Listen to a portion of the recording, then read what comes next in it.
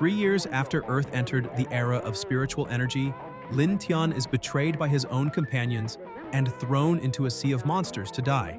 As he falls, he regrets trusting beasts in human skin and swears that, if given another chance, he will make them all pay with blood.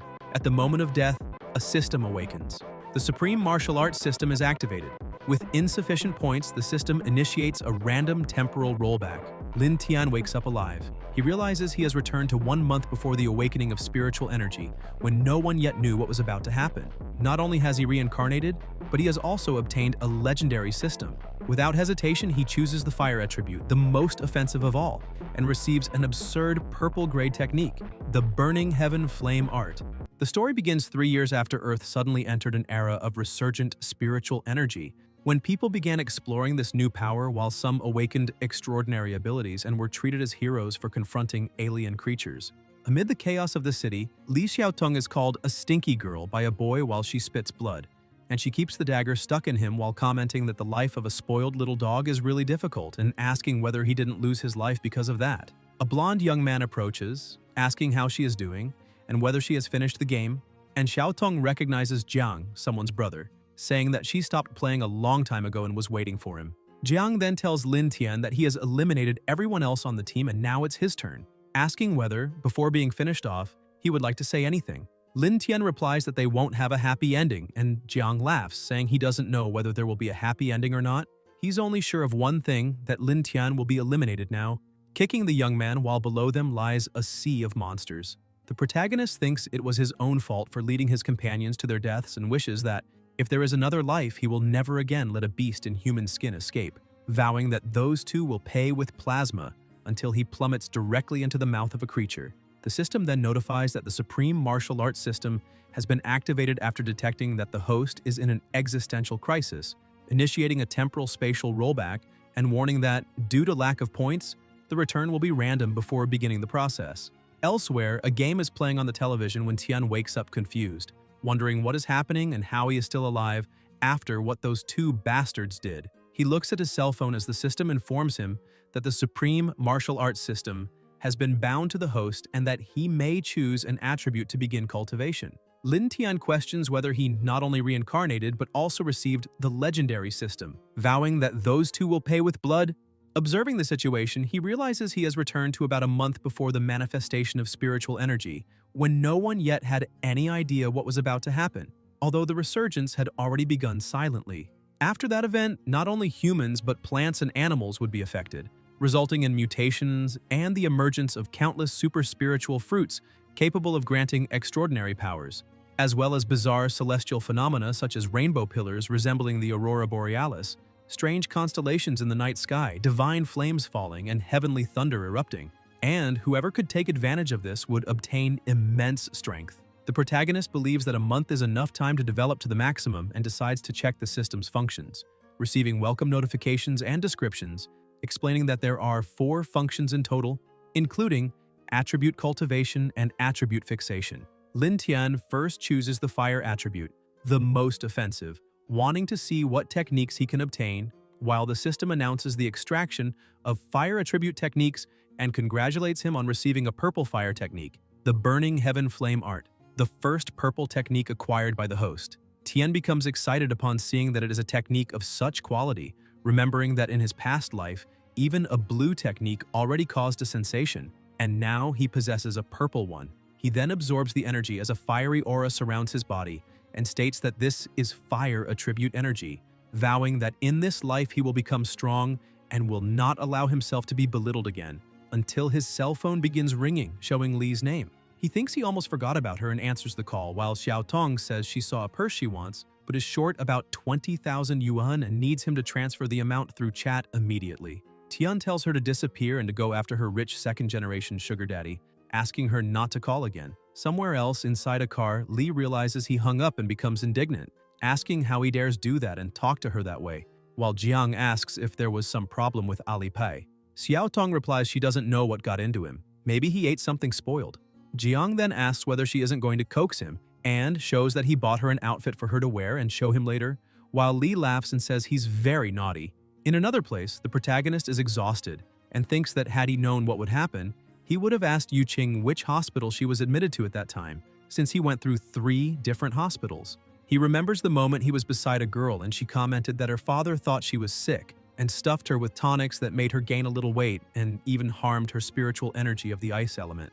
In the present, Tian promises that in this life he will not only protect her, but also ensure she carries no regrets when the resurgence of spiritual energy begins. In the hospital, voices echo as doctors surround a patient's bed, and one of them questions why, despite the body being normal, her temperature simply will not rise.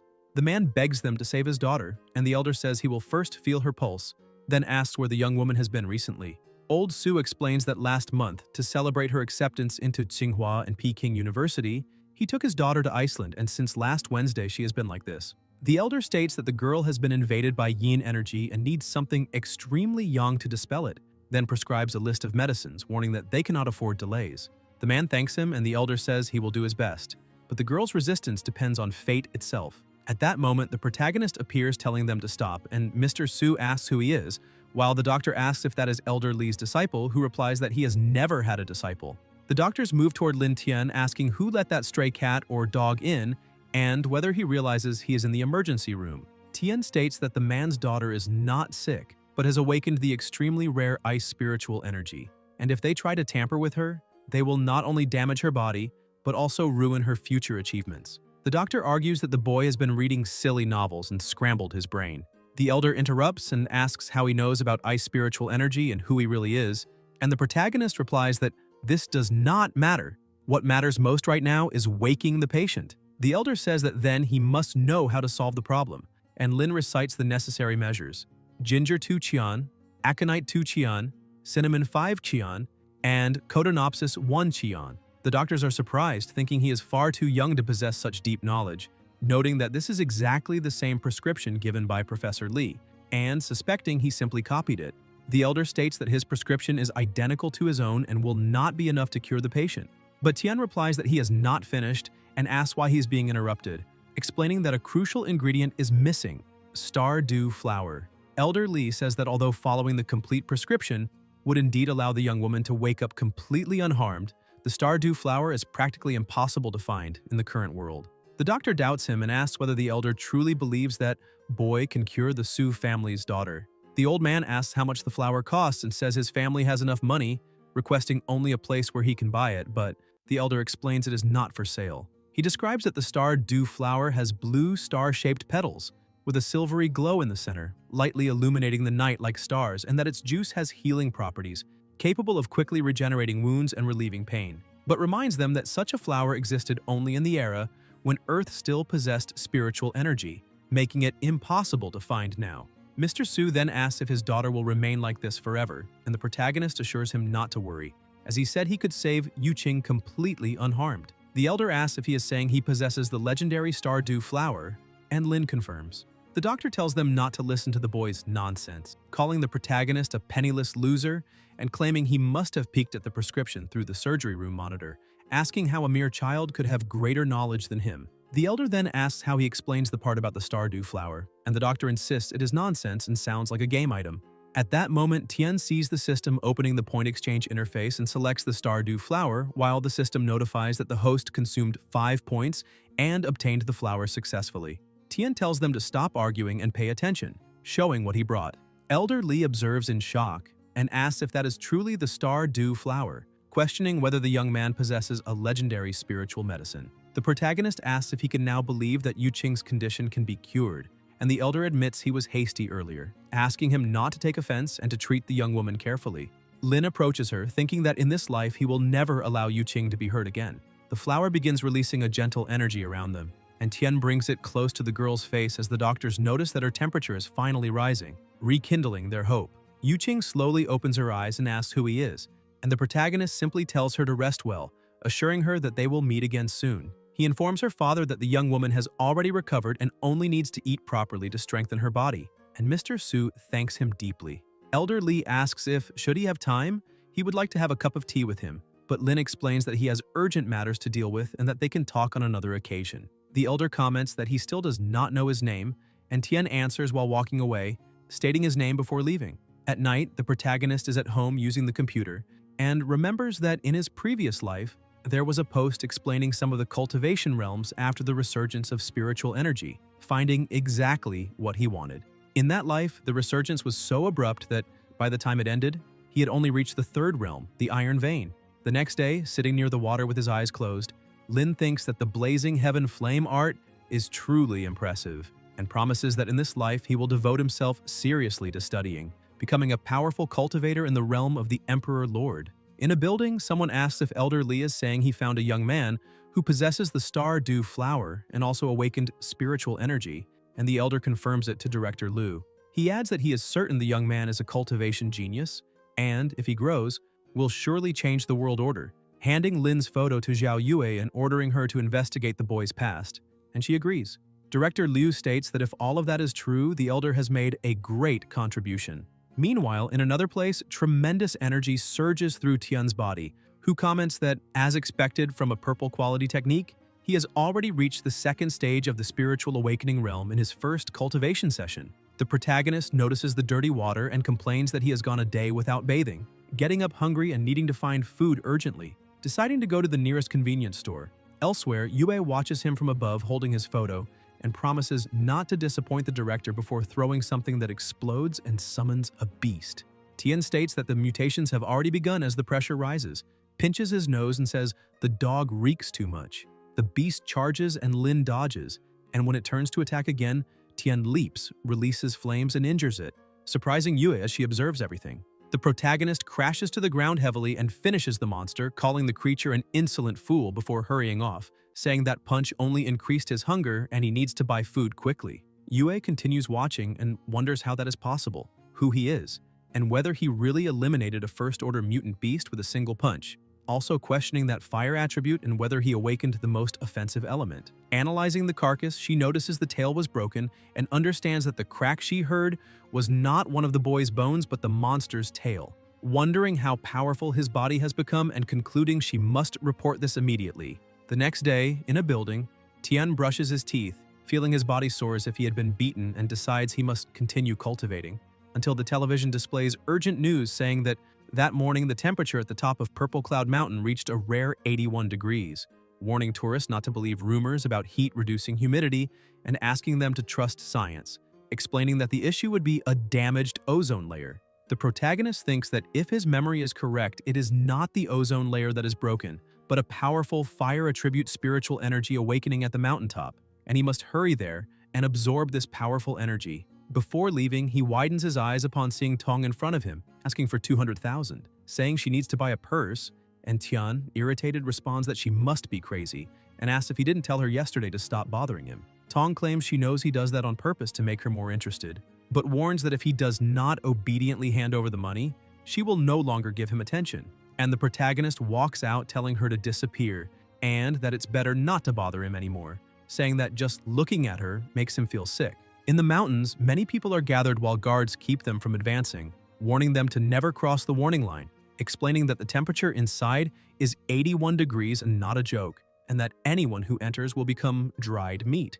A young man doubts this and says it is exaggerated, but a corn cob is thrown and instantly turns into popcorn. People grow indignant, saying it really is that hot and telling others to stop trying to force their way in, stating that it will roast anyone to completion, while Lin confirms that everything is exactly as he imagined, recognizing an extremely powerful fire attribute energy that, if fully absorbed, would raise his strength to a new level. Tian then leaps forward and crosses the warning line, making the guard shout that some people truly do not fear death and ordering him to return immediately, warning that he will be burned alive. The pressure around the protagonist is overwhelming, and he thinks that fire attribute energy is truly devastating, causing intense pain as if every cell were being incinerated. He promises that in this life, he will become truly strong. People watch in fear, asking what is wrong with that guy and whether he has evolved, questioning why his eyes look like they are spitting fire. The protagonist thinks he cannot attract so much attention and must leave quickly. The crowd begins calling him a deity and asks who recorded the divine apparition, while others pull out their phones to film. The guard comments that he does not understand what is happening and why, if it was so hot before, the temperature suddenly stopped rising, wondering if that young man is really a deity.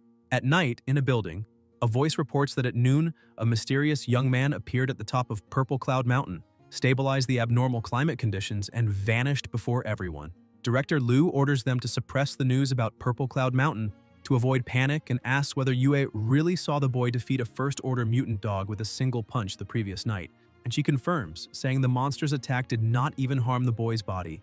The director comments that they seem to have found 2 geniuses in just 2 days and concludes they cannot allow other factions to approach first, needing to recruit Lin into the organization as soon as possible, asking Yue to go and introduce him. Meanwhile, elsewhere, the protagonist absorbs energy, and his eyes emit light as he looks at his own hand, celebrating that he has finally entered the bubbling spring realm. The system congratulates him and grants a new attribute ability, explaining that the host can add a new element for synchronized cultivation and activate the enchantment function that allows him to permanently bind one of the body's elements to a weapon, with durability depending on the material used. Lin concludes this means he can now create his own elemental weapons, commenting on the magnificent transformation he will be able to achieve until he hears someone knocking on the door. Surprised by a visit at that hour, he opens it and asks who the visitor is, and the director introduces himself as the president of the Spiritual Energy Cultivation Association, explaining that the girl beside him is his subordinate, and that they came to talk about cultivation. Tian thinks about the association and recalls that in his previous life, after being saved by them, he thanked them, and a red-haired woman said it was nothing and that he should be more careful, leaving afterward for another mission. In the present, the protagonist decides that although that association supposedly helped him in the past, he does not intend to form ties with them in this life and asks how they found him. And Liu replies that it was Elder Li responsible for treating Miss Su, who talked about him, adding that Yuching has already joined the association. Tian notices they do not seem to have bad intentions. In the same place, the director asks whether he would consider joining the organization, and the protagonist replies that, for now, he has no intention of joining any institution and intends to cultivate alone until spiritual energy fully recovers.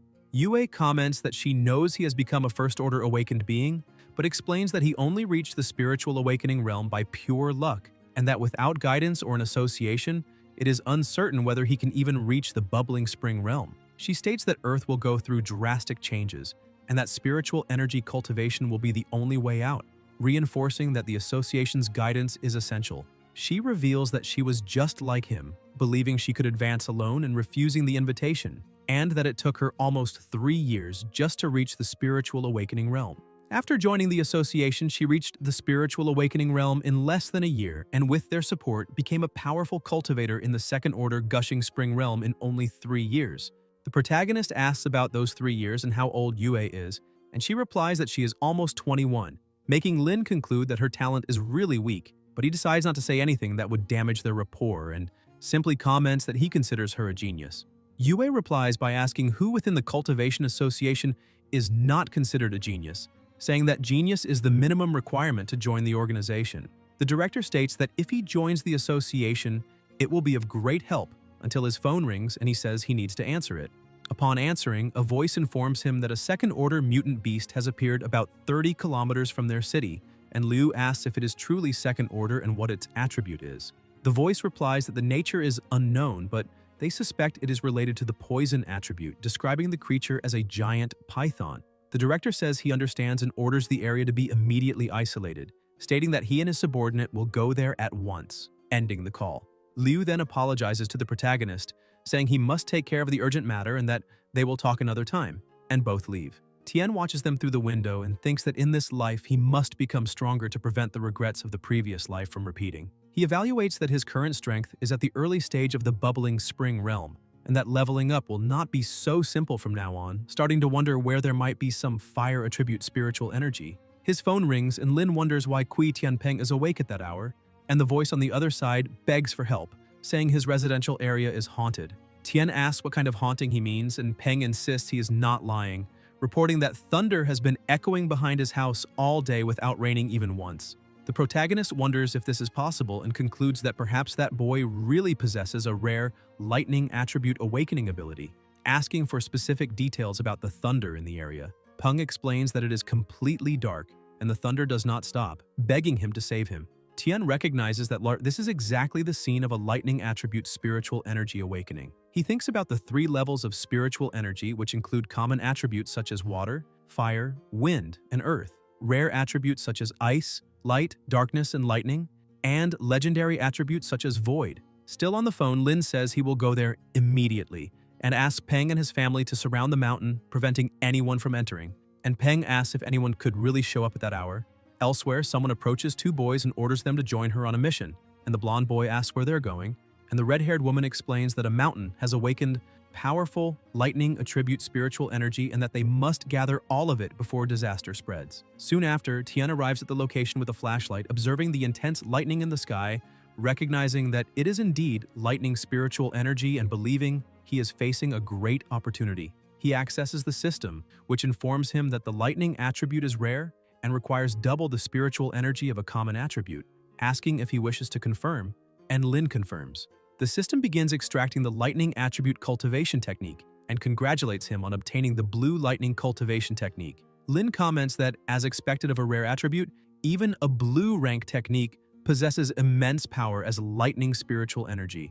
Meanwhile, the redhead and the two boys approach the lightning, and the blonde asks if they can really handle something like that, and the other boy agrees, saying he does not know if that thermos bottle is really that sturdy. The redhead tells them to stop talking nonsense and to hand it over already. She sighs and extends the bottle as the lightning rushes toward the container and becomes even more intense, making the two boys praise her skill until the bottle begins to crack. The redhead is shocked, asking how that is possible and whether the spirit collecting device cannot handle such energy, until an explosion occurs and they all fall to the ground while the lightning continues violently. The redhead orders them to run, saying the spiritual energy is out of control, but they soon hear a sound, and one of the boys asks what it is. When the redhead looks toward the bushes, she sees Lin Tian and wonders how an ordinary person could be there, asking if he likes hiking and telling him to run, saying that place is not for normal people. Tian smiles and walks toward the source of the lightning, and the boys say he is done for, believing he is doomed and asking if he is that desperate.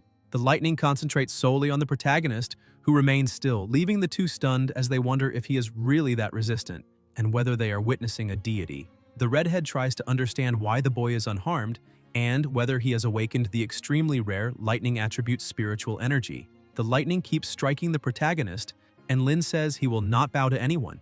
In this life, he will not allow the heavens to blind him, nor the earth to suppress his determination. He wants all beings to understand his will, and even Buddhas to turn into smoke, vowing that he will become strong.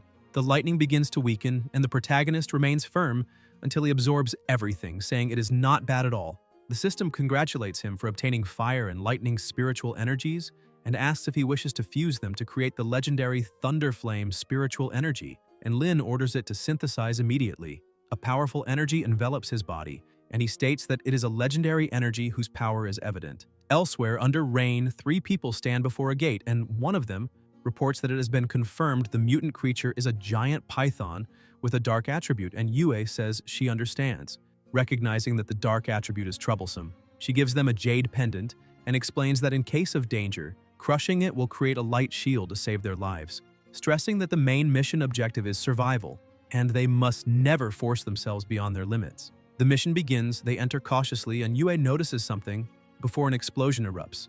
A monster appears and they retreat while attacking, freezing the python. They smile, but Yue orders them to run, and the monster breaks the ice, releasing something from its mouth that leaves the boys dizzy. Yue covers her mouth and reports to headquarters that there is a giant python, but ends up fainting as the monster approaches. Elsewhere, the director shows the protagonist the computer and says only he can resolve the crisis. Tian examines the file and comments that the attributes are dark and another rare one, thinking that if he had more attribute slots, he would definitely choose that one too. Liu states that Ling's fate is unknown and that their only hope is the young man who awakened the fire attribute, and the protagonist asks how he discovered that fact. The director explains that he asked his subordinate to monitor him and that he himself defeated a mutant dog, and Lin concludes that the dog was released by them, asking if the director sent people to watch him. Liu replies that he did it for public safety, and Tian says he can go to the factory to defeat the giant python, but demands the director promise he will not be monitored anymore. Liu agrees and asks how many people he needs, but the protagonist states he will go alone. At the factory, Yue wakes up disoriented as one of the boys is swallowed by the python. She watches in horror, concluding that the monster is evolving by devouring cultivators, and that she cannot allow that to continue or the entire region will face disaster. The python charges again and releases another substance. Yue strikes, but the ice breaks apart and she falls injured to the ground, realizing the monster evolved more than expected and thinking everything is over. At that moment, someone approaches, saying he only realized where he was when he reached that spot. remembering that this horrible factory was where he worked as a cheap laborer after high school, and that the boss still owes him a month of salary. Yue recognizes Lin Tian, and the protagonist says the director sent him to escort her to the exit and asks where the others are. Yue tells him to run because he is no match for the giant black python that has already evolved to Third Order. The protagonist replies that he understands and that the rescued animals just need to stay still and not run away, making it clear he wants to show what he is really capable of. The python charges and Yue, even more worried, begs him again to run. Lightning appears mixed with flames, and Lin says to scatter the darkness with thunder. Tian strikes the creature and sends it flying with a single blow, leaving Yue shocked as the snake hits the ground. Yue says they cannot let it escape. The protagonist draws his sword and says she need not worry because the creature is not going anywhere today. He takes his attack stance and uses lightning, striking again with a tremendous power that shatters the beast. Lin says it is done. Yue, astonished, asks how he awakened dual attributes. Tian thinks that, as far as he remembers, the Spiritual Energy Cultivation Association never did anything wrong and always helped ordinary people overcome difficulties, so telling the truth should not be a problem. He replies that he awakened the fire and lightning attributes. Yue thinks that this guy will certainly be extremely strong in the future. Elsewhere, a voice says that Lin admitted it personally. It is Yue explaining that he truly awakened fire and lightning attributes.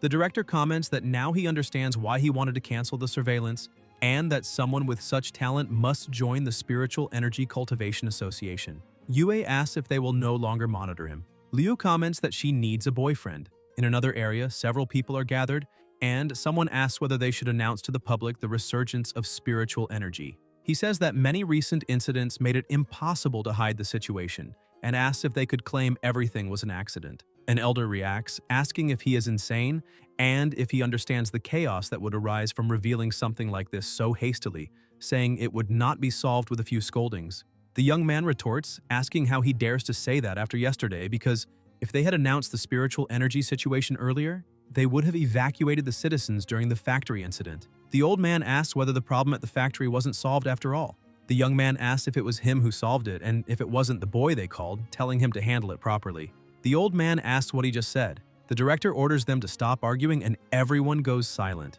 Liu says he's right.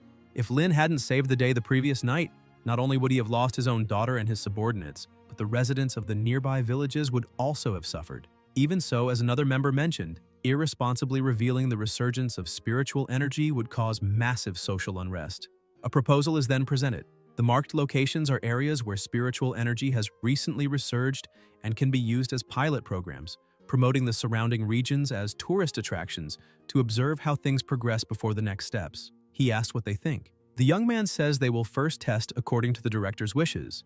The old man comments that it was expected for the director to present such a clever solution. The director says that if there are no objections, they will move to the next item. Everyone witnessed the young man's strength the previous night, and they want to recruit him into the Spiritual Energy Cultivation Association, making him captain of a team of cultivators, and he asks what they think of that. The old man says he does not oppose his entry, but questions whether giving such an important position right away is too much. The young man asks who suddenly gets a deputy leader position out of nowhere, and says he should start at the bottom. The director says that everyone saw the boy awaken the fire and lightning attributes, and he fears that if they give him a very low position, they may displease him, or even offend someone with such potential. The young man answers that since the director put it that way, they should arrange a test for him. The old man agrees and tells them to schedule the examination, reminding them that to become captain of a team of cultivators, being good in combat is not enough. Liu adds that this is what they themselves said and that they shouldn't regret it later. The next day, the protagonist is still in bed when a sudden noise echoes.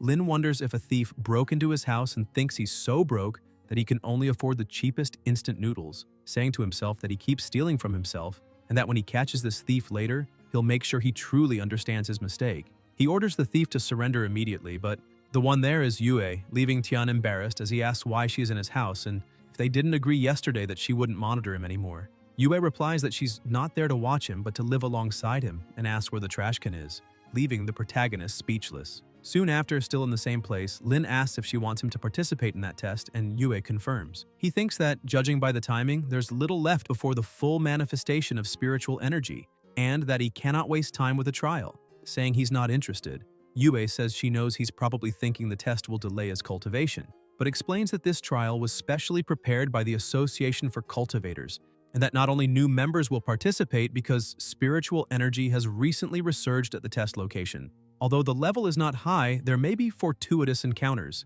Tian thinks he remembers her mentioning that Yuching also joined the organization and asks if Yu will participate in this trial. Yue responds yes, and the protagonist thinks he remembers her saying she found a great opportunity there and becomes curious to know what it is. He decides to take a look this time, saying that by coincidence he needs to find Yu, so he will go to the trial. Elsewhere, the director states that everyone may be used to a peaceful life, but warns that the world will soon be anything but peaceful, as demise will become the norm. He says that later he will introduce a powerful spiritual energy cultivator who will be the team captain and guide them in the trial. The redhead wonders where that person went and remembers telling a partner that she really saw an awakened individual surrounded by lightning, but the old man says that's absurd and asks how such a powerful cultivator could exist.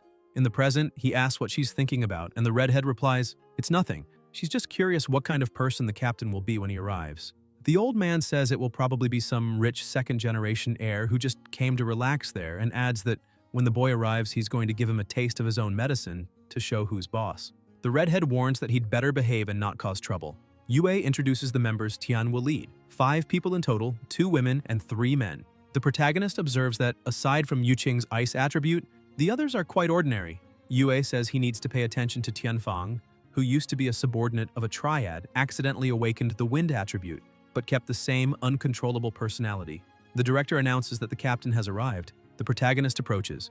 Yu wonders if he is the same mysterious person her father said saved her, remembering that it was this boy who was struck by lightning on the mountain that day. Liu introduces Tian as the captain and asks if Tianfang has any problem. Fang asks how strong he really is and tells him to show some skills, saying that otherwise, when they go in later, they will have no reason to listen to him. Lin asks how he wants him to show it, and Fang responds that of course it means sparring with each other. Tian states that this trash in the spring realm is not worthy of facing him. Fang, irritated, says he is looking for death and charges forward. The protagonist asks if that is all. The director blocks the attack and asks how Fang dares to disobey the organization's orders. Fang says he didn't mean it that way, but claims that to be captain, he needs great ability, asking if the others are not convinced.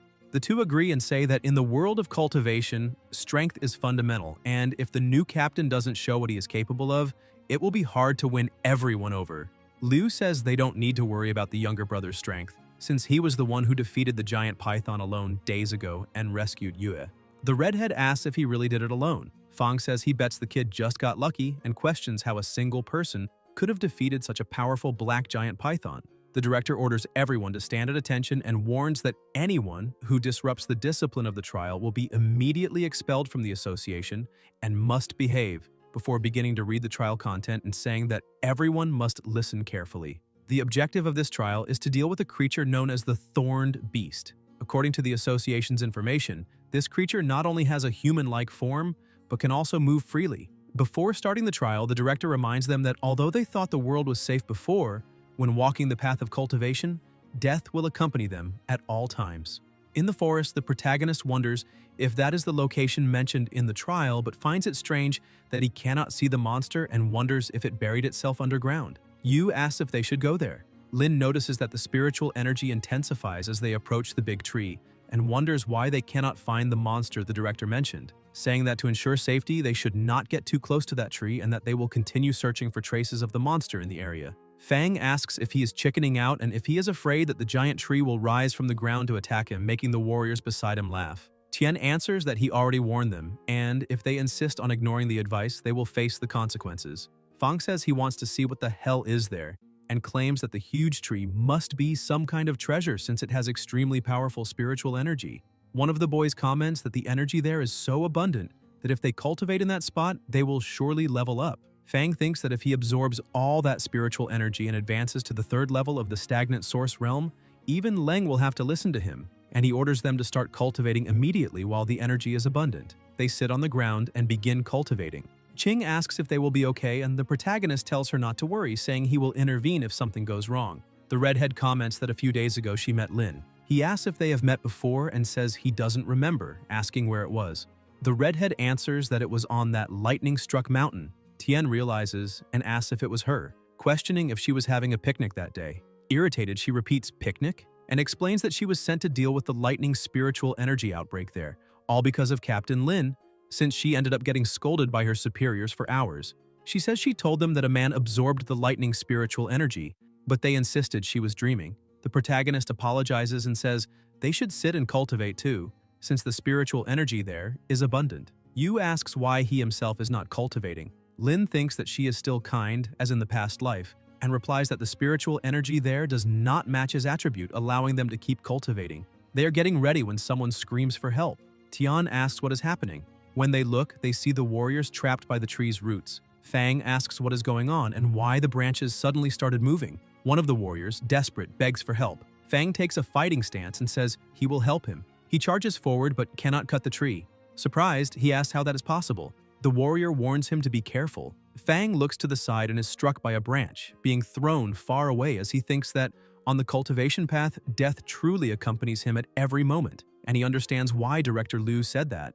He then wonders if he will lose his life there. The tree releases a terrifying aura as the roots are suddenly cut. Fang looks in shock and sees that it was the captain who cut them. The protagonist tells him to run quickly. Fang replies that he cannot abandon his brothers and flee. Lin comments that he seems quite loyal, and Fang confirms, saying that of course he is, because they live by loyalty. Tian picks up the dagger that fell on the ground and infuses it with fire lightning attribute energy as lightning manifests. Fang asks what he just did.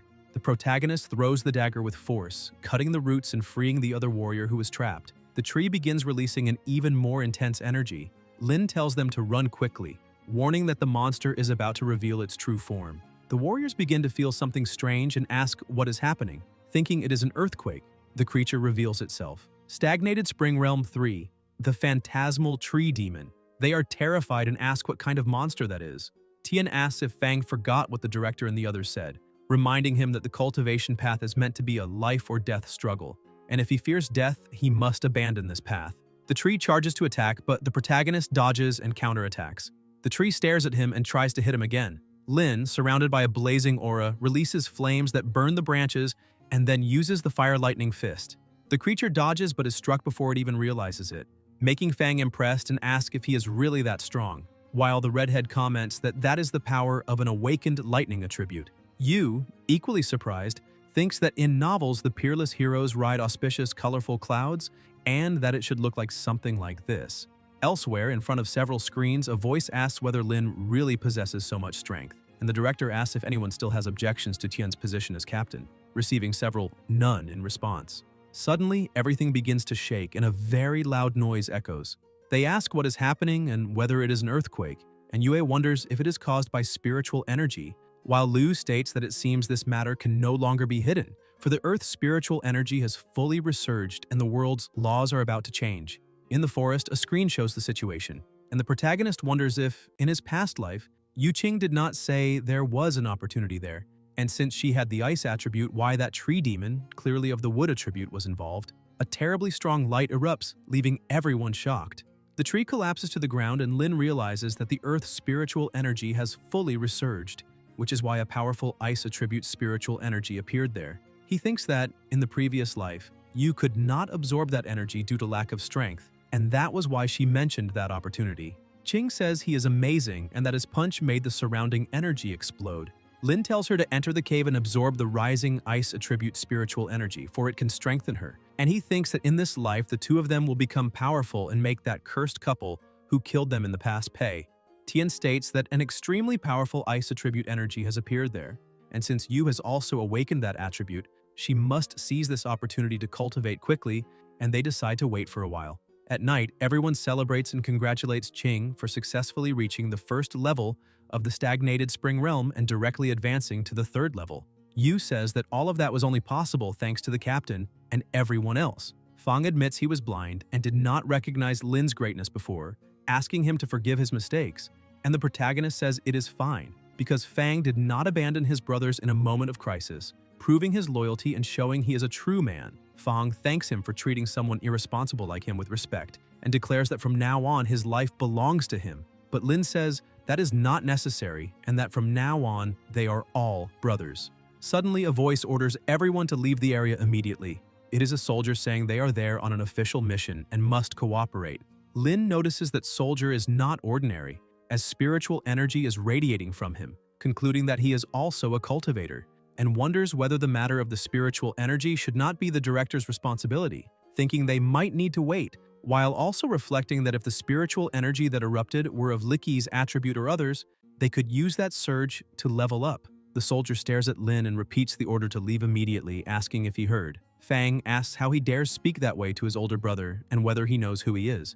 The soldier presses the weapon against Fang's neck and says that either he leaves or he loses his life. Fang says he wants to see what the soldier can do, but the protagonist tells him to stop. 3 hours earlier, several people were gathered discussing what to do after the sudden resurgence of spiritual energy, saying they had no time to prepare and that the absolute priority was to capture the mutant dog that escaped, complaining that they had already warned it wasn't necessary to keep an eye on that creature. The general tells them to stop arguing, stating that this is no place for fights, and that the most urgent task is capturing the mutant dog to prevent innocent citizens from suffering. He says the mission will be his responsibility. The soldier stands up and guarantees he will complete the task. The general orders everyone to return immediately to the borderline because, with the complete resurgence of spiritual energy, that region will never again be as peaceful as before, and tells the little Saul that he must capture the mutant dog before dawn, asking if he understood. The soldier speaks through the communicator, telling them to speed up the evacuation of the crowd on the east side, saying the beast may appear at any moment.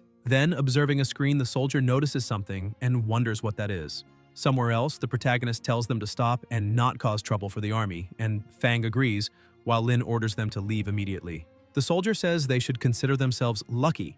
As they move away, Tian comments that spiritual energy erupted completely that afternoon, and that from now on they will face a very dangerous world, asking Huayun not to forget to cultivate diligently, as her foundation is still unstable and they must progress slowly without excessive ambition. Someone calls him, and when the protagonist looks back, he smiles at being called grandson. The grandson says it is indeed him, and Yu asks if that is someone he knows, hearing Lin answer that that is his best friend from high school, Sun Zhengyi. Sun jokes saying he is his good father, and Lin calls him ungrateful and returns the joke by calling him a good grandson. The redhead says they will head back so as not to interrupt the reunion, and Fang agrees. Later, in the same place, Tian comments that Sun is doing well, and that his military rank received commendations for merit. Zheng says he will reveal a secret disclosed only that afternoon, and the protagonist asks if global spiritual energy has resurfaced, saying the topic has been trending all day. Sun says he knew he would doubt and reveals in secret that the roadblock is due to a powerful mutant dog that escaped into the region and that the unit is there to protect civilians. Lin wonders if the mentioned mutant dog is the same one discarded during Leng's test. A soldier approaches and informs that all civilians have been evacuated. Zheng considers this great and says they only need to wait for the wild dog to fall into the trap, while Tian thinks he will take the opportunity to assess the army's current strength level. Sun says it is good that Lin knew early about the changes in the world's rules because, with his kind nature, he would certainly suffer. He asks the soldier to later take Lin to the safe zone outside the hunting area so he can observe the unit's strength. The soldier states that no matter what the protagonist's relationship with the captain is, he must listen carefully later, and Lin thanks him. They walk to another point, and the protagonist observes that although the soldiers carry weapons, the spiritual energy they emit indicates they are all around the first level of the stagnant source realm, concluding that the overall strength is not bad. Suddenly, a soldier warns them to be careful because the mutant dog is there. A noise echoes and the creature approaches with a terrifying aura ready to attack. The soldiers open fire non-stop, but it does no damage. The mutant dog counterattacks and throws them away. Lin thinks that creature possesses at least strength equivalent to the third level of the stagnant source realm, concluding that with the resurgence of spiritual energy, monsters of that level will appear easily, and that he will need to cultivate even more starting the next day. Sun orders the regular soldiers to retreat and the members of the special force to follow him, using the Xuanwu formation to corner the beast. One of them grabs the monster's tail while the others advance and attack together. Zheng leaps with tremendous energy around him and strikes the creature, which spits plasma. The protagonist smiles, thinking that, as expected of the army, even if each member only has the strength of the second level of the stagnant spring realm, they trust one another and give their lives to each other, allowing their collective strength to surpass their individual level. He concludes that his worries were unnecessary and that it is only a matter of time before they defeat the mutant dog. The beast opens its mouth and releases a mist. Lin observes carefully as the smoke spreads, and Sun realizes the creature is trying to evolve, ordering them to stop it immediately, and saying that if it evolves, everyone will die. They try to approach but are thrown away. The smoke dissipates and the beast evolves. Zheng says it's over and confirms that it really evolved. A soldier asks what to do, and Sun replies that they will fight anyway, as they cannot allow the creature to harm the civilians behind them. They charge together, but the beast is faster and knocks them to the ground. The distant soldiers become worried about the captain. Jung is gravely injured on the ground, believing he will die as he sees the creature approaching. But the protagonist steps in front and blocks the monster's attack. Sun recognizes his partner, and Lin strikes the beast with his powerful lightning, launching it far away with an impressive blow. Jung, shocked, asks if he is a cultivator. Tien summons a dagger and says he will deal with the beast and then they can talk calmly, while the soldier asks if he is really a cultivator and states that to damage a level 4 mutant dog of the first stagnant realm with a single strike, the boy must be incredibly strong. The protagonist, enveloped by a frightening aura, attacks again. The beast tries to flee, and Lin asks if it is trying to run, saying that will not happen, unleashing a strike whose power pierces the monster's body and inflicts severe wounds. Sun, surprised, asks if his partner is truly such a powerful lightning attribute cultivator. The creature falls to the ground, and Tien approaches, applies an enchantment to the dagger, and cuts the beast in half. The soldiers are shocked, commenting that the spiritual energy has just resurged, and he already has that strength, saying that if they give him another year to grow, they won't even be able to keep up. Jung smiles and says that was expected of his brother. The protagonist thinks that not even the army's dagger could withstand his fire lightning power, and that he needs to find a weapon capable of enduring his spiritual energy. Sun asks if he was hiding something from him and his father, and says he never imagined he was already so strong, thinking he had just been pretending before. And Lin tells him to be careful, reminding him that his previous injuries were not light. Jang orders them to drag the beast out and says he will have some drinks with his brother. Elsewhere, someone watches Lin's battle on a laptop. A woman asks if that young man is his friend, and Sun replies that they are more than friends. They are brothers who face life and the finish line together. The woman thinks that if they could recruit such a talent for the army, the military strength would increase enormously, and asks if he has tried inviting him. Jung replies that he tried, but Lin said he was already affiliated with the Cultivators Association. The woman says she will personally go there to ask about him. The next day, the protagonist enters the house and comments that he forgot she was there and didn't buy breakfast. Yue asks if he participated in the previous night's military operation, and Lin replies that it was all by chance, that he had no intention of getting involved but ended up meeting his brother asking if there is any problem. Yue says that that morning the daughter of the military commander didn't stop calling the director, insisting that he should enlist in the army. Tien asks what they answered, and Yue says the director suppressed the matter, but that the commander's daughter is not someone to mess with, and asks him to be careful in the coming days. The protagonist asks if she is trying to turn him into her son-in-law, until his phone rings and it is Sun calling. Lin answers, and a voice says it is Jung's superior. They remain silent for a moment, and the superior says there is a place with strong fire attribute spiritual energy, and asks if he wants to take a look. Tien is surprised to hear fire attribute, thinking he was precisely looking for a way to strengthen his fire attribute. The superior explains that in the beginning, during a night patrol at the construction site, they found a phantom fireball, and at the time, everyone thought it was something superstitious. So they called a Taoist priest, but unexpectedly, the priest not only failed to dispel the fire, but it became even stronger, taking over the entire site. Even with the army isolating the area, they proved powerless.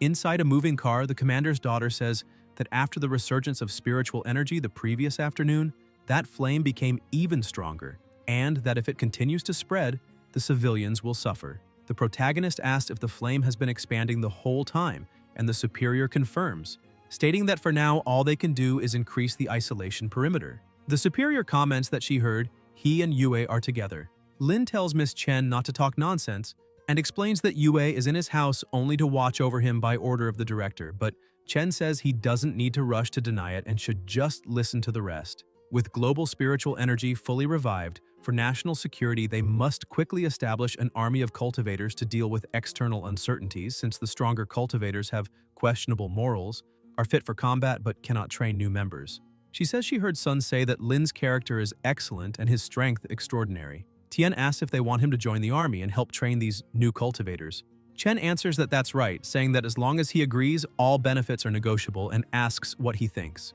The protagonist says he's sorry, but he doesn't have the energy to deal with that right now, stating that he'll first focus on cultivating the relationship with the person the director asked him to look after. Chen says that's fine and thinks that it's exactly what she expected from him: a good, loyal, and upright man. The car then stops and they see a crowd contained behind a barrier.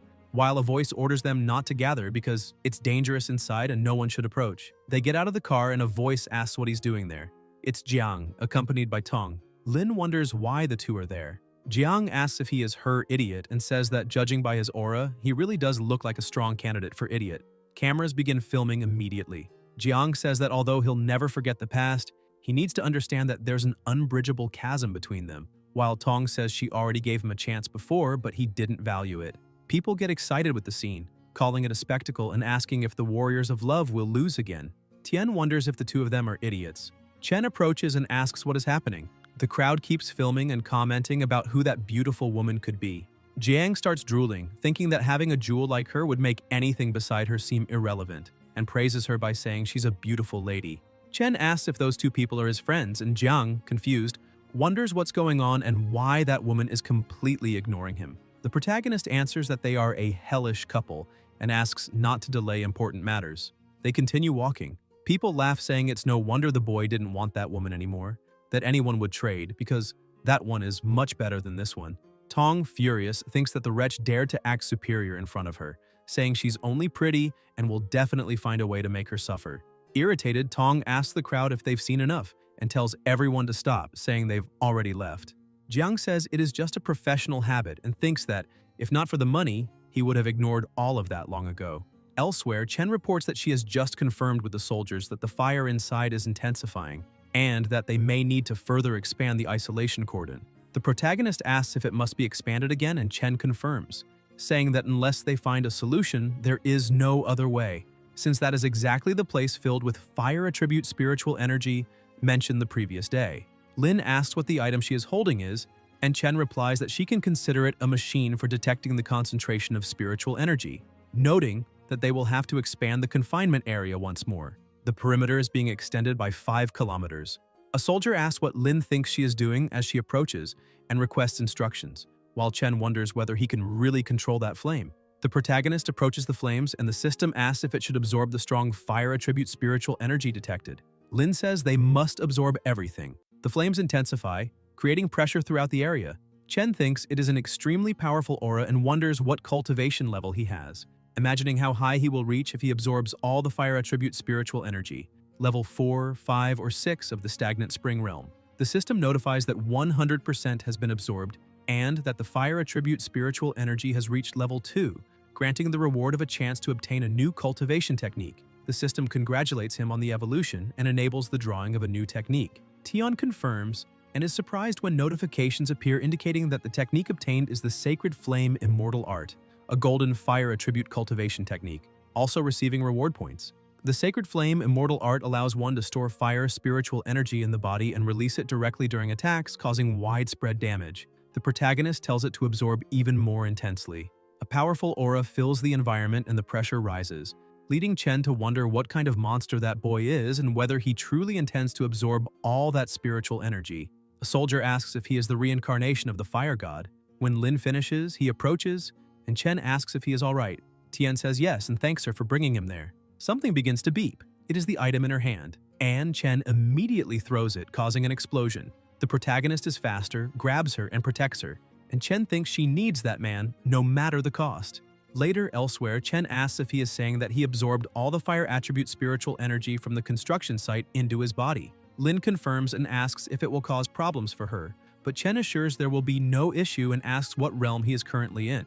Tian replies that he must be at the peak of level 4 of the stagnant spring realm, almost reaching level 5, and Chen questions whether he is only level 4 with that strength. The protagonist states that his cultivation method is special and he does not know how to explain it, and Chen says all cultivators have their secrets and that if he does not want to say, she will not insist. Lin thanks her for understanding. Chen asks if he has considered enlisting in the armed forces and comments that the benefits there are better than those of that despicable association. Tian says that for now, he has no plans to enlist.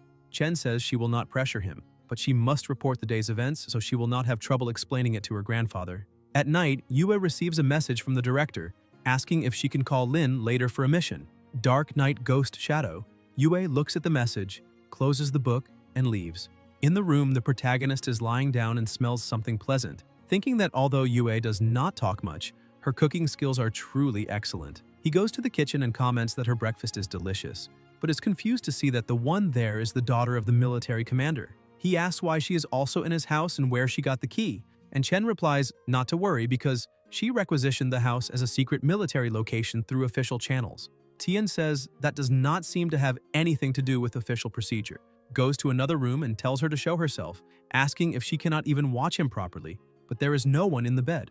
The protagonist asks where she is, and Chen replies that there was no one in the house when she arrived, wondering if Yue knew they were coming and deliberately left. Lin notices something, opens a book, and wonders about this Dark Knight Ghost Shadow mission, imagining whether Yue went alone. Chen asks where he is going in such a hurry, and Tian replies that his partner is in trouble and he needs to find the director immediately. Elsewhere, near the river, the water begins to move as Yue, underwater, wonders whether she is completely useless without Lin and thinks that, in the end, she is still too weak, until she stops, releases her power, and freezes something ahead, smiling as she thinks she understood, but a sound echoes. Her eyes widen as the monster approaches with a huge mouth and continues attacking without causing damage, while roots coil around her and begin suffocating her.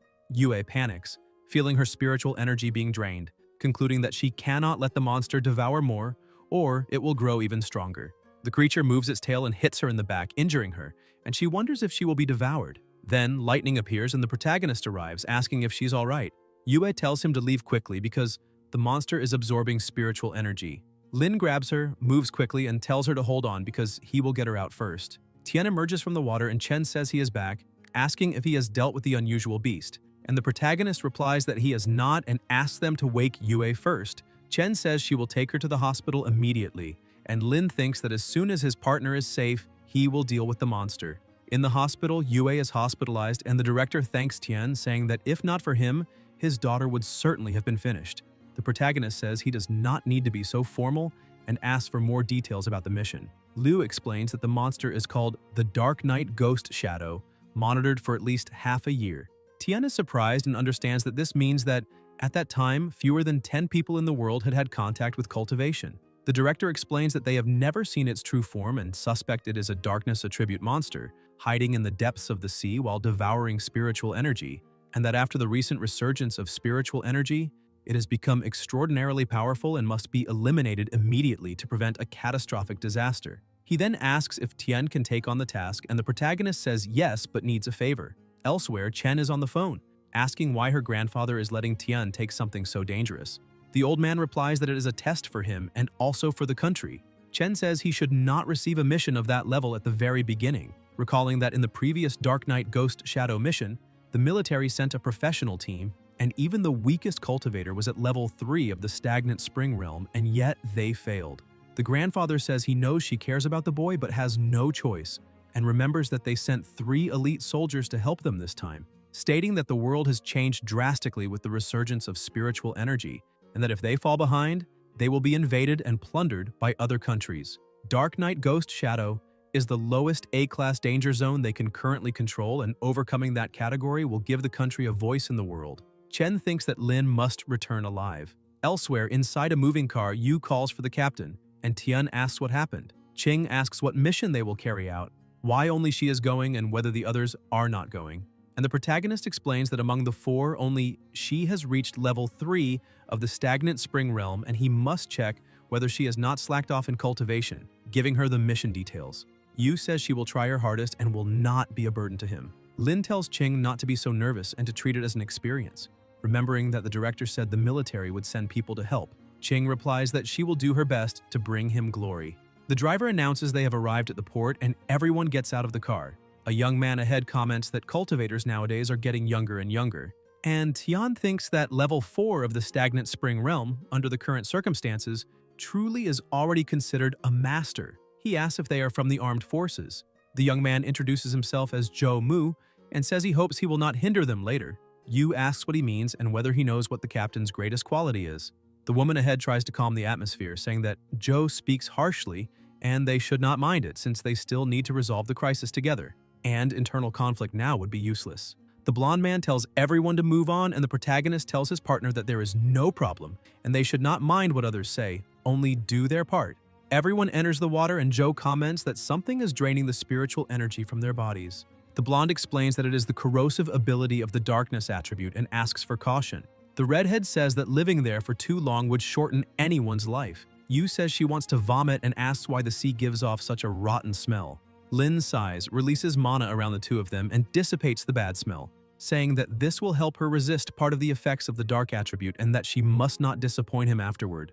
Joe looks back and thinks that everyone should be feeling sick, concluding that Lin especially should be terrified, and wonders how they can act as if nothing is wrong. He believes they used all their spiritual energy to resist the dark attribute and will probably be unable to move when real danger appears. The blonde asks what that is and warns them to be careful when something moves quickly around them. Joe says the monster must be close, and a creature approaches with a terrifying aura. Yu releases her power, but the protagonist tells her not to rush and to watch carefully, stating that that fish is not the monster's true form. Joe punches, causing a large impact, and tells the boy not to get distracted because one wrong step there can be fatal. Ching calls Joe stupid, saying that it is an illusion and asking if he can't see that. Joe says she's talking nonsense, until the woman beside them tells him to be careful when tentacles rise toward them. The blonde feels pain, asks what is happening and where the tentacles came from. Ahead, a giant octopus appears, and the soldier identifies it as level 5 of the stagnant spring realm. The blonde says he now understands why they failed last time. Yu uses the ice scythe waltz slash technique, but Joe says she has no chance against that thing. Ching thinks she can't disappoint her captain under any circumstances and wants to show her strength. Some parts of the octopus freeze, making Yu excited, but the monster breaks the ice easily. Joe tells them to run, but the octopus hits the blonde and the soldier spits plasma, creating an explosion. Ching fears for her life. A voice says it was a good effort and the protagonist appears, blocking the attack, telling her that next time she should be more cautious. The soldier, surprised, asks if that boy truly blocked the tentacle's attack, and the blonde asks if his spiritual energy is of the fire attribute, saying that it doesn't resemble anything he has ever seen. Joe asks how such powerful fire spiritual energy can exist and whether it comes from that boy. Lin looks at the octopus and says that it pierced his partner with tentacles during the day, so now he will pierce the monster, finding it more than fair, saying that this is a perfect opportunity to test the golden technique he just created. Tian advances quickly, moves his sword and strikes the octopus. Joe calls it foolishness and says that the body of a level 5 cultivator cannot be harmed by a broken knife. The protagonist activates the immortal art of the holy flame, making intense flames appear around the sword and envelop the enemy's body. The octopus widens its eyes before an extremely powerful explosion occurs.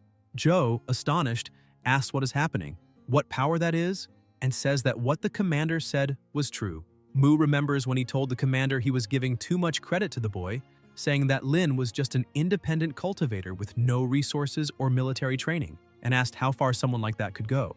The commander replied that he knew of his pride, but Lin's strength should not be underestimated, for to ordinary people, cultivators are like someone looking down a well, trying to observe the moon in the sky. And to cultivators of that stage, Lin was like a grain of dust contemplating the vast firmament, someone who could only be a friend and never an enemy. In the present, Joe wonders if he is really human, imagining how far he could go with such absurd talent combined with military resources, and concludes that the young woman must be his subordinate since she remains calm and serene in the face of danger, already at level 3 of the stagnant spring realm at such a young age, with an unlimited future making Joe feel old.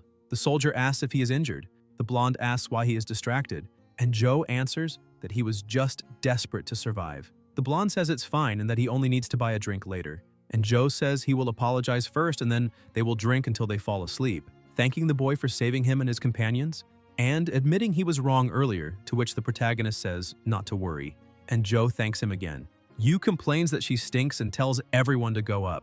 When they emerge, Lin notices something behind them and Ching asks what it is, but Tian says to go up first because he wants to check what is down there, swimming until he finds flowers and something shining, 2-star flowers, and thinks that both Yu and Yue will be able to use them to improve their strength. Somewhere else, Lin comes out of the river and asks where he is until a soldier calls him. Tian is surprised that he did not sense anything when the man approached and asks who he is. The young man introduces himself as Lei Nuo, the young lady's bodyguard, handing him a card and saying that a few days ago she was on a mission and they couldn't find her immediately, and that if she needs help, she can call that number. The protagonist asks who the young lady mentioned is, and Lei answers that it is Chen. Lin thinks he knew it because the only person he knows who would have such a skilled bodyguard is her, and concludes that he cannot gauge that man's strength, wondering if he is a cultivator of the Iron Vein realm. Tian asks why he was looking for him and about his friends, and Nuo replies that Miss Yu has already been sent home in a private car, and that Zhou and his 2 companions have been detained by the military, and he is there because the commander wishes to see him. Tian widens his eyes and asks if it is the commander of the armed forces, and Lei confirms, saying that he wants to talk to Lin and asks him to come along. The protagonist gets in the car and asks if he is the commander, and the man replies that he must be Lin, saying that his granddaughter hasn't stopped talking about him these past few days and asking him to sit. He comments that he heard that Lin sealed celestial fire inside his body, and Tian confirms. The commander says that in a world marked by the resurgence of spiritual energy, anything is possible, and that someone with such power appearing without military support is a blessing for the nation. The protagonist says it is just luck, and the commander says that he is exactly as he expected, neither arrogant, nor shy, nor complacent, nor impatient, worthy of the man his granddaughter is in love with. He explains that the world has changed drastically, and anomalies are becoming common, which will be a catastrophe for ordinary people who had no time to adapt. Lin says not to worry because if he finds something that harms civilians, he will never stand by and do nothing. The commander says he is not trying to restrain him or morally pressure him, but hopes he improves his strength as quickly as possible. Among all attributes, the dark attribute is the most problematic because it corrupts living beings and turns them into mindless monsters. And the lightning attribute is the best to counter it, so he needs to strengthen himself quickly for his own sake and also for the country.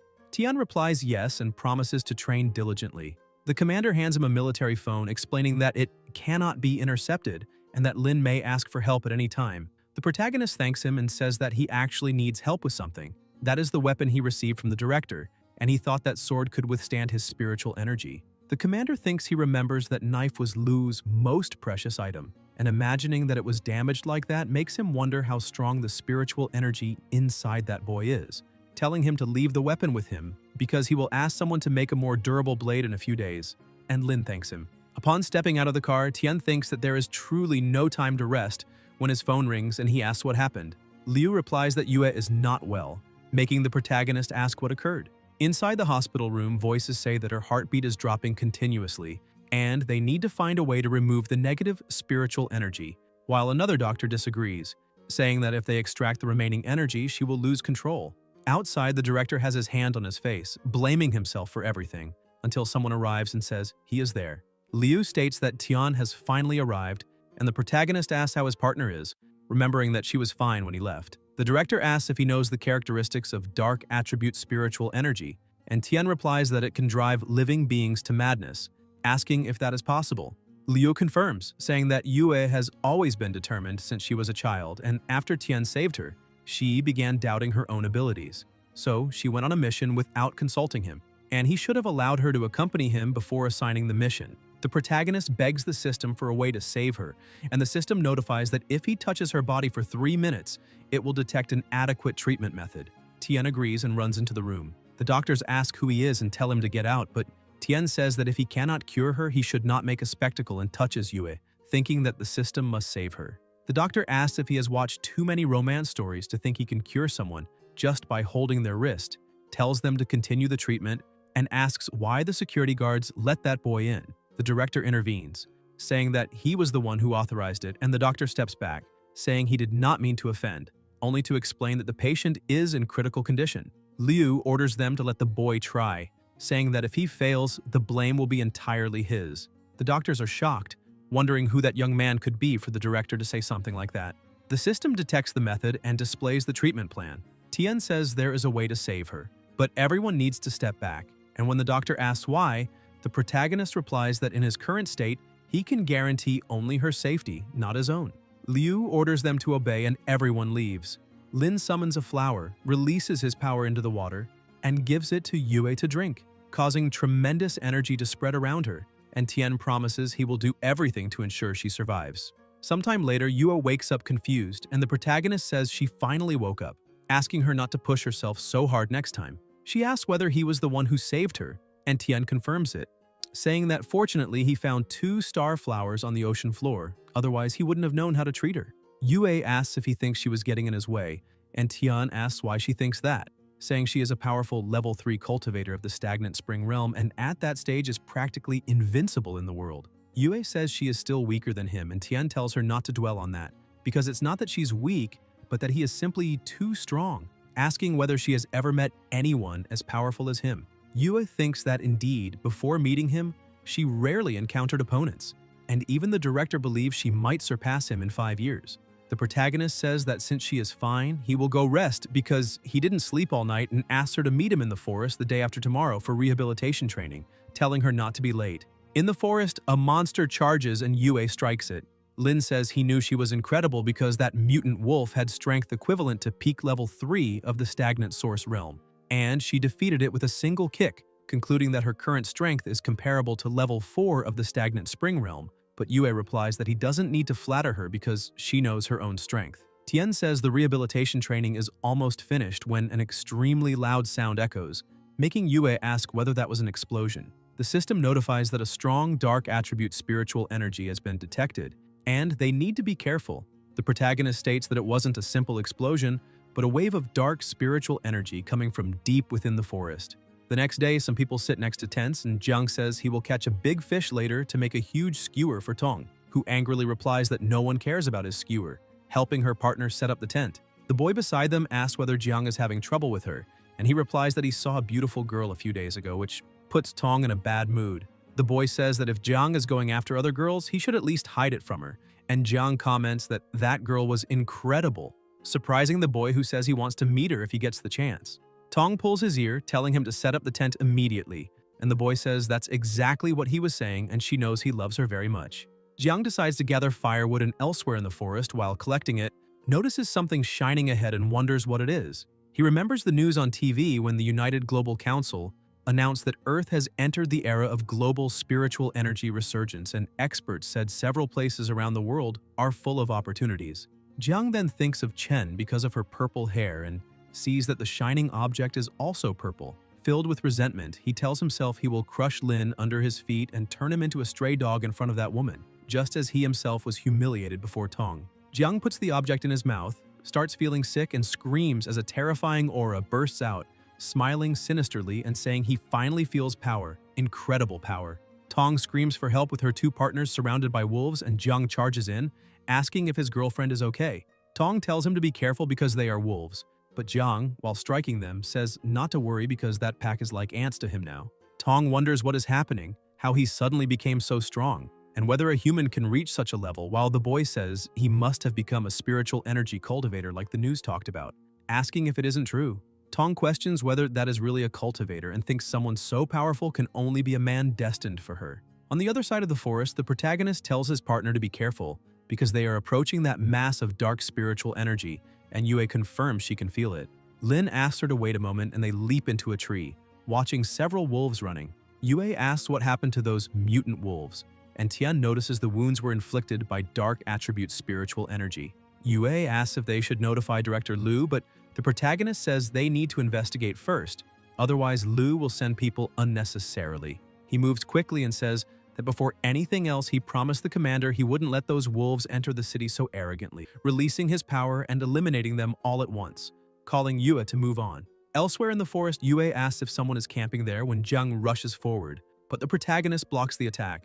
Jiang thinks that girl is also beautiful, as energetic as the previous one, and wonders how Lin knows so many pretty women, saying she is very talented and asking what she thinks about having a drink later. Yue asks who he is and why he attacked her partner, and Jiang replies that he holds a grudge against Lin and will teach him a lesson. Yue says that if she hadn't reacted in time, that attack wouldn't have been just a lesson. Lin asks if he absorbed a dark spiritual energy treasure and became a cultivator, and Jiang confirms, saying he is now a powerful cultivator. Tian asks if he was the one who scared the wolf pack earlier, and whether he has any idea how many innocent people would have died if those wolves had invaded the city.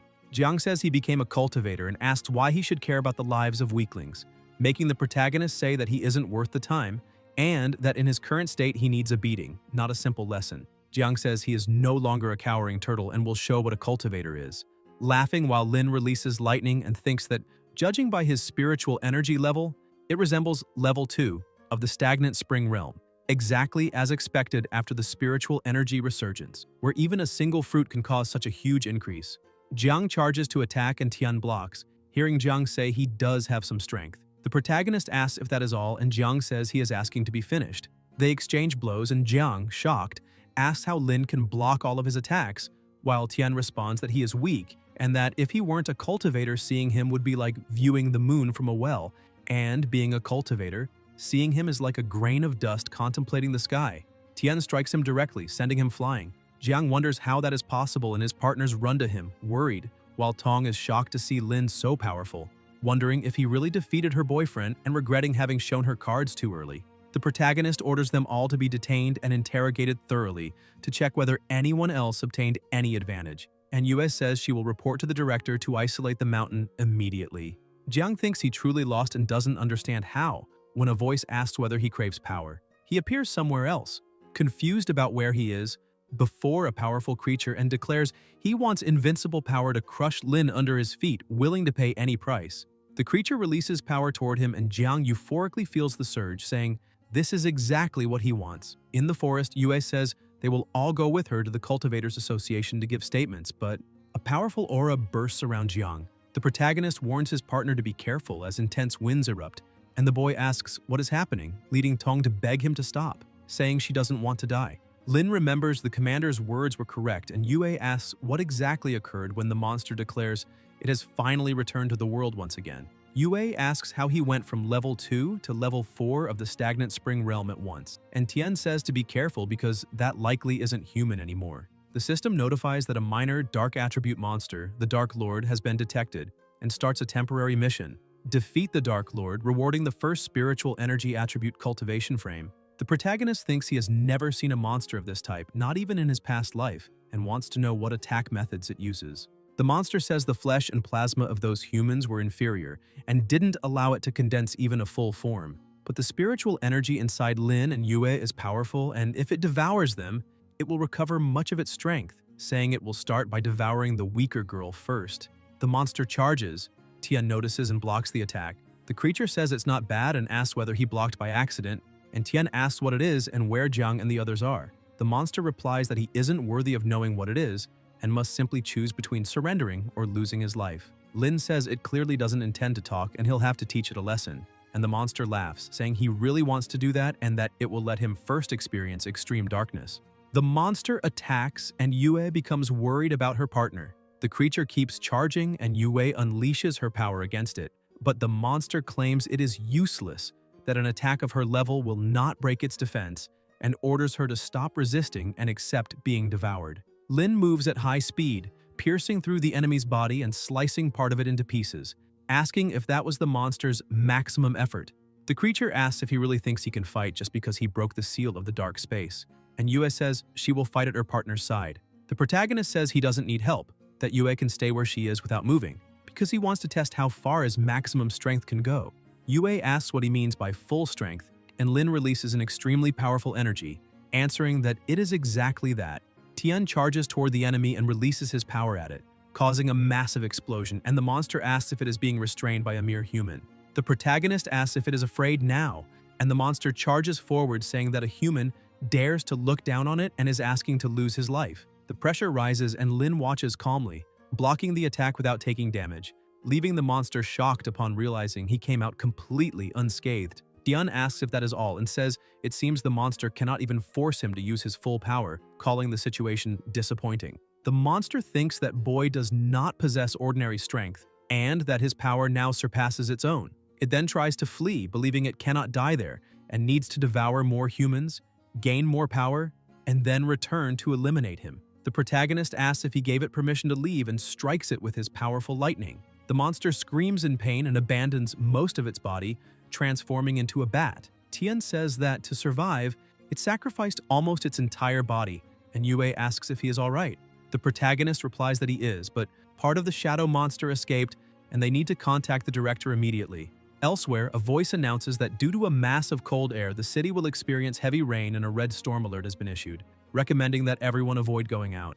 The voice comments that something big will happen that afternoon and jokes about showing the classic trick of showing off and being struck by lightning. A girl walks complaining that it is absurd that the date was canceled just because it is raining, until a noise scares her and she disappears from sight. The bat approaches to attack her but is struck first, and a voice asks if she didn't hear the news. It is the protagonist who tells her to go home immediately because it is extremely dangerous and she must not go out until the weather improves. The girl finds Tian very handsome. The phone rings and Lin answers, asking what the situation is. Yue says that the dark creature that escaped is even more troublesome than they imagined. because it seems to have divided into countless bats that began attacking people indiscriminately in the city. These bats devour human spiritual energy, and some have already reached level 2 of the stagnant source realm, evolving non-stop. Tian thinks they intend to use the entire population as an energy source, and if they reach level 3 of the stagnant spring realm and regroup into the original shadow creature, it will be nearly impossible to deal with it. The sky darkens everywhere, and the monster, now in bat form, plans to devour everyone to restore its maximum strength and make the human pay a terrible price. In another area, trucks move forward, soldiers prepare, and civilians comment, asking if this is the end of the world and saying they saw a bat in person. Chen gets irritated, saying it is frustrating to see so many people posting things that spread panic, and asks if it is not enough that the monsters are already strong, criticizing how thousands of soldiers could erase millions of posts. Lei says that if they went offline, the panic would be even worse, and Chen says she knows but needed to vent. She asks if the army has not broken through the lines yet since half an hour has passed. Nuo responds that all roads leading to Tianhai City are blocked by bats around level 3 of the stagnant source realm, so they will not be able to enter anytime soon and must be patient. Chen thinks that Lin better not get himself into trouble. Elsewhere, the protagonist walks with his partner, and Fang, along with his group and Yu, recognizes him arriving. Lin asks if everyone is alright, and Qing explains that she and her sister were training when the director called them and they realized the anomaly had begun. Fang comments that when the anomaly appeared, he was eating skewers with his subordinates and barely had time to react before a mutant bat lunged at one of them, being smashed by a single punch. After that, he simply stuck it on a giant skewer and shared the meal with the group, while Tian jokes that he hopes no one ends up with a stomachache. Everyone gathers in the room, and the director says that since they are present, they can begin the video conference with the military. Liu informs the commander that everyone is ready, and the commander states that with everyone from the Spiritual Energy Association gathered, they will begin discussing the rescue plan for Tianhai City. He explains that the main east and west highways have been blocked by swarms of mutant bats, and that a huge energetic reaction is concentrated in the Citizens Plaza to the southeast, possibly the core controlling these creatures. Everyone watches the screen in silence while the protagonist notices Li acting strangely. The commander outlines the plan. They will open a path through the east highway, create a passage, and then lead the citizens from the plaza to evacuate before heavy bombing. To speed up the process, they need the association members to find an alternative route and begin the preliminary evacuation of the population. According to the detection department's calculations, the entire operation must be completed in 50 minutes. Otherwise, the creature in the plaza will evolve into something impossible to measure. He asks if anyone has questions. The red-haired woman asks if, in case the army does not arrive in time, the bombing will be postponed, and the commander replies that it will not, because at the final moment all firepower will be unleashed to prevent the creature's evolution. She asks how he can decide that and says it would be gambling with the lives of those in the plaza, reminding that if the monster evolves successfully, not only that group will die, but the entire city of Tianhai and even Donghai province will be destroyed. She then asks if there is someone important to him in the plaza and admits that her family lives in a neighborhood nearby, leaving everyone silent. Yu tries to comfort her, saying she will help rescue her family, reminding that she has been trained harshly in the past days and her strength has increased greatly. Fang agrees and says he will call his subordinates to bring the car. The commander then states that in that case she cannot participate in the operation. With tears in her eyes, she asks why, and he replies that a soldier dominated by emotion would compromise the mission, asking if she really believes that upon reaching the plaza, she would not think first of her parents. He tells the director that to ensure success, he needs to reassess personnel assignments.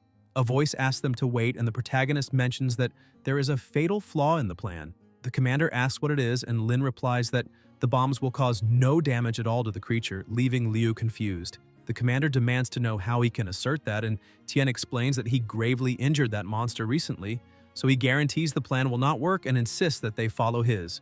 The commander asks what plan he proposes, and the protagonist asks them to bring the weapon he mentioned days ago, saying he will eliminate that dark monster alone, and asking for the commander's opinion.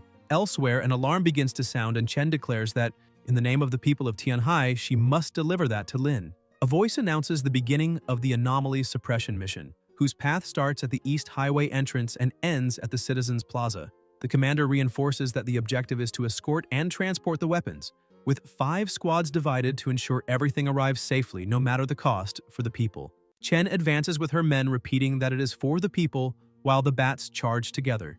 Gunfire begins, but some soldiers are hit, and Chen orders everyone to attack alongside her while thinking she must survive. The bats accumulate in such great numbers that they even break glass, until a devastating power erupts and the protagonist appears, commenting that if he had known the situation would become so problematic, he would not have held back when he was in the forest. Yu asks them to wait for her while more bats advance, and Qing and Yue attack together, freezing the creatures. Yue asks how many of those things still exist in Tianhai City, and Yu says she senses the bats replicating as they absorb spiritual energy. Yue comments that if it were not for the black clouds covering the sky, their number would be impossible to measure, and Yu imagines how powerful an entity formed by all those bats united would be. Lin says there is no reason to worry, saying the enemy could not defeat him in the forest and will not defeat him there, reinforcing that the most urgent task is to reach the Citizens Plaza and find Shen and the others. Chen continues with her men exhausted and injured after defeating the cave bats, but a new group advances and Jiang appears among them, saying that she is his and that they have reunited. Chen confirms if it is really him, asks if he was responsible for the chaos in Tianhai, and if he has any idea how many innocent people died. Jiang replies that he doesn't know and doesn't care, stating that that scum doesn't deserve to live and that, to him, it's even an honor for them to serve as food. Chen hits him, but Jiang doesn't even move, leaving her surprised.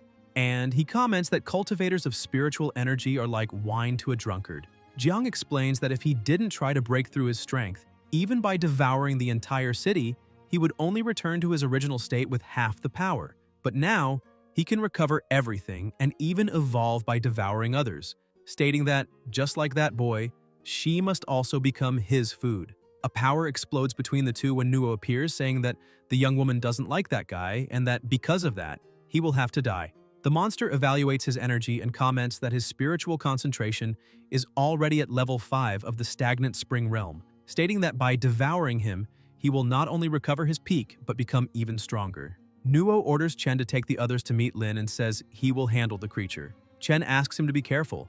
The monster attacks trying to stop their escape, but Nuo blocks with overwhelming force and ensures he won't go anywhere. The soldiers follow with Chen as new bats appear. She thinks they are too many creatures and notices they evolved again, since ordinary ammunition no longer causes damage. She questions whether she will manage to deliver that and whether Tian and the others will reach the building, but forces herself to stop those thoughts, remembering that they surely can and that she must not doubt. A bat begins chasing her with the drool dripping, but a massive power falls upon it and crushes it. The protagonist appears saying he finally found everyone, leaving Chen relieved. He states that now that he is there, she doesn't need to be afraid and asks if she brought the object. Chen replies that her grandfather told her to deliver it and comments how heavy it is, asking what exactly it is. Lin asks if the commander explained nothing, and she says no, that he only said it was a powerful weapon. Tian takes the object and sees it is a sword, and Chen asks if that really has destructive power. The protagonist guarantees it does, saying he will show immediately and asking his grandson to step aside so he can help. Sun tells everyone to move away, saying he will make his move. Several bats advance. Lin opens the system, presses something, and the sword gains an intense aura. Tian unleashes the cross slash, destroying a large number of bats with a single movement. Everyone is impressed. Chen says that it is incredible and asks if he can teach her. The protagonist replies that yes, but explains that to achieve that effect, she will need to cultivate to at least level 4 of the stagnant spring realm. Those represent the only soldiers who managed to break through the blockade. And if all the others died, Chen recognizes the seriousness of the situation, saying that Nuo and Jiang are fighting and asking if she can go help him. Lin wonders if Jiang hadn't been devoured by the dark monster and if he really revived. Meanwhile, elsewhere, Nuo continues attacking with force, and the monster states that his energy will run out while its bats are infinite. The creatures head toward the ice spread across the ground, and Nuo realizes they are not rescuing their own but absorbing the residual spiritual energy. Noticing that some already evolved to level 3 of the stagnant spring realm, Nuo raises a barrier to block the attack, but cracks begin spreading until the barrier breaks completely, forcing him to retreat while thinking the situation is starting to become problematic. The monster comments that he's keeping a cautious distance and asks if he should interpret that as fear. Nuo advances and launches his attack again, but the enemy smiles and blocks it easily, leaving him surprised. The monster begins to laugh, saying he knew Nuo would end up cornered, and that he won't be gentle while using such powerful spiritual energy. Nuo asks if that guy is really using his spiritual energy to enhance himself, and the monster replies that he should be thankful for helping him reach his maximum potential, stating that because of that he decided to give everyone a quick end. The creature attacks with full force. Nuo closes his eyes and thinks that he is sorry until the protagonist appears in front of him and blocks the strike. Nuo tells him to leave immediately, saying that that is a full-force attack from level 4 of the stagnant source realm, impossible to block. Lin, however, stops the attack with ease and counterattacks, generating an explosion that leaves Nuo completely shocked. The protagonist asks what he just said, and, at the same time, Nuo asks whether the young woman is safe. Lin replies not to worry, explaining that she is fighting those annoying bats together with Yue and the others, and that Nuo should meet up with them because he himself will handle that and then return so they can discuss the next step. Nuo then moves away. Tian faces the enemy and comments that they have met again. Before eliminating him this time, he asks whether he would mind revealing who or what he is. The monster asks what he is talking about and claims to be Jiang, questioning whether Tian does not recognize him. The protagonist replies that since he does not want to say anything, then it does not matter, and that it will end in an instant. The monster asks whether Tian really thinks he is still the same as he was in the forest and promises to show the strength of his peak before attacking. Lin cuts the strike easily and asks whether that is all, leaving the monster surprised. A large number of bats fly around and the protagonist observes, while on the other side the girls ask what is happening. Yue asks whether her partner also feels the energy from that black cloud, and Yu replies that the mutant bats are moving toward it as if they had received an order. Chen states that that is absurd and asks how it is possible that the numbers are like that.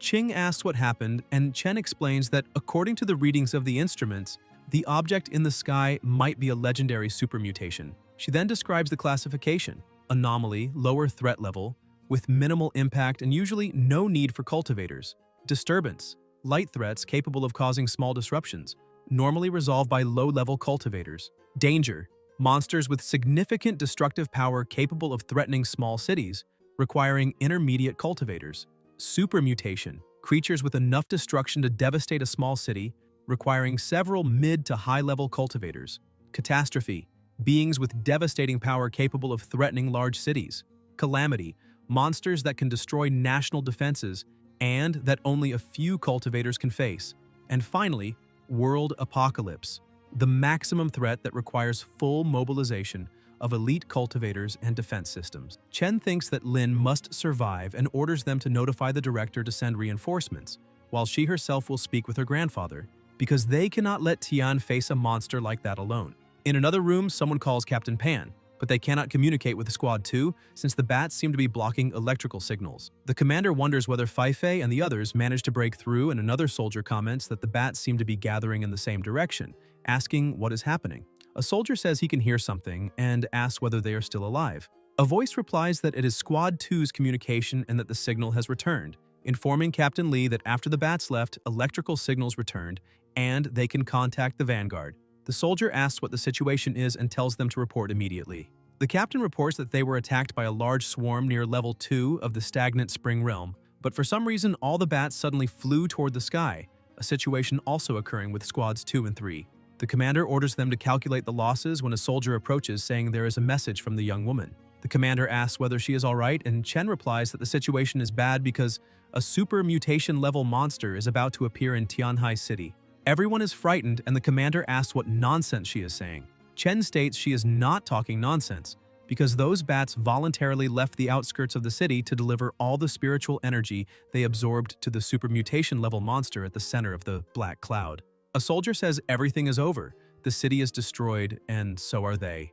Another asks whether there is really no way, while a soldier holds his head, saying that a super mutation level monster requires at least a cultivator at level 5 of the stagnant spring realm. The commander stands still, grinding his teeth, stating that he is sorry but cannot betray the country and hopes she does not hate him, because he has no choice. Chen replies that she understands and will not blame him. In another room, the commander orders everyone to prepare for a devastating bombardment, as they must contain the super mutation level monster within Tianhai City at any cost. They cannot allow the disaster to spread to other cities.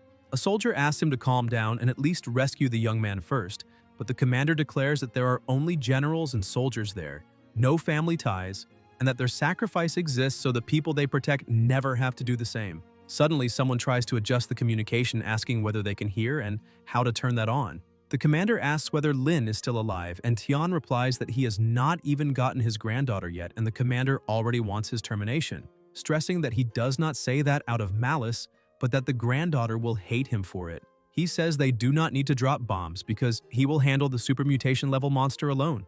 The soldiers are surprised, asking whether he's really capable and reminding him that it is a super mutation level monster. The protagonist states it is nonsense, because if he could not deal with that, he would not be negotiating with them there, and that if the commander wants the safety of the city and of his granddaughter, he must cooperate fully. Everyone remains silent for a moment until the commander asks how they should help him. Lin replies that he only needs the commander's help with one thing, and that he will take responsibility for the damage caused during the battle.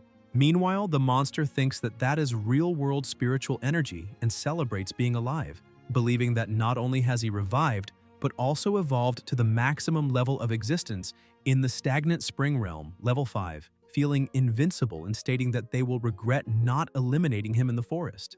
A bat emerges from his body while he smiles, but he soon notices something. In a room, soldiers ask how that is possible as the protagonist attacks him with a powerful lightning strike, confronting the enemy. Observing through the screen, soldiers ask whether that is the legendary lightning attribute and comment that it is far too frightening, stating that someone with that kind of ability is basically already a monster. The commander thinks that Tian did not disappoint him. In another location, 2 buses full of students wait while someone tells them not to panic and to maintain order in line when a huge lightning bolt appears in the sky. A boy asks whether someone is undergoing a tribulation and says he has never seen such a strong lightning bolt, imagining that it must be a powerful expert facing the 9 heavens lightning tribulation. Yu comments that that must be her partner's power, while Yue thinks that his strength is far too frightening and that believing reaching level 4 of the stagnant spring realm would put her close to him now seems like a joke. Chen thinks that that is exactly what she expected from the man she has her eyes on. A rumble echoes and the protagonist says that it is his turn. The monster attacks and Lin blocks, counter-attacking with absurd power. The monster activates a barrier, but it is destroyed and the strike hits him. Furious, he advances again while Tian dodges all the attacks. The monster states that if it were not for that sword, Tian would have lost his life long ago, and the protagonist provokes him, telling him to strike right there. The monster releases his power, saying that Tian is seeking his end, but when the attack reaches the protagonist's face, it does not cause a single scratch, leaving the enemy outraged. He states that it is impossible because that was his full power attack at peak level 5 of the stagnant spring realm, and asks how Tian came out unscathed, wondering whether he has already evolved to level 6 or even to a higher realm. Tian replies that if that is all his strength, then he will be finished right there. The monster thinks he cannot die in that place and that he needs to absorb more power to evolve and become even stronger, promising that when he reaches level 6 or 7 of the stagnant spring realm, he will return to take revenge on the boy. The protagonist states that this time he will not allow his escape, launching his powerful attack and destroying the enemy completely, causing a massive impact. The soldiers celebrate and declare that they succeeded, eliminated the super mutation level monster, and saved Tianhai City. The lightning flame is described as Tianhai City's dawn, the dawn for all humanity, and the commander orders immediate start of rescue operations, ensuring that all the injured receive proper treatment. A few days later, the director states that the crisis in Tianhai was only resolved thanks to him, and that the military and the Spiritual Energy Association plan to offer rewards, asking whether there is something he wants. Tian replies that there is indeed something he really needs and asks them to grant it, asking whether they can get rid of those people quickly since his apartment is small and they show up there every day, making it impossible to live normally, and adding that those two are corrupting Yuhu. Liu thinks that Yue is not going anywhere, and that if that is the case, Chen will not leave either. If they are not leaving, it does not matter whether Yu goes or not. He understands then that Tian is asking for another, larger mansion. The next day, a soldier announces the main theme of the meeting, discussing the reward for Lin, who made a great contribution during the crisis. The first participant suggests giving him resources to turn him into a national super cultivator, similar to the national heroes of Western countries. Another agrees and proposes making him a major internet celebrity, claiming that this kind of image inspires young people to become cultivators. An elder questions this celebrity idea and says they must be joking, because Tian is not just a hero of Tianhai City, but a cultivation genius of the Xia Kingdom, and should be appointed to a high-ranking military position, and be responsible for training future military cultivators. The commander asks if there are any other suggestions when someone enters the room saying he objects.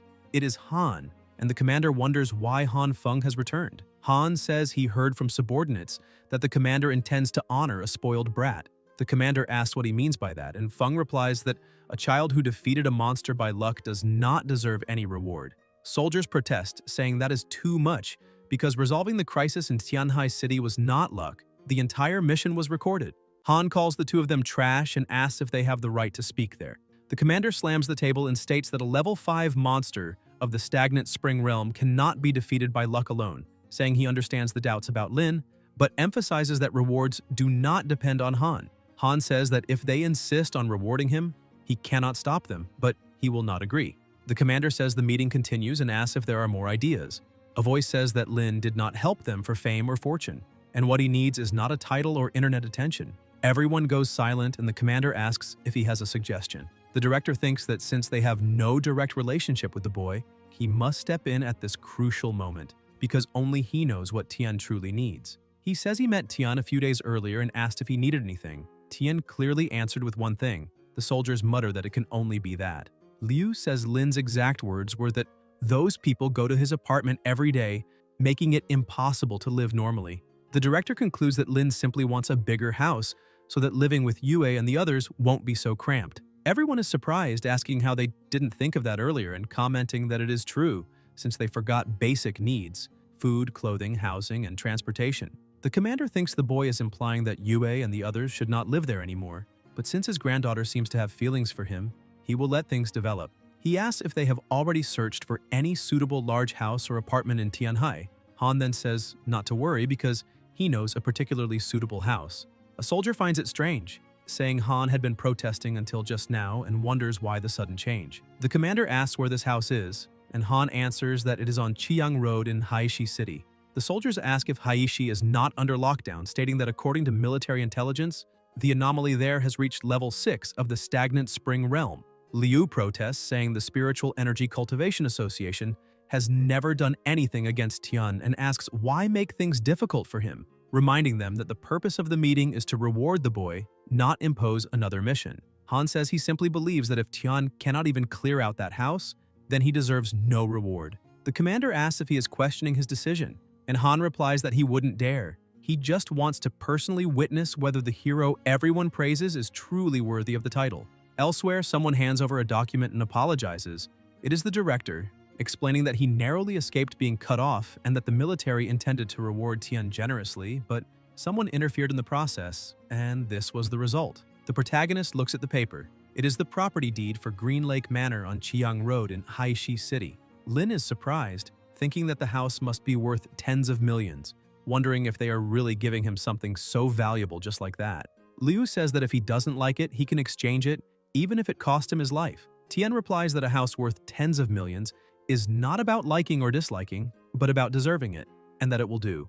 The director adds that, besides that, a level 6 mutant creature of the stagnant source realm appeared in Haishi the previous month, and the energy core of that creature is located precisely in the manner being given to him. The military has prepared a small team to accompany him to ensure a successful subjugation. The protagonist asks why complicate things and says he will go alone.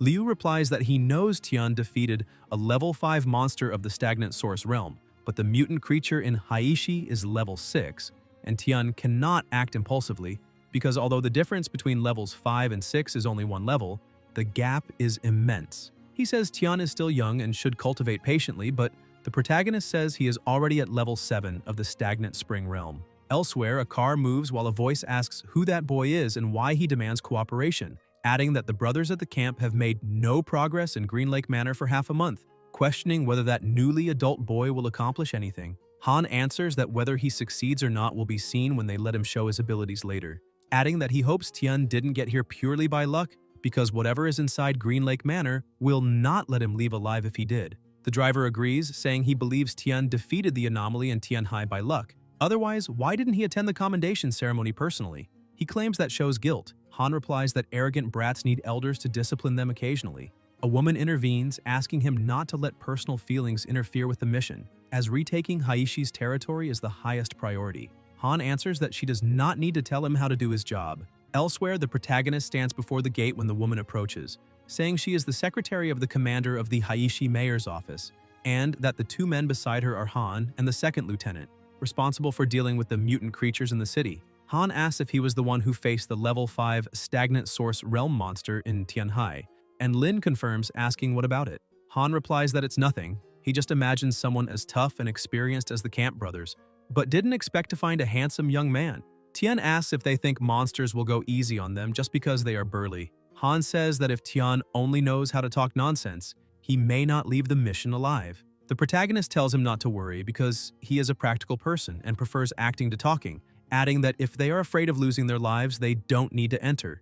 The secretary says that although she does not know whether they get along, she hopes they agree on one thing. After entering Green Lake Manor, they must help each other. As no one says anything, she assumes they agree and begins explaining the mission details. After the resurgence of spiritual energy on Earth, a powerful dark spiritual energy suddenly appeared in Green Lake Manor, which became occupied by some unknown creature. According to detector readings, the mutant creature in Green Lake Manor is at least level 5 of the stagnant source realm. When Haishi's death toll reached 68, they managed to contain the monster inside the manor. She explains that this is all she can say and the rest depends on them, asking them to be cautious during the mission. Lin states that if she is done, they should go. The lieutenant asks if the boy is crazy for rushing in without even planning a battle strategy, and Han says to follow him and not let him escape.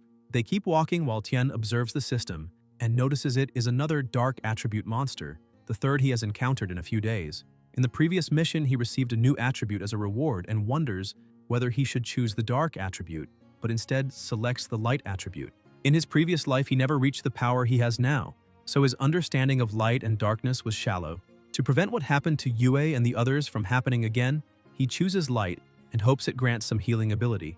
The lieutenant brings up again that he rushed in without a plan and asks if he had any idea. The protagonist answers no, but says planning makes no sense without seeing the situation firsthand. The lieutenant questions how reliable he is, and Han simply tells them to be careful. Suddenly, a wolf lunges and Han intercepts it immediately. The wolf retreats, and Han asks his partner if he is all right, receiving thanks from the lieutenant, who thinks that the strength of mutant creatures in the outer area exceeds his own and that the center of the manor must be even worse. Han warns them to be careful because that mutant dog is already level 4 of the stagnant spring realm and keeps attacking. The lieutenant observes that it is expected of their leader, who can fight on equal footing with a mutant dog of that level.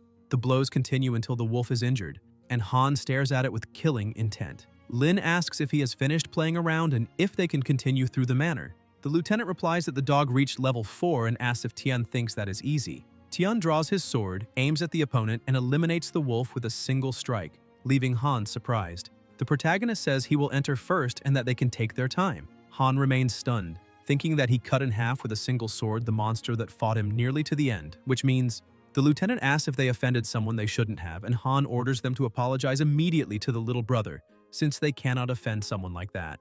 Lin enters the mansion and quickly notices something wrong. He wonders why, if 68 people lost their lives there, he can't see a single corpse. He asks Han if the military units removed the bodies, and Han replies no, saying they did what they could but only managed to contain the creatures inside the mansion, never advancing that far. Tian comments that if that's true, he fears the creatures inside aren't only at level 5. Han asks if it's possible that all the corpses were devoured, but the protagonist says mutant creatures prefer consuming spiritual energy, not flesh, and that in any case, they must be careful. He says they should split up and search and asks who wants to go upstairs. Han says they will follow him. Lin decides to go up while the two check the basement. Tian climbs the stairs without finding anything in the hallway but stays alert, thinking something is wrong because even if the monsters had devoured the bodies, at least some bones should remain. He decides to test the new light attribute spiritual energy. Around him there is dark energy, and he keeps observing until he finally finds something. Meanwhile, in the basement, the two walk and the lieutenant comments that the place feels strange. Han says to be cautious and ready to fight at any moment. An energy shifts and they look startled before a sudden explosion. The two take combat stance and ahead, a terrifying monster appears. Both charge at the same time. The monster opens its mouth and releases its power, causing their impacts to clash violently. Han states that the creature's strength is immense. The lieutenant moves in to attack, hits the monster, but doesn't cause even a scratch and asks how that's possible, saying the creature's skin is far too thick. The beast opens its huge mouth to devour him, but Han charges in, saying he won't let it hurt his brother. He is struck by the creature and thrown far away, creating violent impacts. Worried, the lieutenant runs toward the beast while Han yells for him not to do that. Suddenly, an overwhelming power is launched at the monster, destroying it. Surprised, the lieutenant looks and sees that it was the protagonist who attacked with crushing force, asking what the two are doing and if they really can't defeat even a weak dog. Han asks if he eliminated the Green Lake Manor monster with a single strike and what his strength is now. Lin replies asking what he's talking about, saying they haven't even seen the monster's face yet. Han insists that was the mansion's monster, but Tian says no, explaining that it was only a shadow avatar. Since explaining is too troublesome, he decides to show them directly and says he'll show them the real world. An intense light is emitted, reflecting in their eyes, and when they realize it, they're in another place where dogs devour people. Han observes in shock as the dogs notice their presence. He thinks that battle had taken great effort from him and his partner, and that there are still so many people there. The lieutenant asks why there are so many people in that place, and the protagonist says what nonsense he's talking about. And if Green Lake Manor is the monster's den, it's not unusual for many of them to be there. Han tells them to retreat, that he'll summon the troops and order an artillery bombardment, because otherwise they won't be able to enter. The lieutenant agrees. Lin asks if that mission isn't part of his reward and how he intends to live there if they blow everything up. He says there's no need for so much trouble because dealing with this kind of weakling only takes an instant. Then Tian makes a single move, releasing an overwhelming power accompanied by intense lightning that hits all the monsters around. Han and the lieutenant watch in shock, asking what level of power that is and if they were all wiped out with a single strike. The nearby monsters are destroyed. Han says he is incredible and that the Green Lake Manor problem is solved. The lieutenant agrees, saying he thought he would lose his life and didn't expect him to resolve everything at once. The protagonist responds no, explaining that the mansion's monsters haven't completely disappeared because those were just the least dangerous ones. Outraged, Han asks if he's really calling those powerful creatures inferior and what that makes them, who fought so hard. He says he must be joking, because last month during military reconnaissance, the strongest signal source was equivalent to level 5 of the stagnant spring realm. Lin says that means that this month the monster evolved into something even stronger. The lieutenant asks what the chances of victory are and Tian says not to worry, instructing them to stay behind him and not run around as he will handle the remaining anomalies. They keep walking while the protagonist eliminates all the monsters he finds. Han asks if that is the strength of a spiritual energy practitioner, and the lieutenant comments that he eliminated them so fast they look like bots leveling up. Han observes that in less than 10 minutes, all the monsters on the first floor were eliminated by him. Lin defeats the last one there and senses an aura, concluding that it's in the yard. He says he'll check and asks the two to be careful, and both say they'll go with him. In the yard, a terrifying aura dominates the environment. Tian looks to the side and asks what that is, seeing something gigantic surrounded by oppressive energy. The protagonist also releases a powerful aura and thinks that thing must be the mansion's leader. The lieutenant tries to say something, but Han interrupts, telling him not to speak because the older brother is gathering strength. The lieutenant asks what he's trying to do by accumulating so much power, and if that would be the supreme monster of the mansion. Han says he has only felt an aura like that from one person, the president of the Haishi Spiritual Energy Cultivators Association, a powerhouse at level 6 of the stagnant spring realm. He says that is a battle between kings. The creature moves its hand and Lin launches his power against it. The monster, now visible, is a bird. Han says that it's over and asks what they should do now and why such a powerful monster exists. Tian smiles and says he finally found someone with real strength. The bird stares at him and attacks, but the protagonist dodges. The monster insists, releasing power from its mouth, and Lin says it can come. Then Tian releases his overwhelming power and hits the creature head-on, making Han and the lieutenant comment that he is incredible. The bird begins to retreat and the protagonist asks if it thinks it will simply escape. Lin leaps and attacks with his extremely powerful sword. The bird lets out a shrill cry and falls to the ground. Instantly, without wasting time, Tian charges in and cuts it repeatedly. The lieutenant watches, saying that it's way too intense, and Han asks if he saw that, saying Tian is simply incredible. The protagonist says that apartment is his now. The fallen creature roars in pain as Lin raises his sword and announces he will send it away. With a final strike, Tian eliminates it. Han exclaims that it's incredible, but the protagonist says those weren't the creature's movements and that another presence is there, ordering it to appear because he can feel the flow of spiritual energy. An energy manifests and someone is summoned, saying that since Tian defeated him, he asks if he could spare his life. Han recognizes him as Wang and asks what he is doing there. Lin asks if someone knows him, and Han explains that he is Wang, president of the Haishi City Spiritual Energy Cultivators Association, and a powerhouse at level 6 of the stagnant spring realm. He adds that the young man before them is a Tianhai cultivation genius, someone the military invited to help resolve the problem at Green Lake Manor. Wang says that if that's the case, he hopes they spare the monster because he would like to study it. Han says of course, but Tian says no, stating that Wang has no right to decide the creature's life or end, nor to dictate what he should think. Han reminds him that Wang isn't only the president of the Cultivators Association, but that the military reclamation of Haishi City depends heavily on his support. The lieutenant adds that it's true that he is kind and used light attribute spiritual energy to save many soldiers in the military district, being truly a good person. Wang says that although the monster committed serious sins, perhaps it would be better to reform it and turn it into a friend instead of eliminating it, stating that all things in the world have consciousness, and they must use love to enlighten all beings. The bird keeps its eyes open. A power is launched and Wang covers his face because of the light.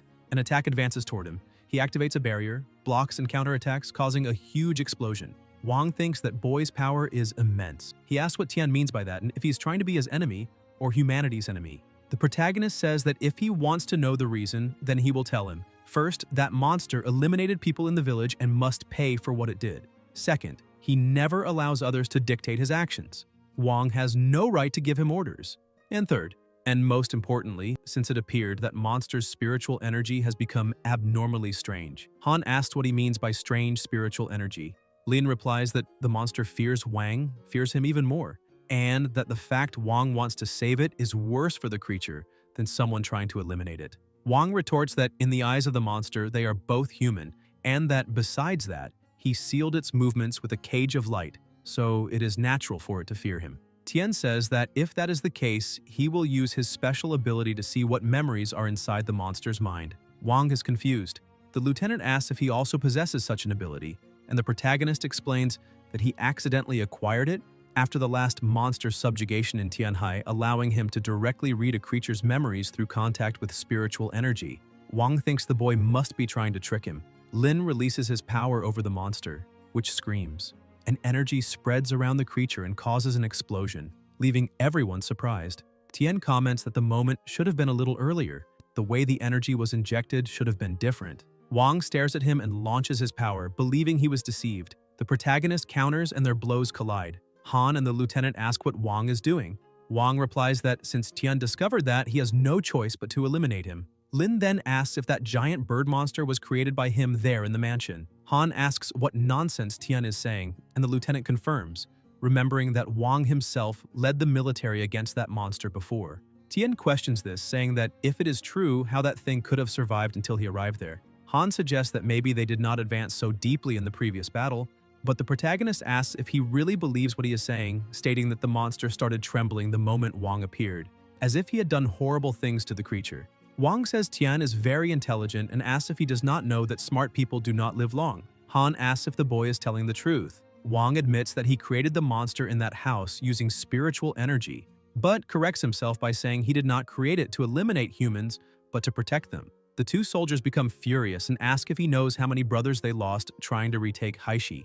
Wang responds that the endings were significant because they allowed the monster to evolve from level 3 of the stagnant spring realm to the maximum level of strength, level 6. The lieutenant accuses Wang of using the soldiers' lives as experiments.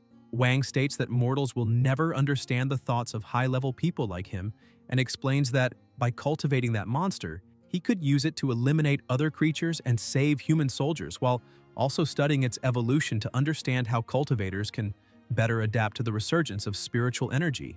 He says the monster is completely under his control and that he has said enough, so it is time for them to leave. Wang releases an extremely powerful energy, and the system notifies that a potent light-type energy has been detected, asking if Tian wishes to absorb it. The protagonist says he must absorb it and begins immediately. The soldiers advance in alarm, thinking he's being attacked. Wang moves his finger and hits them as well, telling him to let him enjoy their screams of agony. The two soldiers are struck and begin screaming while Wang states that this is the price for crossing his path. Tian, however, releases a powerful energy around him, and the system notifies again.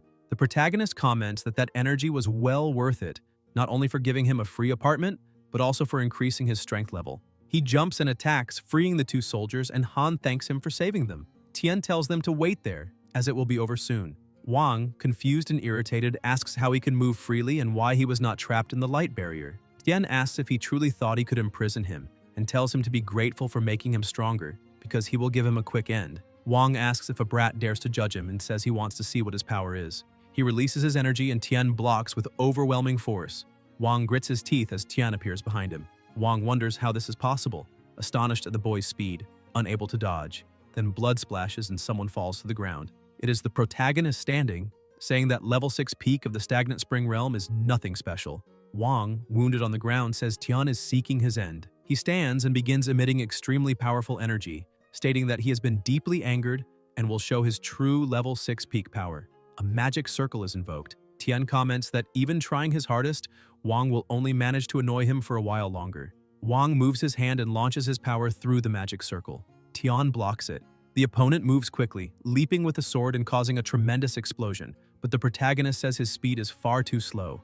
Lin attacks him from behind and sends him flying. Wang states that even if he loses his life, he will never lose to him. An intense power rises around his body as he strengthens himself again. Surrounded by mana, Wang advances, saying he will show his full strike. Tian responds for him to come, as he will see which is tougher, his head or the sword. The protagonist raises his weapon, emitting immense power. They both charge at the same time, and Wang says this is impossible before a tremendous impact fills the entire area. Wang falls to the ground at the brink of death, asking how Tian's power can be greater than his and if his strength is beyond level 6 peak of the stagnant spring realm. Lin replies that he just reached level 6 and asks if there is any difficulty in that. Wang, shocked, wonders if it is possible he has already reached level 7 and how much time has passed since the resurgence of spiritual energy for someone to attain such a level.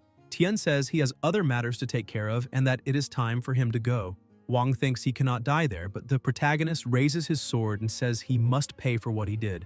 With a final strike, Lin ends him and comments that trash will always be trash. The lieutenant asks if that brother can defeat peak level 6 opponents one by one. Tian simply says to go check the condition of the giant bird. They observe the fallen creature and Han says to eliminate that evil monster and leave. The protagonist answers that it is not an evil monster, just another victim. Lin releases his power over the bird and it begins letting out a booming sound. The lieutenant asks him to be careful, but Tian says he is not like Wang and does not want to harm it, only help it. The creature remains still as he releases a light-type energy. Then, it transforms into an owl. The soldiers are shocked, and the owl lands on Lin's shoulder. The lieutenant asks what the hell just happened. Tian pets the owl and says he does not know either, since his initial intention was only to heal its injuries with light spiritual energy, but he did not expect it to transform like that after treatment. The lieutenant asks if he cannot see the past and if he can show what happened to the owl. The protagonist explains that that was just something he said to fool Wang. Han asks if they did not see images earlier, and Lin responds that those were condensed from his memories with light spiritual energy. Otherwise, he would not have known what to do at that moment. He says the problem is solved and that they will return, because later he will need someone to assess how much it will cost to repair the house. The soldiers ask, astonished, if he intends to keep the owl as a pet, but Tian explains that he had not thought about that. The owl is well behaved and would be great for guarding the house, and asks if they cannot request the military to increase the budget. Han responds that that will not work, that the military budget is limited, and besides that, it is the spiritual beast Lin saved with so much effort, asking how they would be qualified to raise it and saying it will be better following Tian than under military discipline. The protagonist says he does not need to be so nervous as he is being serious, but Han tells him to stop joking and asks how they dare try to steal his spiritual beast. Lin asks what he thinks about taking it back and letting the people who are occupying his house take a look. If any of them complain, then he will send it to the army. Later, elsewhere, papers are thrown and a soldier is called a bastard. A voice asks what kind of people make up his spiritual energy association. It is the commander saying that the Haishi Association's practitioners not only create monsters but also use soldiers as test subjects. The staff member tries to justify himself, saying that everything is a misunderstanding and that he had no knowledge of Wang's actions. He claims that Wang was the most competent and experienced professional in the association, someone whose ability was undeniable, and that he himself would not dare offend him. The commander asks if he does not dare offend Wang but dares offend the military. The staff member says he does not dare offend any of them, that he is just an ordinary person, and that most matters of the association are handled by the cultivators, leaving him powerless in daily operations. The commander repeats powerless and asks if he intends to use that as an excuse to evade responsibility. The staff member replies that Wang is a peak level 6 practitioner and that an ordinary person like him would have no way to provoke him. He says that, being ordinary, he has no means to oppose either the association or the military and begs for mercy, asking for a chance to live. The commander asks about that way to live and if he knows how the soldiers killed by the monsters met their tragic ends. When their families cried in despair, were they not also begging for a way to live? The staff member is left speechless. The commander states that from that day forward, all members of the Spiritual Energy Association will be thoroughly investigated by the military and tells them to cooperate. Otherwise, they cannot blame him for enforcing military law. The employee immediately says he will cooperate with the investigation and begs for leniency, asking that the association's reputation not be completely ruined, otherwise the practitioners would destroy him. The commander orders him to leave and tell the professionals to behave. Elsewhere, the protagonist opens the door. Yue asks if he is okay, and Chen says he's back.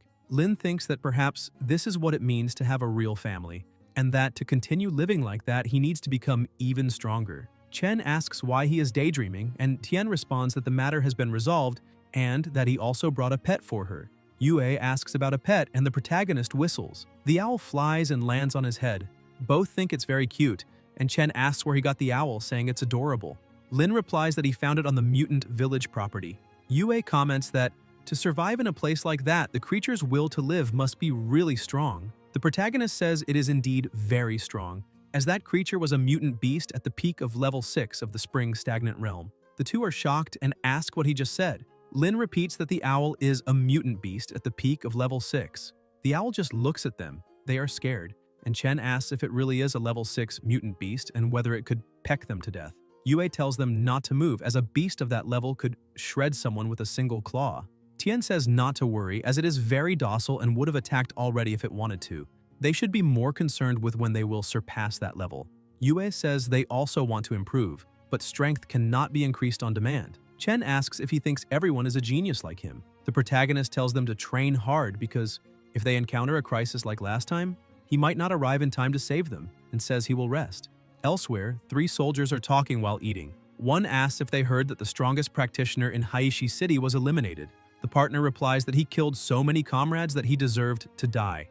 The soldier asked what eliminated means, since he was a practitioner at the peak of level 6 of the Spring Stagnant Realm, questioning how he could have lost his life. The partner comments that it must have been a powerful mutant beast. The blonde says not to talk nonsense, as if there really were a level 7 mutant beast in the Source Stagnant Realm. But the partner insists, asking then how he could have lost his life. The blonde looks around to see if anyone is listening and says he heard that he was eliminated by a powerful practitioner from Tianhai City who also resolved a major crisis there in the past.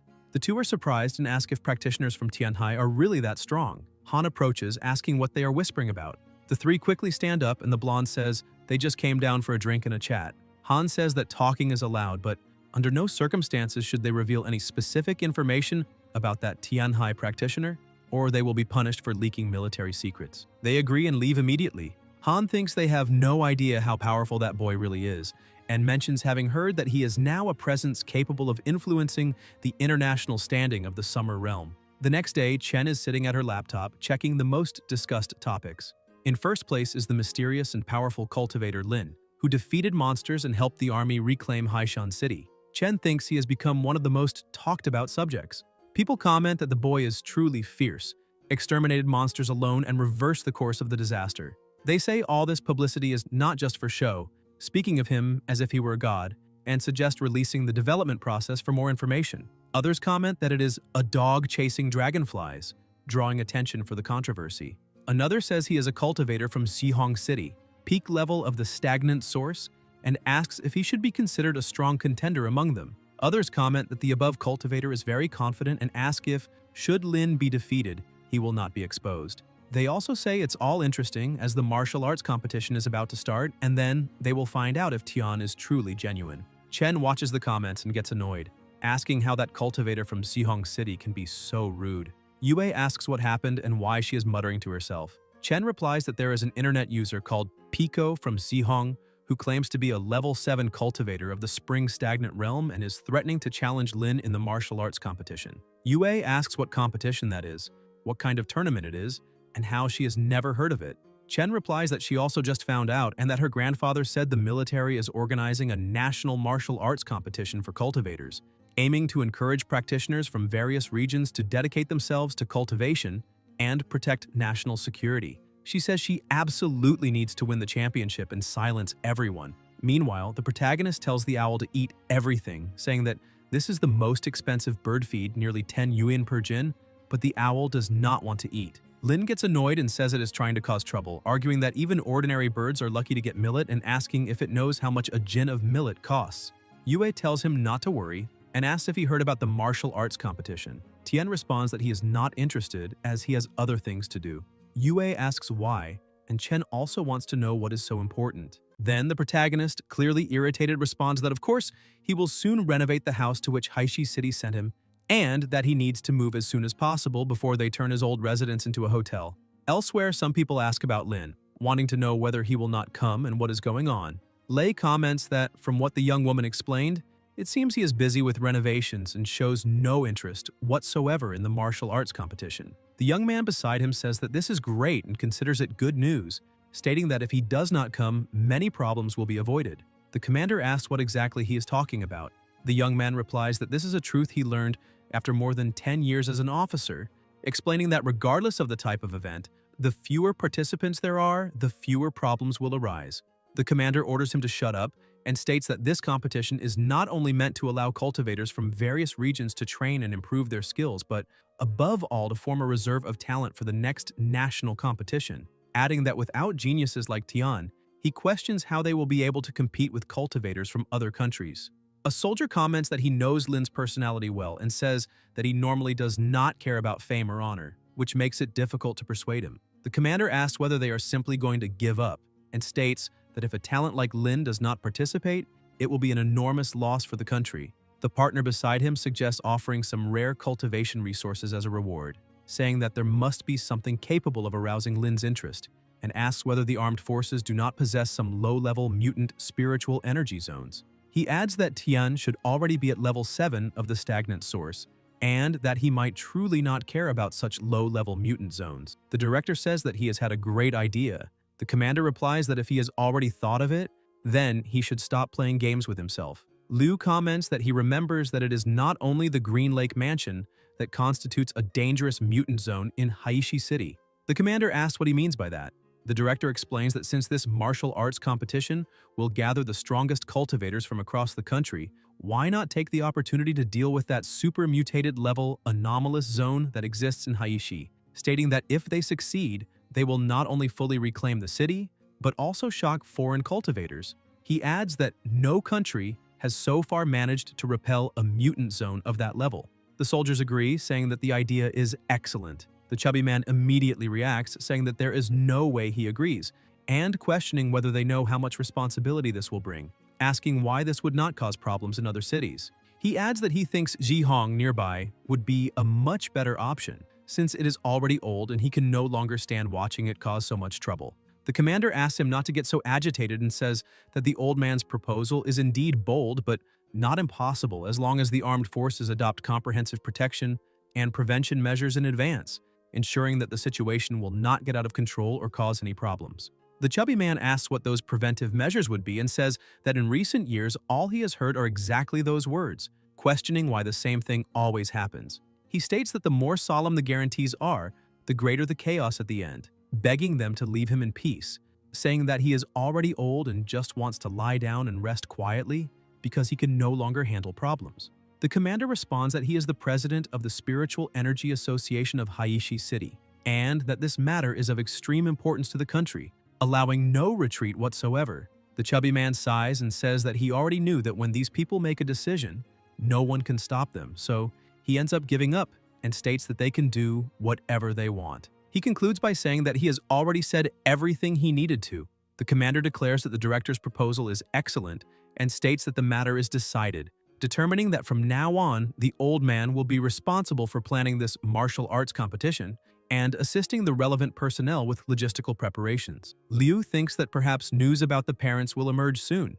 Elsewhere, the protagonist is cultivating in his room, an impressive energy being released around his body as he concludes that he has finally reached level 9 of the stagnant source, lacking only one final step to enter the Iron Vein realm. The next day, still in the same place, Lin is reading a book when he hears someone open the door and wonders who could appear at this hour.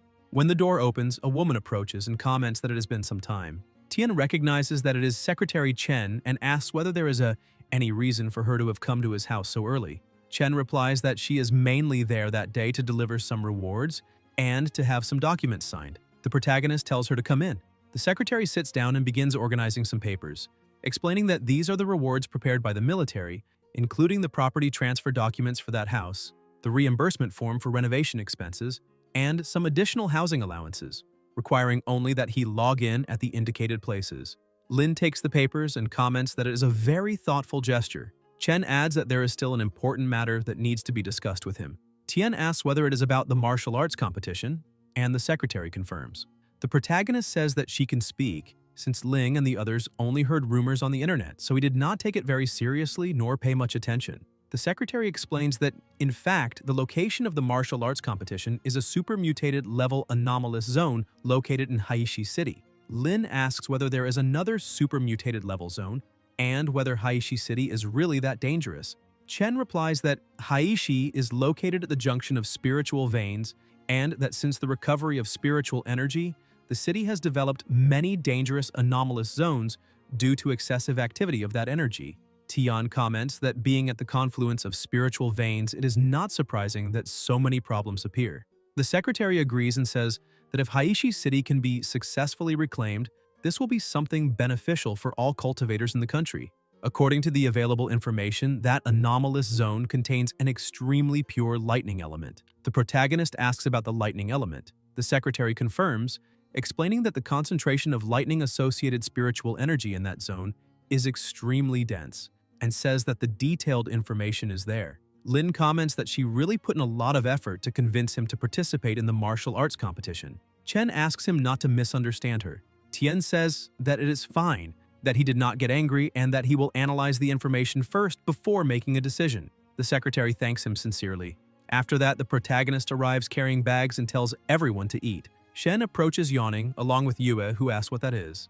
Lin replies that they are the materials sent by the military for the martial arts competition that morning, as well as the rewards from the last mission. Shen says she will check what rewards her grandfather granted and asks whether there will be any military rank or official title. Tian replies that it is nothing as exaggerated as she imagines, explaining that it is just the house transfer documents and the reimbursement form for renovation expenses. Shen complains, asking why her grandfather is so stingy, saying that he only gave a broken house, and comments that she will ask him whether he cannot grant another piece of land. The protagonist tells her to go wash her hands and eat obediently. Yue looks sideways and notices several papers, wondering what they are, and whether that is not the anomalous zone where her parents disappeared back then. Noticing that some pages are missing, she wonders whether the military hid this on purpose, why they would be hiding it, and whether they do not want her to discover the truth herself. Lin observes from the side and thinks that she probably noticed something, and that it is better that she does not know this.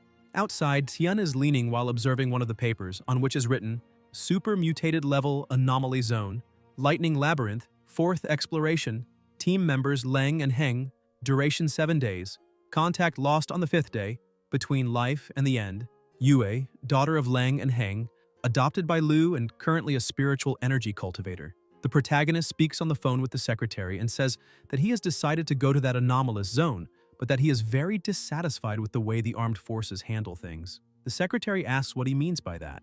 Lin replies that she knows that Yue's parents are connected to that anomalous zone and that he cannot simply ignore this fact, so they are trying to force him to act. The secretary says that this may just be a misunderstanding or a coincidence, and that there was no such intention. Tian asks whether she really thinks he will believe that. The secretary replies that she will faithfully report his intentions to her superiors. The protagonist says that excuses are enough, that no matter what the military's plan is, he is extremely dissatisfied with this investigation, and that they should tell the armed forces that this will be the first and last time. Lin walks around the place, observes his partner sleeping on the sofa, and ends up noticing something she wrote and left beside her. Tian carefully covers her and thinks that she does not need to worry, because he will certainly find her parents. The next day, the protagonist steps out of the car and several soldiers run toward him, urging him to hurry to receive the welcome. Everyone bows before him. Lin asks them not to do that, saying he is feeling a bit embarrassed. One of the soldiers says that it is more than deserved because if he had not eliminated that beast, they do not even know what kind of suffering they would have faced. Tian replies that it is fine and asks them to stop flattering him, saying that he only did what needed to be done. The soldier comments that the incident involving Wang deeply affected the armed forces and that everyone there is genuinely grateful from the bottom of their hearts. Another soldier says that he heard Lin defeated Wang with a single sword and asks if that is true. The protagonist replies that the guy was not that hard to deal with, just a bit annoying. The soldiers say that this was to be expected of him and call him amazing. Lin asks everyone to quickly disperse and not crowd around him. Shen comments that he should get used to it because from now on it will always be like this. Tian says it is fine and asks who made him so popular, then asks whether Commander Han knows where the president is, since he needs to talk to him about something. Ahead, among several military tents, Liu is sitting, reflecting on the unpredictable dangers of the anomalous zone. Liu thinks that it will be necessary to carefully check the list of people who will enter. The protagonist approaches and says that it has been a long time. Liu asks if he really came, tells him to sit down, and asks what he wants to discuss. Lin replies that the secretary said he was the one who arranged the matter of the anomalous zone and asks if that is true. The director confirms it and says that he knows this will make him unhappy, but that he had no choice. He explains that although Yue is usually well-behaved and sensible, she often cries alone at night. Before meeting Lin, he tried to help her find her parents using both the army's resources and his own, leading teams to the site at least 5 times, but without success and with many human losses. He says that he wants Lin to participate in the martial arts competition to inspire other practitioners to grow stronger, but above all, he wants to take advantage of this opportunity to help Yue find her parents. He adds that if he offends Lin because of this, he is willing to bear all the consequences, but he begs him not to hold any resentment toward the girl because she knows nothing. The protagonist replies that next time, he could have spoken directly without so many detours. Liu asks what he means by that. Lin answers that he and Leng are friends, and that he does not need many reasons to do something for a friend. The director thanks him sincerely. Soon after, outside, the commander officially announces the start of the martial arts competition. He says that this is not just a contest, but also a great challenge, and that what he is about to say involves important matters regarding the anomalous zone. He explains that the main venue of the competition is a super-mutated level anomalous zone in Heishan City, located at the junction of spiritual veins, containing extremely powerful lightning spiritual energy and an extremely high degree of danger. At that moment, a young man approaches Lin and introduces himself as Mo Chu, a cultivator from Jin City. Tian greets him, and Mo comments that he never imagined the Sword Saint would be so approachable. The protagonist asks about that title, and Chu explains that it emerged after the story of Lin defeating Wang with a single sword spread among cultivators. Lin thinks that fortunately it has not spread around there, otherwise it would be extremely embarrassing, and asks if Mo needs something. Chu says he almost forgot the reason he came over and asks whether, when they enter the anomalous zone, they can go together. Shen asks if he wants to accompany them, and Tian asks why he wants to go along, reminding him that this is Jin City. Chu asks for secrecy and explains that although he was sent by Jin City's Spiritual Energy Association, he is only filling a quota and practically has no strength at all. The protagonist is surprised and asks how it is possible for a cultivator to have no strength and whether he is not afraid of embarrassing himself by participating just to make up numbers. Mo asks what would be embarrassing about that and says that no one there cares if he embarrasses himself because they only need to meet the personnel quota. He comments that he is just an inexperienced cultivator, that they thought he looked pleasant and sent him over without much ceremony. Lin says that he really does look pleasant and asks if he came all the way there without any shame, commenting that Jin City's Spiritual Energy Association is really interesting, then asks if he wants him to take him along. Chu replies that that is exactly what he wants, saying that Lin is so strong that at least by his side there is hope of survival. Shen calls him a useless turtle man and says that it is precisely because of spineless people like him that their international reputation is so bad. Yue asks Shen not to talk about him like that in front of him. Shen asks whether talking behind his back would not be even more despicable, and says she only agrees if Yue can guarantee that he will not be a burden. Mo starts repeatedly saying that he will not be a burden, promising to obey orders and never cause trouble for anyone. Yuching asks why they do not take him along. Yue agrees and says that he does not seem to pose a great threat and that maybe they can let him go with them. The protagonist decides that since he is so sincere, he will take him along, but makes it clear that he must remember not to act on his own. Mo thanks him repeatedly and guarantees that he will not cause any problems.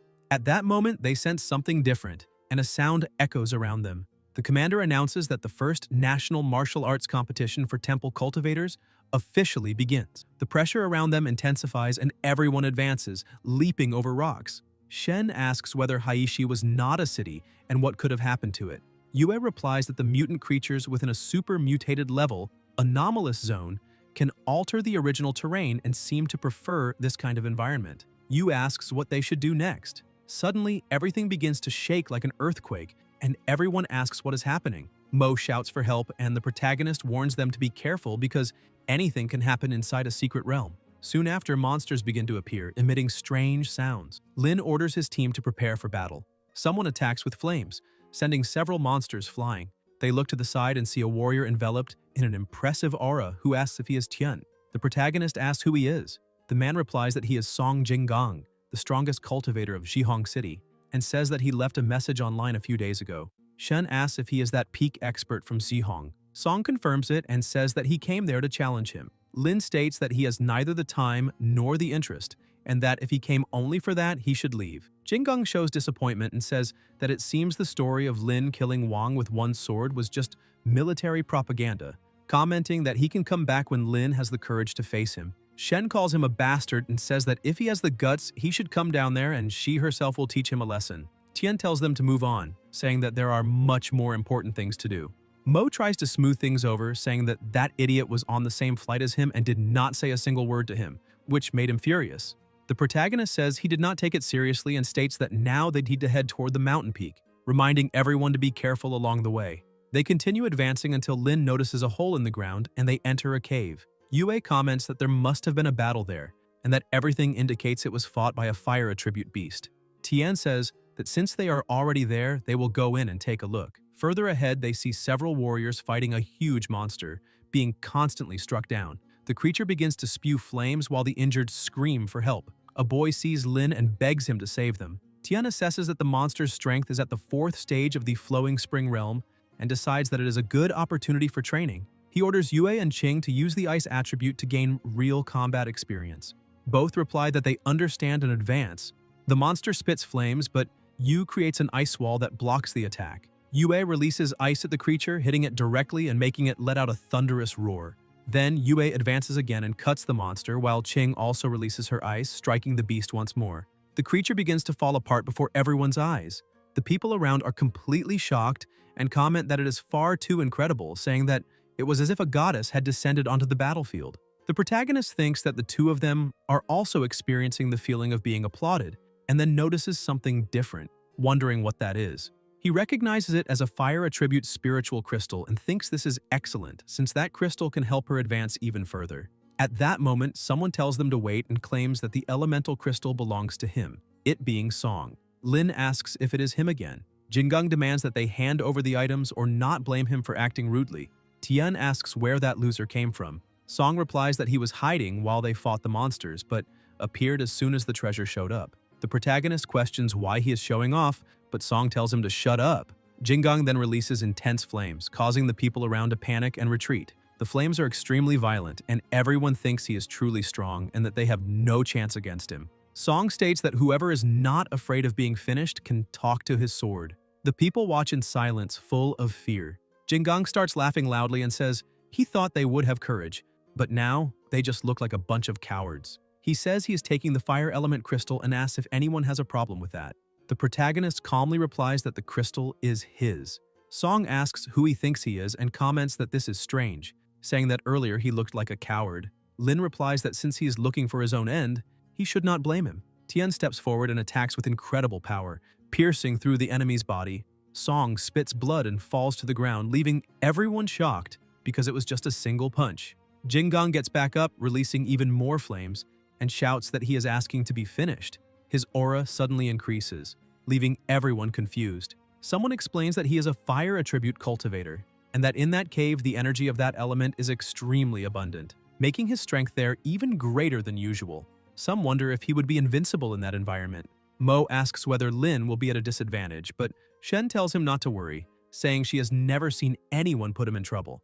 Jinggang declares that in that fire element cave, he himself is a god. The protagonist asks whether a mere dog at the peak of the 7th stage of the Flowing Spring Realm dares to bark in front of him. Song becomes completely enraged and releases even more flames. When he tries to approach, Lin blocks him effortlessly and says that this is far too weak. Tian counterattacks, causing a violent explosion. Jinggang screams as he is hit, falls to the ground, and accuses him of daring to cripple him. The protagonist calls him ungrateful trash and says he did not bother with him before because he had more important matters to deal with. He states that today's injuries are only a warning and that he is sparing his life out of consideration for the military, but that next time, no one will be able to save him. Song admits he was wrong and begs for his life, saying he is willing to bow, though he thinks that one day Lin will still pay the price.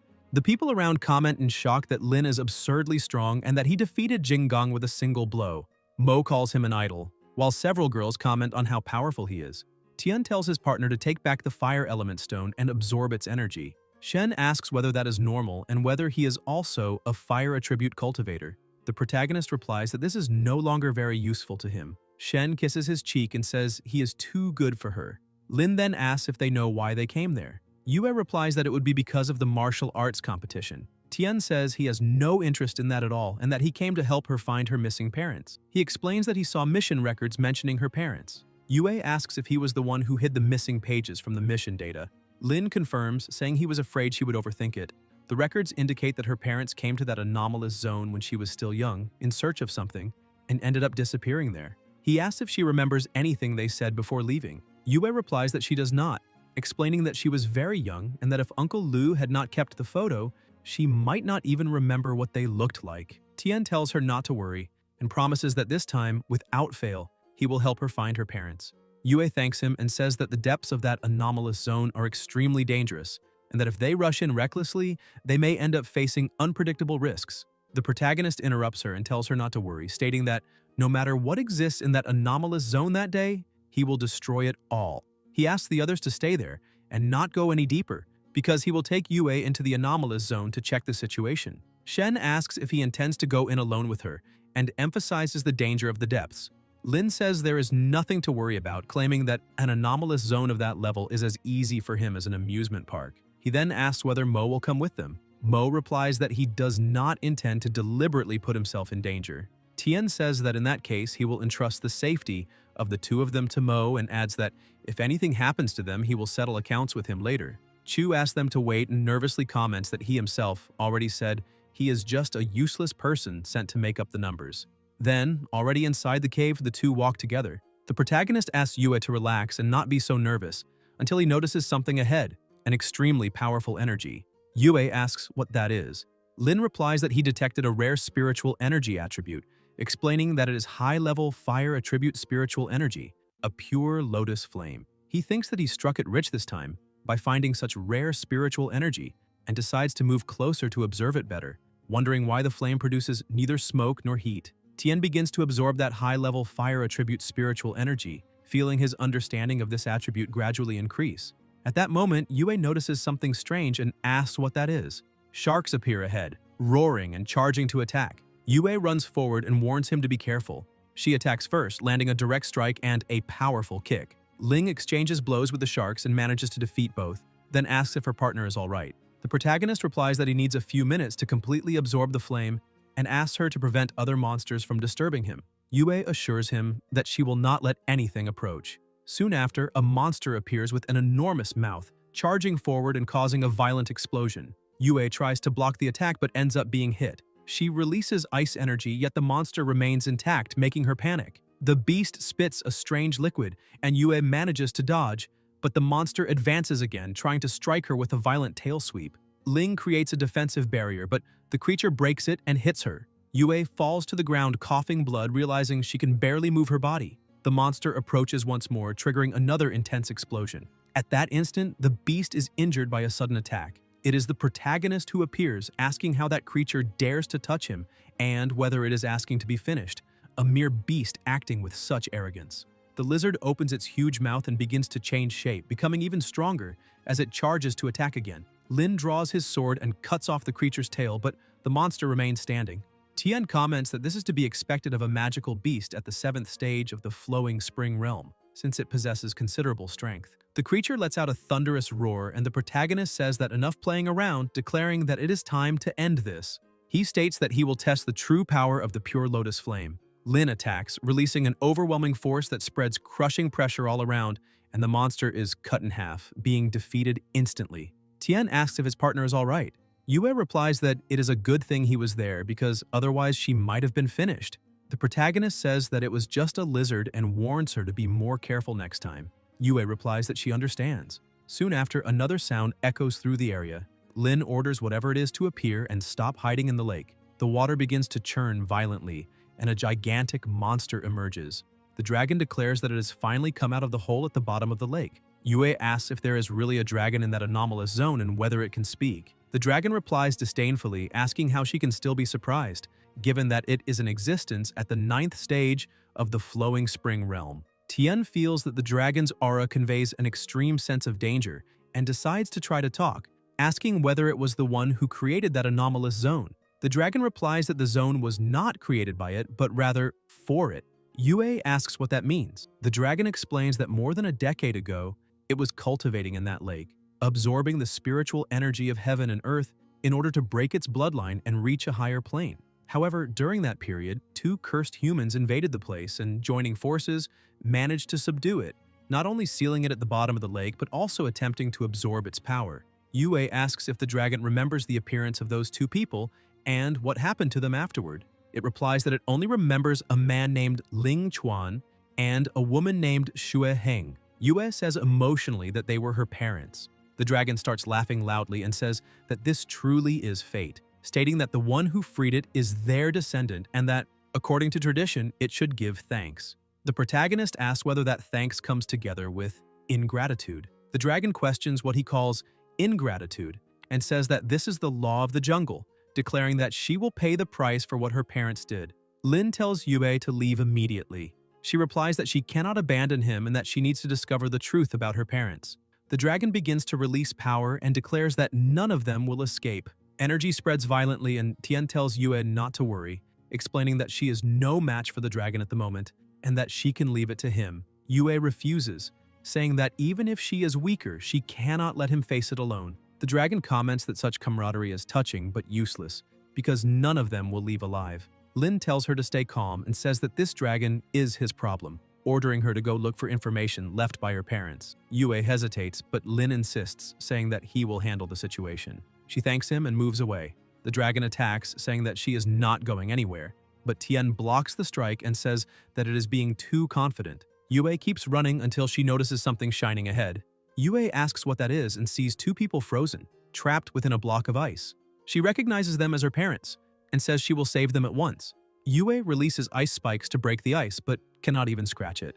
Shocked, she begins to cry, asking why this is happening. The dragon declares that her execution will be the first step of its revenge and releases extremely powerful energy. The protagonist blocks the attack and says that it is unworthy.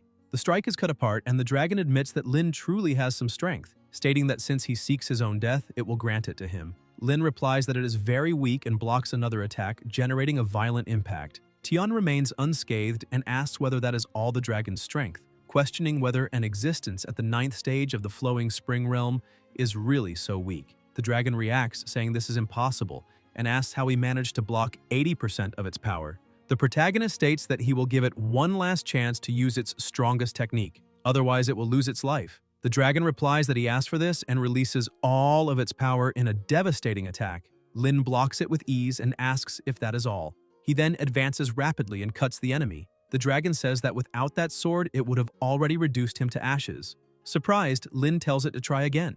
The dragon releases an even greater amount of power. The protagonist blocks and counterattacks with even greater force.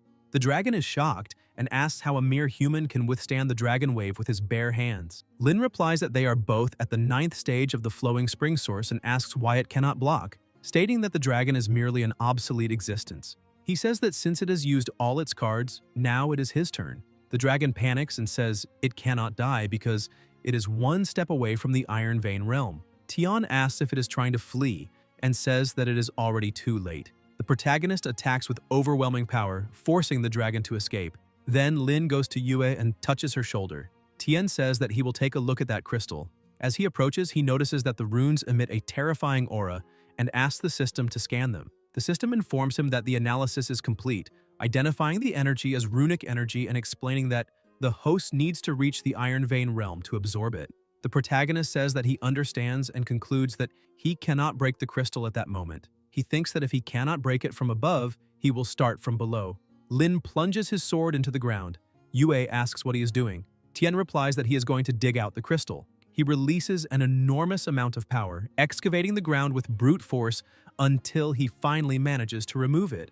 Lin sighs in relief and says that at last he managed to dig out the crystal. Ling asks what they should do now, and Tian replies that they need to move immediately. Meanwhile, on the other side of the cave, the dragon shifts, thinking that that human dared to injure him and that as soon as he recovers, he will surely seek revenge. Elsewhere in the cave, some people comment on how incredible the protagonist's sword strike was, saying it was far stronger than Song's. One tells them to speak quietly because he is still nearby, while another says it does not matter since he is just a coward who bullies the weak and fears the strong. Song thinks that if he had not lost an arm, he would have already eliminated everyone there. Suddenly, everyone senses something approaching. A dragon appears, releasing its power and taking down several people ahead. The survivors watch in terror and try to gather their strength to attack the blue dragon, launching flaming strikes, ice attacks, and water bullets. The dragon comments that this is true power, true dominion, the feeling of being a ruler. Song realizes that this is a monster he cannot defeat and decides to flee immediately because he cannot lose his life. However, the dragon notices him and asks if he is trying to escape. Song understands that he has been discovered. The beast asks whether he truly thinks he can flee its claws. Song begs not to be killed and says he will do anything to survive. The dragon asks what a cripple who lost an arm could do for it. Song replies that he can help it wipe out those cultivators. The people around call him a bastard, saying he is betraying everyone just to save his own skin.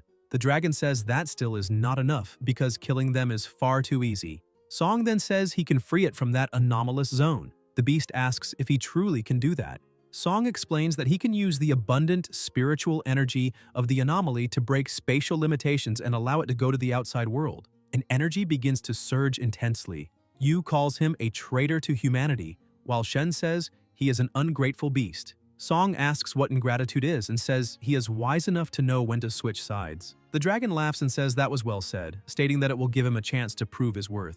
An energy wraps around Song, spreading through his entire body. The girls watch in anger as the dragon orders him to prove his worth. Song regains a new arm and replies that he understands. Ching says they cannot allow that traitor to succeed. Shen agrees, stating that they must stop him, even if it costs their lives. Song mocks them, asking if they really think just the two of them can stop him. Chu tries to intervene, asking them to talk and not fight among themselves.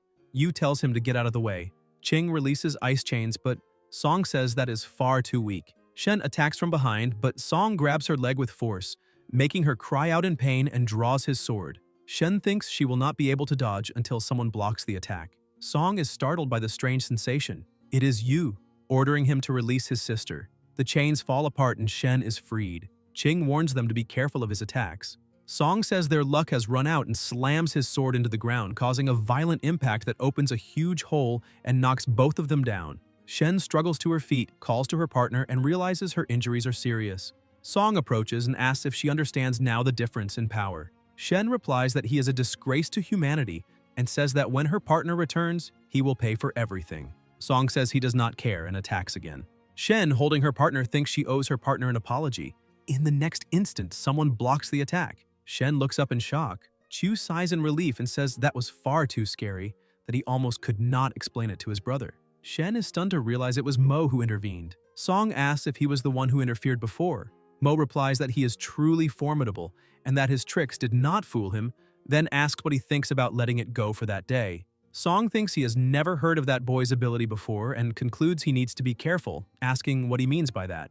Chu replies that in other words, he should hurry, take the blue dragon out of the anomalous zone, and after that, they should pretend nothing happened. Shen immediately objects, saying that if that dragon leaves the anomalous zone, the military outside will be completely unprepared and countless people could die. Mo explains that he and her partner are severely injured and need immediate treatment. Otherwise, he will not be able to explain the situation to his brother when he returns. He adds that he only came to the competition to fill a quota and did not expect to go through that, asking them to listen to him, because even if those two escape, they will not cause major trouble. He says Song has already been defeated by her brother, and that a few minutes would be enough for him to be dealt with again when Tian returns. Song becomes furious, releases his power, and says that Chiu is asking to be killed. Mo blocks the attack and comments that it is terrifying, saying that Song's aura is almost suppressing him. Flames spread and Chiu continues defending, asking them to drop it, claiming he is a pacifist. Song replies that if he has the courage, he should fight head-on and not use despicable tactics.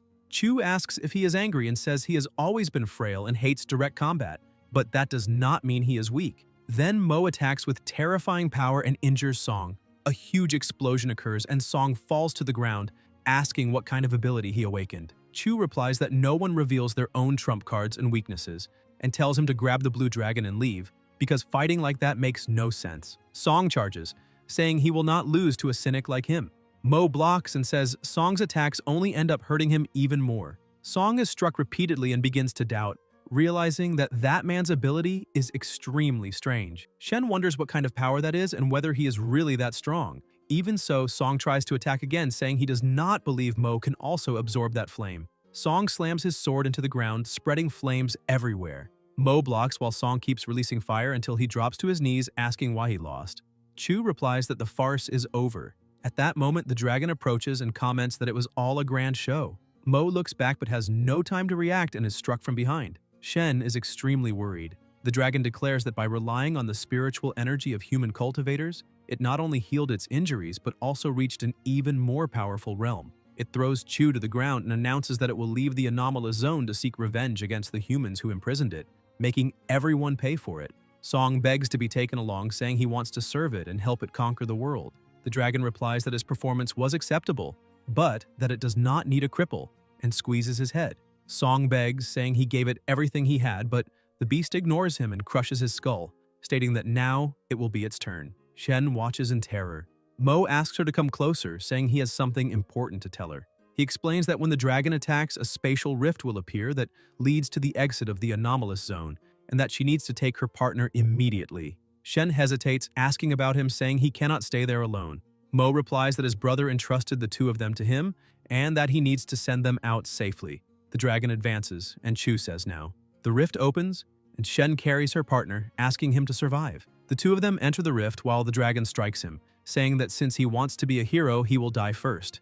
Mo asks if it really thinks it will be that easy to kill him. Elsewhere, the protagonist comments that he is exhausted and that it is very heavy until he notices his partners and asks what happened. Shen explains that Mo was severely injured by a powerful dragon while protecting them. Lin concludes that the blue dragon escaped and orders them to leave with the crystal. Yue says she will go with him and asks if the dragon has already reached the Iron Vein realm. Tian tells them not to worry, saying that he himself will bring it back.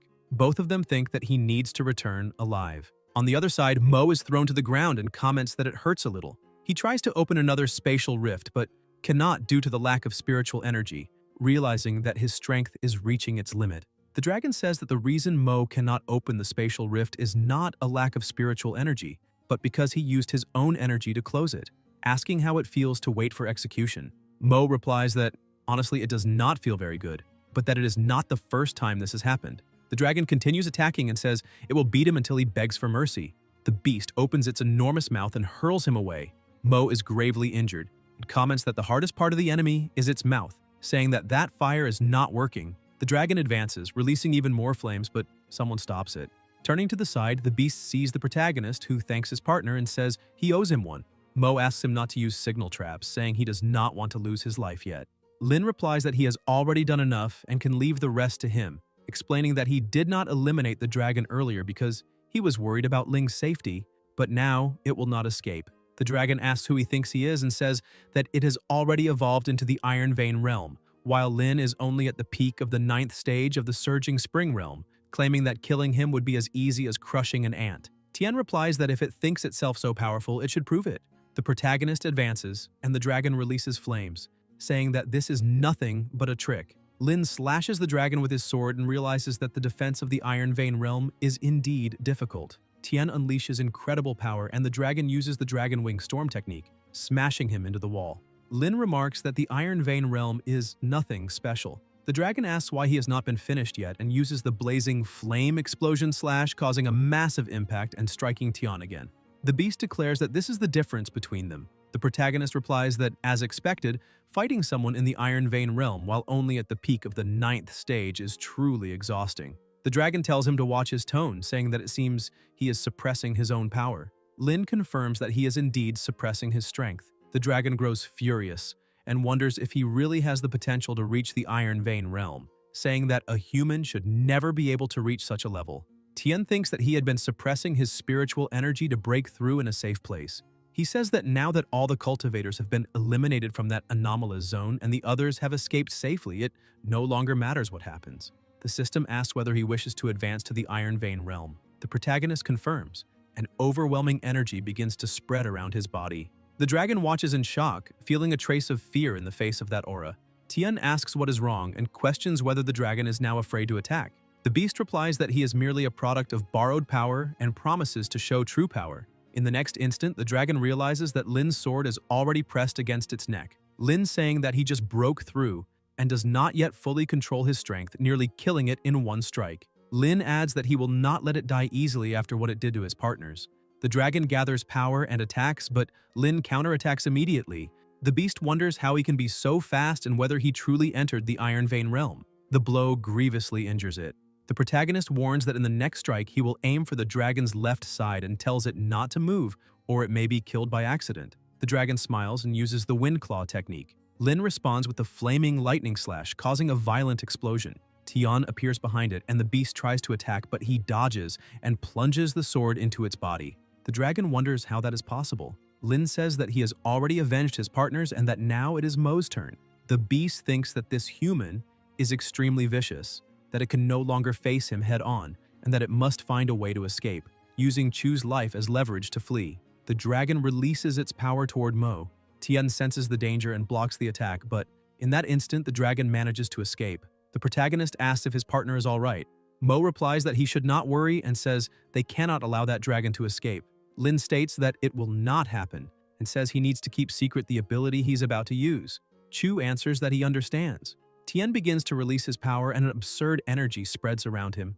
Mo wonders if that is the true power of the Iron Vein realm, and whether Lin truly possesses spiritual energy of 3 attributes. The protagonist channels his energy into the sword and unleashes a terrifying, extremely violent power. The dragon wonders what kind of aura that is, only to be struck head-on, plasma scattering through the air. The dragon is finished. Mo watches in shock, thinking that it is terrifyingly powerful, wondering if that is truly the strength one can reach in the Iron Vein realm, and whether Lin has fully entered that level. The protagonist replies that, in truth, Mo is also very capable, and says he did not expect him to push the blue dragon into such desperation. He says that Chu clearly possesses enormous power and asks why he pretended to be weak outside. Mo explains that he was afraid of losing control because the ability he awakened is spatial cutting, an uncontrollable power with unimaginable damage. Lin says that this is immense power and must be used with caution, but adds that if he can master it, he will be able to use it to protect people. Elsewhere, a voice reports that the blue dragon inside the anomalous zone evolved into the Iron Vein realm, and that Lin and Mo are fighting to hold it back. The commander is shocked and asks if there really is a dragon, and what happened to the other cultivators. Shen replies that all of them were killed by the blue dragon. The commander is stunned, recalling that they were cultivators around the 7th stage of the Surging Spring realm. Yue explains that the blue dragon evolved into the Iron Vein realm, and that its power far exceeds imagination. The commander asks what kind of existence that realm is. Shen insists that they must immediately organize a team to enter the anomalous zone and support Lin. Otherwise, the consequences will be unimaginable. Yue agrees and says that if they do not act quickly, the two of them may lose their lives inside. The commander states that he will organize an elite team immediately. In front of the cave, soldiers gather and orders are given to check ammunition and reconfirm tactical plans. The captain warns that they absolutely cannot allow the blue dragon to enter the outside world. At that moment, the protagonist approaches carrying Mo. Shen says that him being alive is great news. Yue asks if Lin is injured. He replies that he is fine and tells them not to worry, then asks why there are so many soldiers there. Shen explains that they came to help eliminate the blue dragon. Tian calmly replies that this is no longer necessary. He states that the blue dragon has already been killed. Everyone is shocked and asks if he truly defeated an Iron Vein realm blue dragon. The protagonist confirms and says that there is no more danger inside the anomalous zone. He adds that they can enter to check for survivors and that the dragon's body is inside, no longer posing any threat. After hearing this, the commander orders the soldiers to enter the anomalous zone to search for survivors. Soon after, he sees something and asks what that is. Ahead lies the body of a defeated dragon. The soldiers are stunned, saying it is the first time they have seen a dragon and commenting that Lin is absurdly strong. They say that the traces of the battle are more terrifying than nuclear weapons. The commander thinks that Tian truly killed an Iron Vein realm dragon, something he believed existed only in novels. He then orders them to search for survivors and provide immediate aid to anyone alive. Later at the hospital, Mo is being treated by nurses, who say that the wound was handled correctly, that there was no major loss of plasma, and that there is no immediate risk to his life. The protagonist asks how he is feeling. Mo replies not to worry, saying he will not be finished anytime soon and asks them to keep his strength secret for now. Lin replies that he understands and says that since he does not want it publicized, he will not tell anyone either. Chu thanks him. Tian comments that since Mo is out of danger, he will go check on Ling's parents. On the other side of the hospital, the protagonist asks how the research is progressing. The director becomes excited when he sees him, and Yue replies that they still have not found a way to break the crystal. Liu says that the crystalline seal is extremely resilient, that they have already tried several methods, but seem unable to break its structure. Lin thinks that he remembers the system warning that once he reached the Iron Vein realm, he would be able to absorb the power of that rune. And now that he has finally reached that realm, it is a good moment to try. He says that he can attempt to open the crystal and asks everyone except Yue to leave for now. The director replies that he understands and leaves together with the doctors. Ling asks what he is planning to do and whether he needs help with anything. The protagonist replies that inside that crystal there is an extremely powerful sealed energy, highly unstable, and that it is precisely because of it that the crystal became so strong. He explains that he intends to absorb that energy and guide it entirely into his own body through spiritual energy, and that in this way the crystal's seal will be broken. Yue asks whether he is really going to absorb that energy and whether it will not harm him, saying that that power is far too immense and questioning whether he can withstand it. Lin tells her not to worry, stating that this amount of energy is nothing to him. However, through this situation, he realizes that his growth is still very slow, and that the dangers they will face next may be something he might not be able to endure easily. Ling thinks that he is advancing far too quickly since it has only been a few months since they met and he has already reached the Iron Vein realm. The protagonist says that while he absorbs the energy contained within that crystal, he plans to simultaneously transfer part of his spiritual energy to her in order to increase her strength and prepare her for future risks. Yue asks if he is going to transfer spiritual energy and wonders whether he has once again awakened Ice Attribute spiritual energy. Lin replies that he has not, saying that he only possesses thunder, fire, and light spiritual energy. Ling then asks how he intends to transfer it to her, stating that her body simply cannot withstand spiritual energy of other attributes. The system congratulates the host for successfully evolving to the Iron Vein realm and sends the rewards, among them a spiritual energy pill which, once consumed, grants a new spiritual energy attribute to the body. The protagonist tells his partner not to worry, saying that he has just found a perfect treasure for her in the anomalous zone, and Yue asks what it is. Lin shows the item, and she questions whether it is not the spiritual energy pill mentioned in ancient texts, explaining that this type of pill is extremely precious, and, according to records, could only be refined by alchemists of antiquity, being impossible to find something like that in the present day. Tian comments that since she recognized it, there is no need for further explanation and tells her to swallow it right away. Yue refuses, stating that the item is far too valuable and that she cannot accept it, suggesting that he keep it for himself because it will certainly be useful in the future. The protagonist tells her not to overthink it, says that there are many ways to become stronger and that he does not need this pill, also explaining that she must take it because it is the only way for her to withstand the power that is about to come without suffering consequences, otherwise her body would not be able to handle it. Yue finally agrees, says that it is fine and accepts it, swallowing the pill while commenting that the spiritual energy is so powerful that she feels her body at its limit. Plasma begins to trickle from her mouth as an intense energy envelops her entire body. Lin tells her to calm down and not resist the flow of spiritual energy, stating that he will help her guide that power. Yue lowers her head, and Tian begins to emit lightning while extending his hand toward her, particles moving all around. She asks what he is doing, and the protagonist replies that from that day onward, she has also become a dual attribute cultivator. Yue widens her eyes, wondering internally whether he is truly capable of turning her into someone with two attributes, while the lightning continues to fill the area. Lin touches the ice stone and then touches her, stating that from that moment on, that power belongs to her. Then Tian enters his house and finds Shen waiting for him, who welcomes him and asks whether Ling's parents were rescued. The protagonist replies that yes, they are in a coma at the hospital and should wake up in a few days. Shen asks about Yue, and Lin explains that she is fine, but has just awakened a new ability, which is why the hospital recommended observation to check for possible side effects. Shen asks what this new ability is and which attribute was awakened, and Tian replies that she can ask Yue directly because he will not say anything else.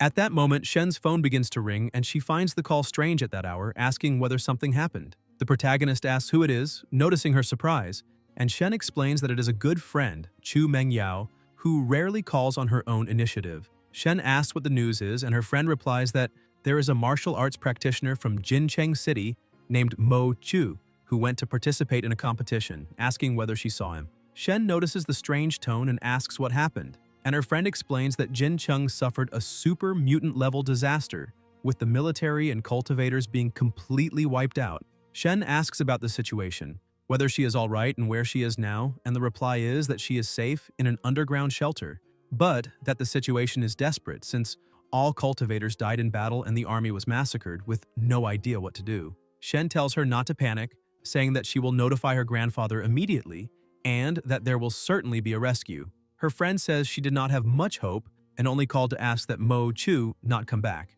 because he is far too weak to survive, stating that she will live with her from now on since Jincheng has turned into hell. Shen calls her partner over, and the protagonist comments that the time needed to resolve the crisis in Jincheng depends only on how long it will take to get there by plane. Shen assures her that she will do everything possible to rescue her. Her friend thanks her, and the call ends. Lin tells her not to worry, says that he will handle everything personally, and asks her to prepare a helicopter because he intends to find Mo Chu and discuss a specific action plan with him. Shen replies that she will make the preparations immediately. At the hospital, Mo Chu is drinking water when Tian appears, asking whether he has recovered enough. Chu replies that he cannot take much more and fears that his time is running out, commenting that the nurse in black stockings who examined him earlier said something similar. The protagonist then reveals that Jincheng was attacked by a super mutant-level disaster, that almost all cultivators and the city's army were annihilated, and that Shen's best friend, Chu Mengyao, called asking for help.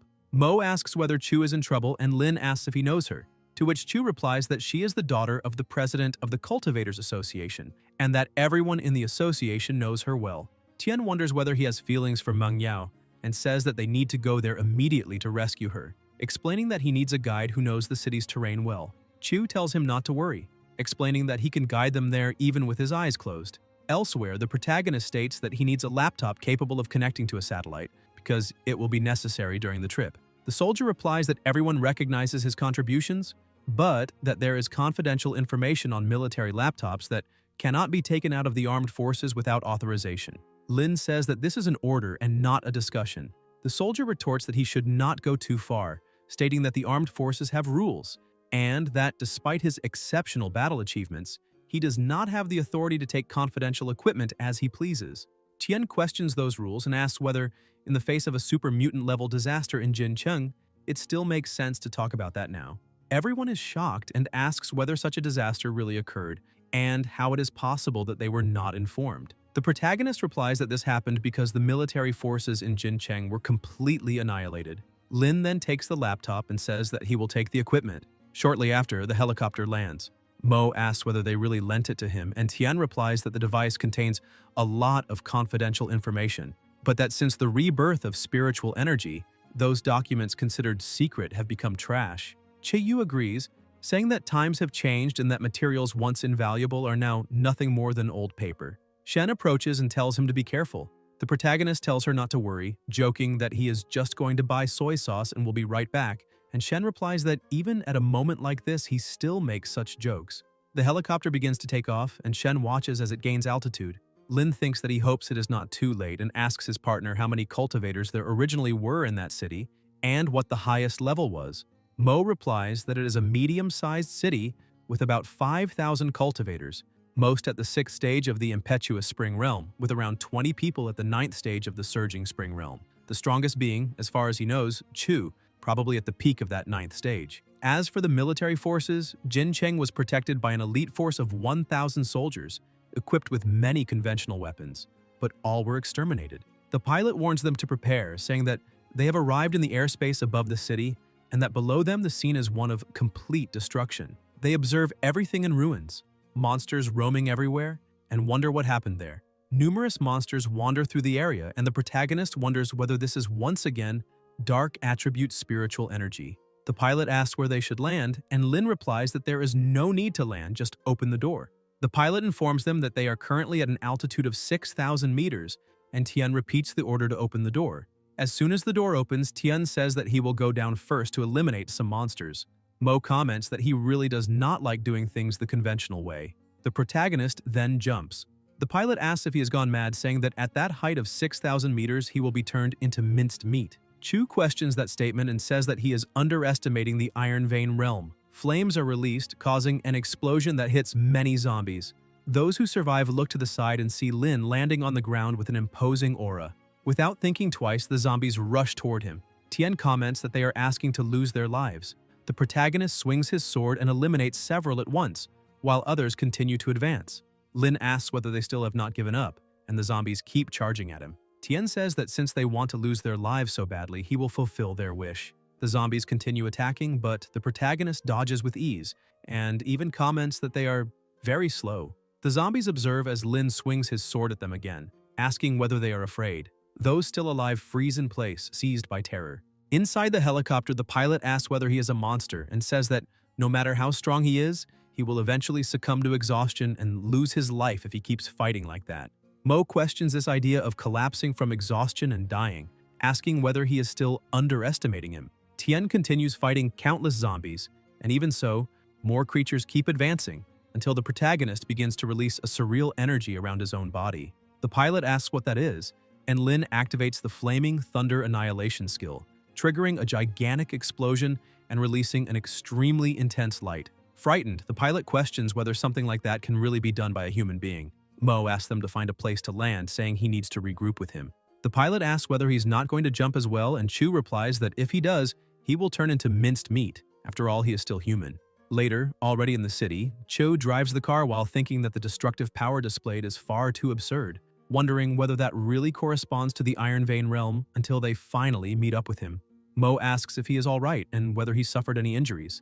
And Tian gets into the car saying that those monsters were not enough to force him to use his true strength, telling them to get straight to the point. He asks for the exact location of the shelter mentioned by Chu, and Chu explains that it is on the outskirts of the city.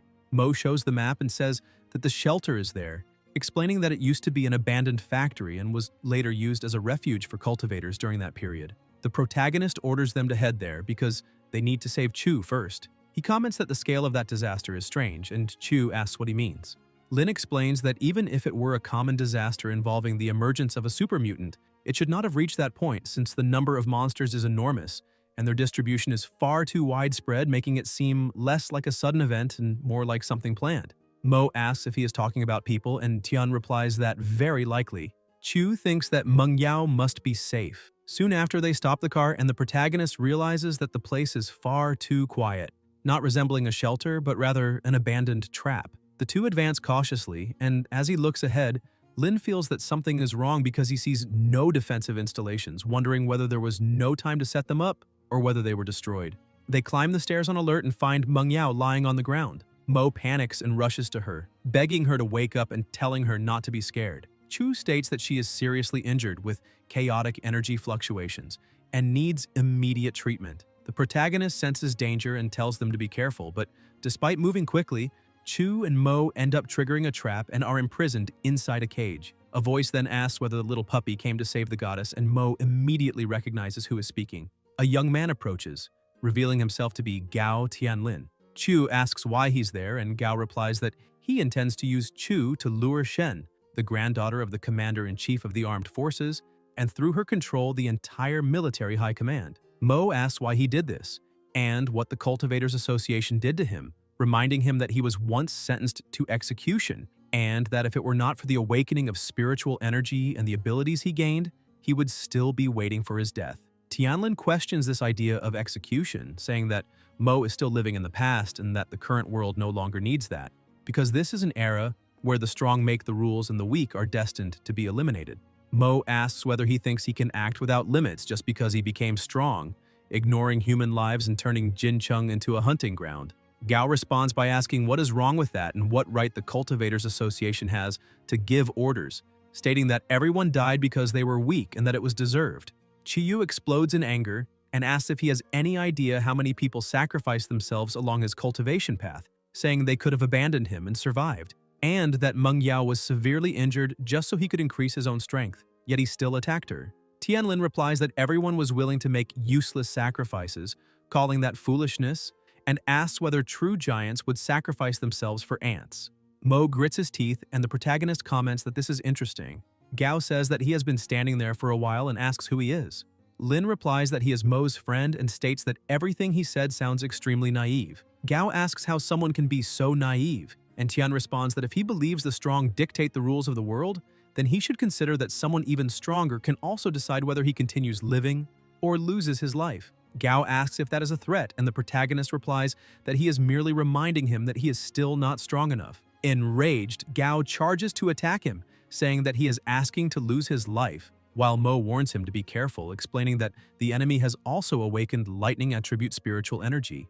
Lin draws his sword and counterattacks, making Gao's eyes widen in shock, as the system notifies that powerful lightning attribute spiritual energy has been detected, and that after absorbing it, the host's lightning attribute can be increased. Tian remarks that he did not expect to receive an unexpected bonus, moves his sword and orders Mo to take Meng Yao and leave first. Mo says he does not understand why, but his abilities are not activating, and Gao laughs, saying he would not let them escape so easily, explaining that the iron cage is made of special materials designed to imprison cultivators, rendering those inside as weak as ordinary people. Lin tells him to come down from there. Chu is confused, and Tian says he will test just how durable that cage really is. With a single sword movement, he cuts the structure apart, leaving Mo stunned and Gao filled with rage. Chu picks Chu up in his arms and says that once he gets her to safety, he will come back to help, but Lin states that he would only get in the way. Mo then escapes with her through the opening. Gao complains that he talks too much and asks if he thinks he can do whatever he wants in front of him. And Tian replies that he is simply stating a fact, that he is still not qualified. Gao tells him not to think himself invincible just because he destroyed a cage and releases all of his power, declaring that he will now show the strength of a true cultivator. He charges at high speed, but the protagonist observes and dodges easily, commenting that he does have some skill. Gao asks how long he thinks he can keep dodging, and unleashes a barrage of attacks, taunting him, and saying that before he was arrogant, but now he cannot even fight back. Lin continues evading effortlessly, and Gao keeps provoking him, saying that now he is the one being beaten. Tian comments that this is disappointing and asks if that is all the strength he has. Furious, Gao releases even more intense energy and declares that he will show the power of a specialist at the peak of the 9th stage of the Spring Source realm, attacking with everything he has, yet Lin still dodges calmly and says that he is far too slow. Gao shouts for him to take the attack, explosions resound, and Tian says that he has strength but no brain, explaining that now he will show the enormous difference between the two of them. The protagonist advances instantly, declares that it is over, and releases a terrifying power, striking Gao head-on and filling him with fear. Gao asks how that is possible, stating that he is at the peak of the 9th stage of the Spring Source realm, and Tian asks whether that level is really that high. Gao asks if he is also at that stage, saying he does not feel any powerful aura coming from him, and the protagonist replies that he was before, but now he is at the 1st stage of the Iron Vein realm. Gao repeats the name of that realm in shock and asks if he really reached it, while Lin asks whether he is afraid. Gao then begins to beg, saying he was wrong, that he was blind before, asking them to spare his life and promising absolute loyalty. Tian replies that the strong command and the weak obey, asking whether he did not say exactly that to Mo a short while ago, and questioning why now, having become the weakest, he wants the rules to change. Gao claims that he is not the mastermind, that he was forced and merely following orders, and the protagonist asks whether he was not the strongest cultivator in the city. Gao answers that he was not, explaining that the true strongest is someone else, that the entire crisis was that person's plan, that he does not care about the city, and that everything was nothing more than a test. Lin asks about experiments and whether he is treating the lives of the city as experimental material, and Gao confirms, saying that he does not care about anyone, not even the military, who are just pawns in a game. Tian asks whether he then knows that person's level of strength, and Gao replies that it is a cultivator at the 3rd stage of the Iron Vein realm. The protagonist says that he understands, and Gao asks if he is not going to kill him. Lin then raises his sword and Gao begs him to wait, saying that he has already told everything he knows and that they promised to let him go. Tian asks when he ever promised anything, and at what point he said he would let him live, and Gao insists that he cannot kill him, but the protagonist delivers the finishing blow, making Gao realize he truly is about to be executed. Lin remarks that with the rebirth of spiritual energy on Earth, the rules of the world did indeed change, but regardless of that, anyone who does wrong still has to be punished. Gao asks who he thinks he is, asking if he believes he is the embodiment of justice, calling him an idiot for thinking he can win without knowing who the real opponent is, claiming that he will lose his life soon, and that he is no match for someone at the 3rd stage of the Iron Vein realm, asking if he really thinks he can win. Tian replies that he does not need to worry about that because he will soon be alongside him, and Gao is decisively executed. The system notifies that lightning attributes spiritual energy has been detected, and asks if he wishes to absorb it as Gao collapses to the ground and the energy begins to leak from his body, being absorbed by the protagonist. The system then reports that the level of lightning attributes spiritual energy has increased, reaching level 2, and Lin observes, saying that this is already the strength corresponding to the second stage of the Iron Vein realm. Outside, Tian meets up with his partner, and Mo asks if he is alright and where Gao is, receiving the answer that there is nothing to worry about because he has already been killed. Chu is surprised and comments that he died far too quickly, even though he was at the peak of the 9th stage of the Spring Source realm. And Lin explains that once someone reaches the Iron Vein realm, they can kill that level just as easily, then asks whether the person dear to him is safe now, and comments that he was unusually agitated when he saw her faint, since he is normally cowardly and would not put himself in front of anyone. Tian asks how she is, and Mo replies that her vital signs are relatively stable, but that her consciousness was sealed by dark spiritual energy, and if the seal is not removed quickly, she may enter a vegetative state. The protagonist tells him not to worry, explaining that lightning attribute energy neutralizes negative spiritual energy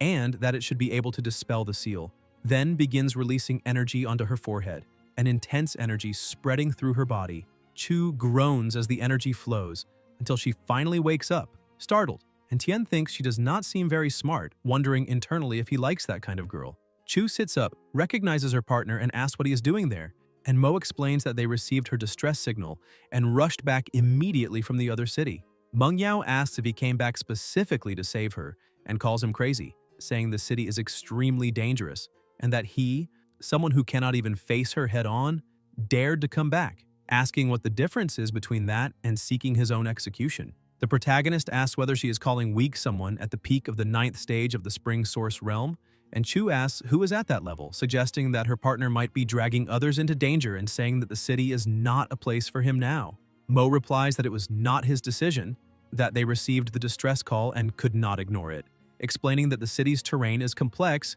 and that he only knows the roads, which is why he had to guide them. Meng Yao confirms with him, and Chu says it is true, and she concludes that since it already happened, there is no point blaming him, saying that she does not know the name of his friend, but thanks him for risking himself to come rescue her together with that idiot. The protagonist realizes she also seems to have feelings for his partner and says it was nothing more than a small favor, while Meng Yao insists they need to leave immediately because if they wait any longer, they will not be able to escape.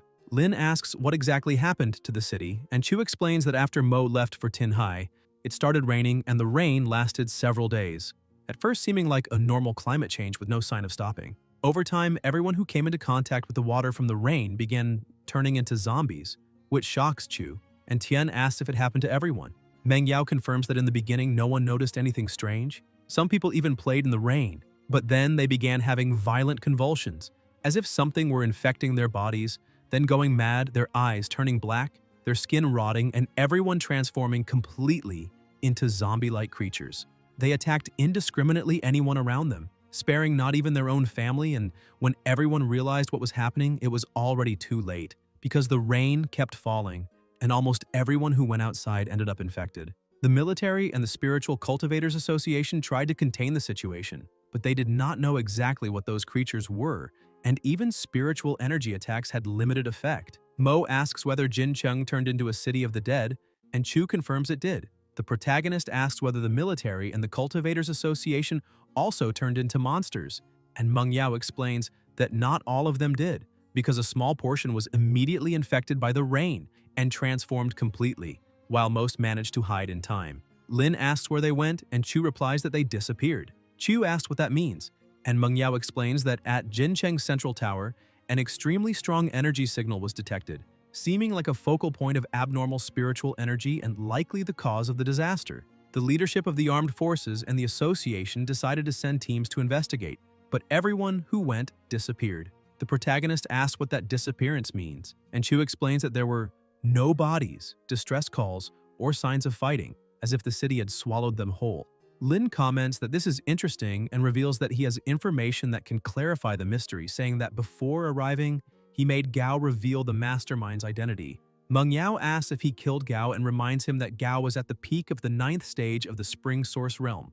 Tian explains that before dying, Gao said that the anomaly in Yuching was not an accident, but something caused by a human, and that the person responsible is at least a cultivator at the third stage of the Iron Vein realm. Chu asks how that is possible, saying that Gao was the strongest in the city, and Mo agrees, asking if he did not lie to save his own life. The protagonist replies that Gao had no reason to lie at that moment, so they should all think about it. Suddenly, Meng Yao notices something and warns that it is raining, urging them to leave quickly because the rain is starting again. They head for the car and Lin senses someone's presence. Thinking the true enemy may have noticed his subordinate's death and come personally, Mo tells him to get in the car, and Tian comments that he already said there was a cultivator at the third stage of the Iron Vein realm. Someone taps his shoulder. Chu warns him to be careful, and the protagonist asks if he is the one responsible for the Yuching disaster, then strikes him and sends him flying with a single blow. Mo is shocked and realizes it is someone from the armed forces with a terrifying aura. Tian watches but cannot see the enemy clearly until an absurd energy approaches from behind, confirming it is the third stage cultivator. Mo shouts a warning, the protagonist reacts, and Chu activates his spatial generation ability, allowing Lin to barely escape and get into the car, while Mo floors the accelerator and asks what exactly that is. Chu says the monster has still not been killed, and the energy transforms into a leopard that begins chasing the car. Chu watches and asks if it can really transform, while Tian asks where the signal tower is. Meng Yao finds the question strange, and the protagonist explains that that rabid dog was sent by the third stage cultivator to hunt them, that he is the true one behind everything, and that if they kill him, both the anomaly and the pursuit will end. Chu asks if he has gone crazy and reminds him the enemy is at the third stage of the Iron Vein realm, but Lin tells them to keep going about 15 kilometers along that road, then turn left at the commercial area where the signal tower can be seen near the buildings. The car speeds on as the beast keeps pursuing until they announce they have arrived. The vehicle stops, the creature leaps, and the protagonist moves in an instant, attacks, and kills the beast. Lin then orders his partner to take Chu and leave Yuching immediately. Mo insists on fighting at his side, but Tian tells him to stop being reckless, take Chu and leave, explaining that against a third stage Iron Vein realm cultivator, they would only be a burden. Chu says he needs to come back alive. They move away from the area, and Mo thinks that if he were stronger, he would never have let his partner face such danger alone as the car disappears into the distance. The third stage cultivator arrives at the site, the energy begins to churn, and the beast rises once again. The protagonist senses it and decides to intervene, charging forward to strike it head-on and driving it back before advancing again. The surrounding energy starts to distort, and a little girl appears in the middle of it, crying out for help. The protagonist states that it is nothing more than a trivial illusion, and, without hesitation, attacks, striking her directly. The girl screams as he continues releasing his power, unleashing violent lightning until she is completely destroyed. He comments that now he will see how strong a cultivator of the third stage of the Iron Vein realm truly is. Then he opens a passage and walks toward a reservoir of liquid filled with a terrifying energy, observing it for a moment and realizing that this water is the same rain that previously created the monsters. A man approaches, saying he did not expect to encounter a specialist at the second stage of the Iron Vein realm and that the execution of Gao, a useless man, was more than deserved. Tian asks if the Yuching disaster was his doing, and the man confirms it, introducing himself as Jiang Tiancheng, a cultivator at the third stage of the Iron Vein realm. He explains that the pool contains spiritual water formed from corrupted resentment and the spiritual energy of tens of thousands of people in the city. He claims that under his will, this water can create all kinds of immortal and indestructible creatures, because he is the god of that land. He adds that in the era of the resurgence of spiritual energy, very few reach this level and proposes that they join forces, offering him the position of second in command beneath only himself. He promises absolute power, infinite wealth, and beautiful women, and together they would reshape the order of the world. The protagonist asks if he has finished spouting nonsense, stares at him, and begins gathering energy while Tiancheng releases an oppressive aura. The two collide in devastating exchanges, and Tian moves at high speed to counterattack. Tiancheng praises his initiative and declares that since the offer was refused, he will lose his life there. The black water rises and begins to move, and the protagonist understands that all those who disappeared were refined and transformed into that dark liquid. Jiang orders him to die under the dominion of his army, and Lin replies that he will free them all soon, advancing with his sword and causing a colossal impact. Furious, Tiancheng vows to tear him apart and unleashes an overwhelming attack, but the protagonist narrowly dodges, questioning whether that energy can truly suppress the thunder flame. Jiang asks if he is afraid and warns him not to think of fleeing, as he intends to torture him to the end, releasing even more power.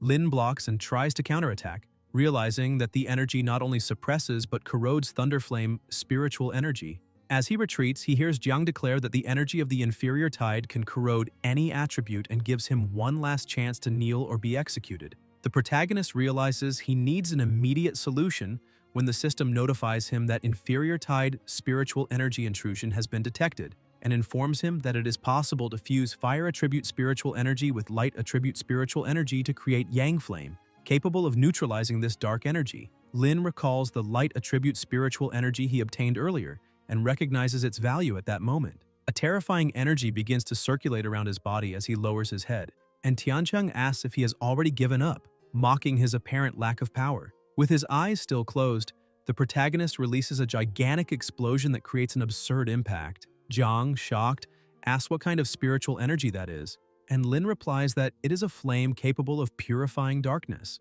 Tiancheng insists that it is impossible, claiming that no one can purify his spiritual energy, and tries to advance again but is blocked, hearing that if he has no other tricks, this farce is about to end. Enraged, Jiang declares that a mere second-stage Iron Vein cultivator dares to face him like this, and announces that he will now show his true power, changing his appearance and saying he did not want to use that move but was forced to.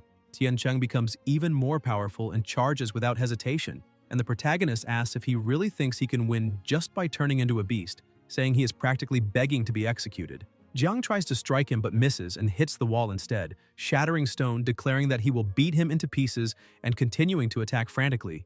Then, he raises his head and releases an enormous amount of power from his mouth, until suddenly a light appears, which is actually an attack from the protagonist that strikes Jiang. Lin remains unscathed and comments that if that is all the strength he has, then he should lose his life right there. Tian advances again and Tiancheng screams that this is impossible, that his black water cannot be purified, but an explosion occurs and Jiang changes appearance once more. The protagonist asks if that is his true body, and Tiancheng replies that he never imagined being pushed this far, confirming that he abandoned his human body long ago when he evolved into a higher life form. He claims that he will now show the full power of a cultivator at the third stage of the Iron Vein realm, and that he has become truly invincible. Lin questions this supposed invincibility and whether he truly knows who he is facing, then releases a completely overwhelming power.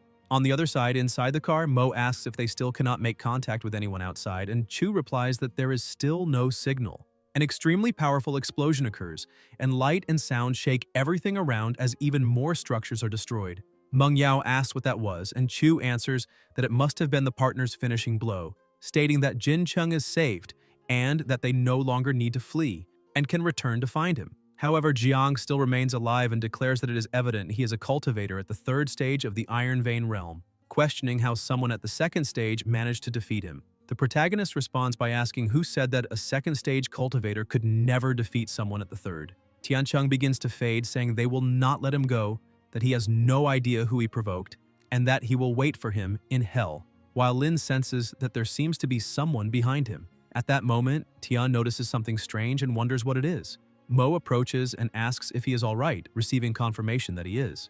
Chu watches in shock, wondering internally how strong that man is and whether a human can truly reach such an absurd level of destructive power. Lin explains that he has just dealt with the one responsible for the Jincheng disaster, saying his name is Jiang, and asks if she has heard of him. Meng Yao is stunned upon hearing the name and says it is impossible, stating that Jiang was already executed and asking how he could still be alive. Tian asks what she means and whether she knows him, and Chu explains that before the resurgence of spiritual energy, Jiang was a condemned man executed for more than a dozen heinous crimes, and that she herself served in the military and personally witnessed his execution on the day the spiritual energy resurfaced, so he should have died long ago. Tian remarks that apparently he truly was at the end, and that it would not be wrong to say he was executed once again, then shows that after his death he found an object at the site and asks if that was what brought him back. Meng Yao recognizes the symbol and says it is the mark of the Church of the Dawn. Lin asks what this Church of the Dawn is, and Chu explains that in the early days of the resurgence of spiritual energy, a group of cultivators with congenital mutations secretly formed this organization. They believed that the mutation of spiritual energy represented the ultimate evolution of humanity, and that ordinary people were merely a burden, aiming to establish a new order ruled by the strong based on the law of the jungle. Tien concludes that in any case, the specialist at the third stage of the Iron Vein realm has been executed, and that the Jincheng crisis can be considered resolved, saying they can discuss these conspiracies another time, because he has not slept for an entire day and needs to go back to rest. Meng Yao thanks them for saving their lives and tells her partner to hurry up and give proper thanks, while the protagonist replies that it was nothing, just a small favor for someone who asked for help. Chu asks who asked, and Lin answers that someone knew she was in danger and ignored his own injuries. Meng Yao asks if he is injured and when that happened, and Mo becomes embarrassed, explaining that it was her best friend and asking if she does not remember the call asking for help. Chu then realizes she completely forgot to call and say that they were safe. On another day, in another place, soldiers are gathered and a voice announces that on the previous morning, Jin Chung suffered an unprecedented spiritual energy pollution, resulting in a dark disaster. The investigation revealed that the incident left more than 80% of Jin Cheng's urban areas in an uncontrollable state, with civilian casualties far exceeding acceptable limits, and the commander asks how the cleanup efforts in the city are progressing. A soldier stands and reports that the main roads have already been cleared, and that citizens who were trapped by the zombies managed to return to their homes. And the commander states that the relatively low losses only occurred thanks to Lin. The soldiers agree and comment that if Brother Lin had arrived even a little later, they cannot even imagine how many lives would have been lost, because before they believed he was only a bit stronger than the others, but now it is clear that his strength is on an entirely different level. The commander slams the table and says that the Jin Chung disaster served as a warning, because even without understanding how the Church of the Dawn managed to resurrect the deceased Jiang and turn him into a cultivator at the third stage of the Iron Vein realm, it is evident that they possess a hidden power beyond imagination. He orders the military to intensify surveillance of the Church of the Dawn, especially in the city of Sibai, and determines that the Spiritual Energy Association must fully cooperate with the operations.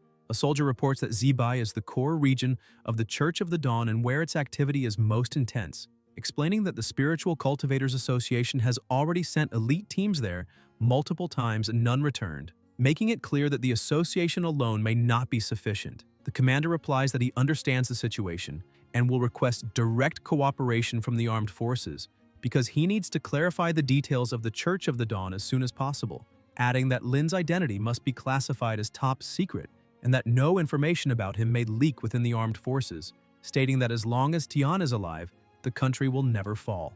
At night, inside a house, the protagonist carries several boxes and asks his partner how many delivery orders she placed, while Shen raises her glass and proposes a toast to her husband, hugging him, and Lin comments on how much she has already drunk, saying she smells of alcohol and deciding not to argue with her in that state.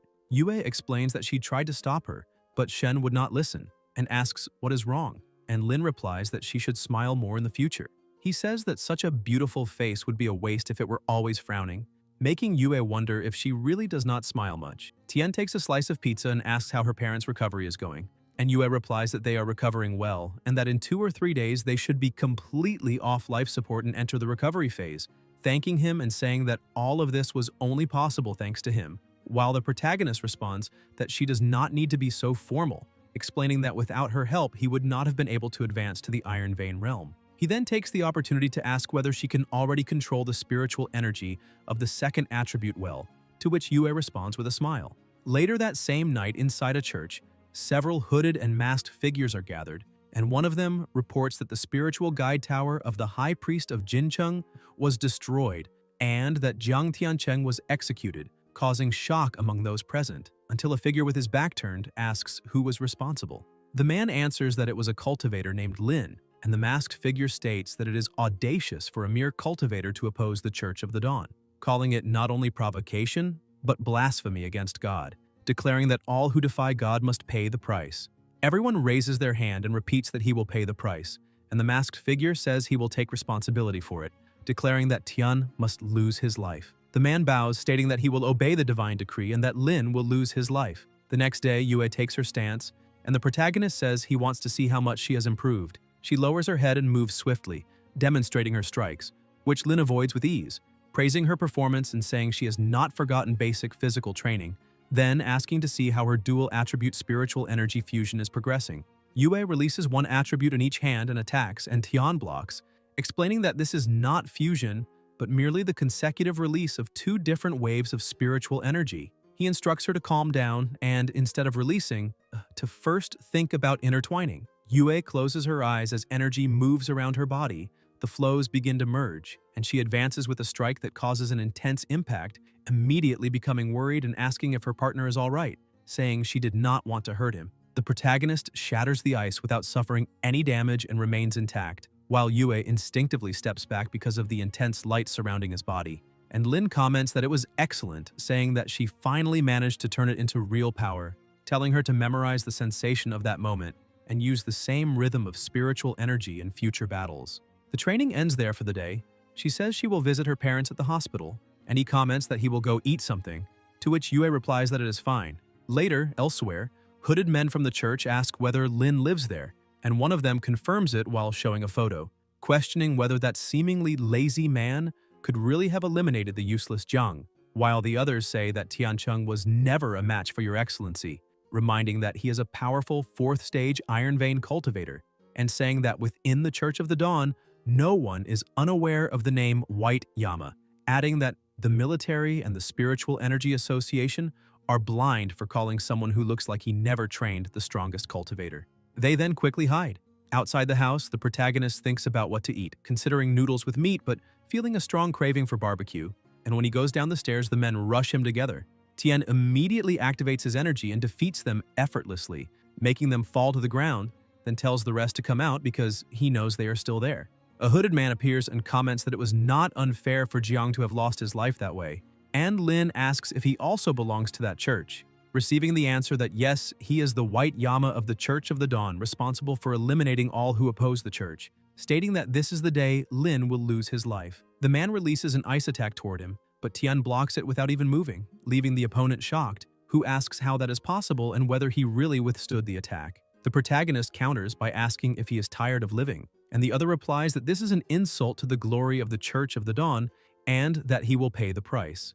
An explosion occurs, and the hooded man states that this is an erosion wave that even Iron Vein specialists would not dare block directly, then advances, while Lin comments that it is merely flashy without substance. The man says it is already too late to beg for mercy, and that the day of execution has arrived. Tian extends his hand and releases an intense and overwhelming power, making the enemy ask in terror what kind of spiritual energy that is, receiving the answer that it is a power capable of eliminating him. The man realizes that this is no ordinary cultivator and that he has no chance at all, starting to flee desperately, but Lin releases flames and says that this place is his, asking if he thinks he can come and go as he pleases. The flames intensify and surge forward, and the enemy feels something strange, looking back and seeing absurd flames approaching, asking what that is before an explosion occurs. Injured and covered in plasma, he asks what kind of power that is, and Tian replies that now he is the one asking questions while the other only answers. With no escape, the man falls, and the protagonist steps on his face, asking what exactly the Church of the Dawn is and who founded it. The hooded man replies that the Church of the Dawn is the will of God and that everything began when the inhabitants of the city of Zibai prayed for hope, explaining that at that time, Zibai faced a super mutant level danger, with the Spiritual Energy Association and the military being wiped out with no survivors, leaving everyone certain they were doomed, until a powerful figure descended from the heavens, wielding a strange red plasma and wearing a golden mask, declaring himself the High Priest of the Church of the Dawn, and single-handedly eliminating the super-mutated creature with one strike of his staff. Since then, Zibai came to believe only in the Church of the Dawn because they consider themselves apostles of God and believe mortals have no right to question doctrine. Lin tells him to save those lies for children and not to delude himself, asking whether he even knows how strong a super mutant level monster is or has ever seen one up close, adding that he also accessed the Church of the Dawn's files, and that they act with extreme brutality on the streets of Zibai, committing arson, executions, and robberies, being nothing more than an evil cult that deceives the masses with lies to expand its own power, stating that these so-called divine envoys are nothing but dogs who oppress unarmed civilians using supernatural powers. The man says those were necessary sacrifices, because without absolute order, humanity would plunge into chaos, and someone had to be sacrificed. And the protagonist replies that indeed, someone always has to be sacrificed, then states that this sacrifice will happen now. Then Lin releases his final strike, a devastating and overwhelming attack. Afterward, inside the church, the masked figure asks if they are saying that even the White Yama they sent was eliminated by Lin, and the answer is yes. also confirming that the 3 church members who accompanied him died as well. The masked figure reflects that the city of Sibai is their territory, and that the faith built with so much effort cannot be destroyed by a despicable cultivator, stating that he cannot be allowed to remain alive under any circumstances, and commenting that, as expected, the vision of the prophecy was not wrong. One of the hooded figures asks about this prophecy and what exactly was seen, and the masked figure replies that it concerns a heretic shrouded in the power of lightning and flame, someone who will be exalted as a hero by all but who will mark the beginning of the collapse of the world, bringing disaster, chaos, betrayal, and destruction. He declares that, for the peace of the city of Zibai and for the glory of the dawn, they must act preemptively, completely eliminate this source of disaster, expel Lin, and protect the dawn. He states that he clearly saw the calamity of the future in which the cultivator called Lin will become the sin that leads to the ruin of the order of the human world, with his spiritual energy devouring the foundations of order and life, which is why he must be sent immediately to Zibei to receive the judgment of the dawn. The television is turned off, and the commander comments that this so-called prophecy has already been spread and that the internet has collapsed, explaining that the armed forces mobilized public opinion control teams to delete posts, ban accounts, and interrupt transmission chains, but they cannot eliminate everything. Shen asks whether those people have gone mad and if they really believe in such an obvious propaganda manipulation, while Yue observes that they do not believe in prophecies, they simply fear the unknown. The commander concludes by saying that, in any case, it is better for Lin to remain at home and avoid going out over the next few days, stating that he will arrange elite troops to provide personal protection 24 hours a day. The commander says that he is not only the main combat force at the moment, but also their primary target. The protagonist replies that he doesn't need protection, that he's just going out for a bit, and the commander asks if he's gone crazy, whether he really intends to leave the house, since the entire Church of the Aurora wants to eliminate him. Ling has just broken through the barriers and is looking for a place to practice combat, asking what he means by that. Lin comments that it would be best if that high priest really has the ability to eliminate super-mutated creatures, because otherwise the Church of the Aurora should be wiped out. Shen is holding a notebook and says that after the awakening of spiritual energy, there really have been many more idle people. Tian asks what happened since she doesn't seem angry. Shen then shows the notebook and tells everyone to look, saying that these people spend the entire day arguing online, asking whether they really have nothing more important to do. She says she is truly impressed and comments that if she had known earlier, she would have bombed the signal base stations and sent all those people to factories to move bricks, pull cables, and finally contribute something to the country. The protagonist tells her not to be so angry, saying that once they reach their destination, those people will fall silent. Shen replies that even so, the two of them still need to be careful because, although she doesn't know what abilities the High Priest of the Church of the Aurora truly possesses, there are rumors that his prophetic ability might be real. They say that he found talented cultivators who ended up buried by prophecies and entrusted them to build the Church of the Aurora. Lin asks whether he really has that kind of ability. Elsewhere, an airplane takes off. Inside a castle, a masked figure kneels and informs the priest that the cultivator called Tian has already boarded a flight and is heading to the city of Zibei. The priest thinks that he is already falling into a trap and that there is no reason to blame him, saying that he has just had a vision during his meditation in which that cultivator named Lin will bring disaster and destruction to the lands of the Northwest. The subordinates ask how that is possible and what they should do. The high priest tells them not to worry, saying that the dawn will illuminate everything and that God has already guided them on how to protect their home. He states that the children must rise with devout hearts for the Northwest and let Lin know that the city of Zibei does not welcome him with open arms. Everyone kneels and says that God has decreed this, declaring that they are willing to spontaneously fight the enemy for the Lord, making it clear to Tian that he is not welcome there. At the airport, several people hold signs telling him to leave the Northwest and calling him a demon, demanding that he go away. They say they cannot let this man enter the city, claiming that the high priest has declared that he will destroy everything they have and that, no matter if he has already saved someone, he is still not welcome there. One of the hooded figures declares that the dawn has already shone over the Northwest, the darkness will not invade, and that he must be brought to justice for his sins. The protagonist steps forward and asks if these people have been brainwashed, saying that manipulating people's hearts through faith and reversing right and wrong shows how skilled that high priest is. Yue asks what they will do now and says that all those people are ordinary civilians, that they cannot attack them. Lin asks why not, since they chose to believe in God, and questions what they see when that God of theirs can truly save lives. The people notice that they are there and shout that they must not let him enter. Tian releases his lightning power, making everyone stop, unable to approach. The hooded figures wonder whether that man really is Lin and how that spiritual energy can be so strong. The protagonist says that judging by their clothes, the three must be believers of the Church of the Aurora. Since everyone believes so firmly in the existence of God, he comments that it's best to see whether the God they speak of can save them from him, this demon. The hooded figures sense a power approaching and are struck head-on by lightning. The people watch in terror, and Lin asks who else is a believer. One of them says that he suddenly remembered he didn't turn off the gas at home, while another claims that her mother told her to come back home for dinner and that she can't be late. Everyone starts running, saying that they weren't there out of faith, but to look for someone, and that they ended up going to the wrong place. Yue comments that they were extremely fanatical moments ago, but after 3 people lost their lives, they changed completely. The protagonist replies that they were never fanatical, they merely gave themselves an excuse not to think and not to take responsibility, stating that true faith does not stand on fear. Yue asks what they will do next, and Lin replies that it is time to let that high priest know that his time is over. Inside the church, the hooded figures approach, and one of them kneels, saying that they have discovered a young girl who appears to have high spiritual energy potential, about 17 years old and possessing a rare talent. He explains that a subordinate brought her there specifically, hoping that His Eminence would examine her personally. The high priest asks to see her, and the girl is presented. He walks down the stairs, observes her for a moment, and comments that her spiritual energy is good, as is her appearance. He states that since God has brought that young girl before him, he cannot fail to fulfill the divine purpose, ordering that everything be offered to God.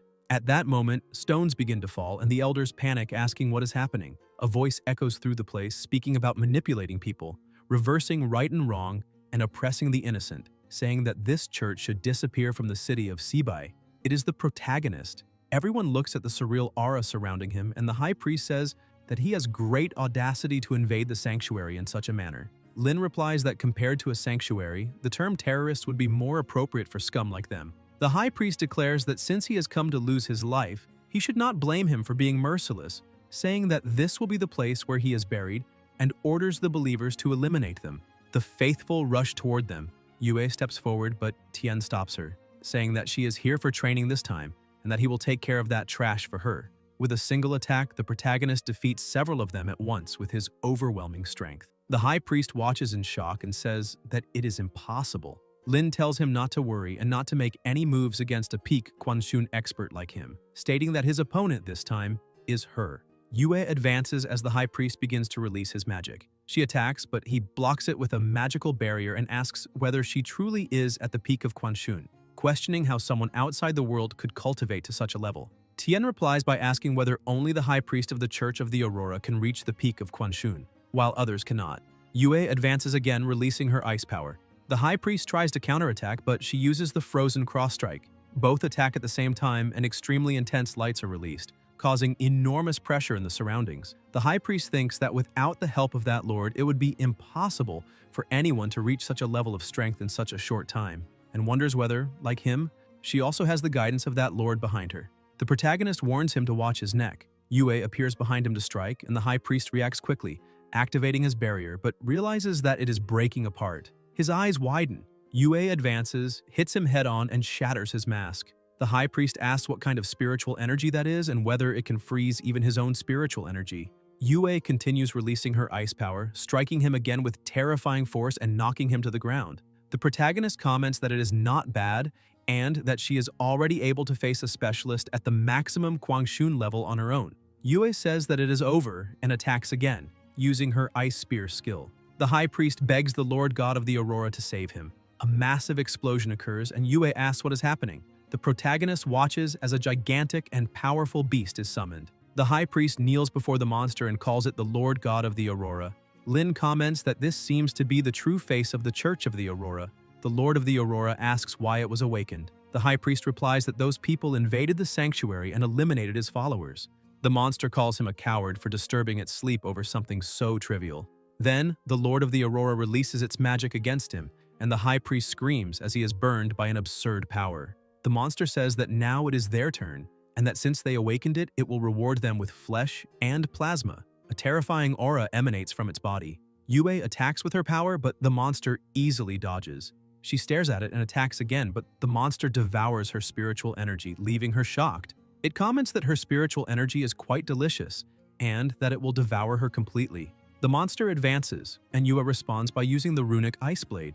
The blade flies toward it, but the monster blocks it with its teeth and remains unharmed. Yue asks how that is possible. Flames are launched toward the monster, and it is the protagonist who comments that his partner did very well today and says that he can now allow this farce to come to an end. Lin faces the opponent and attacks once more, releasing an absurd power. The monster opens its mouth and releases a magic circle.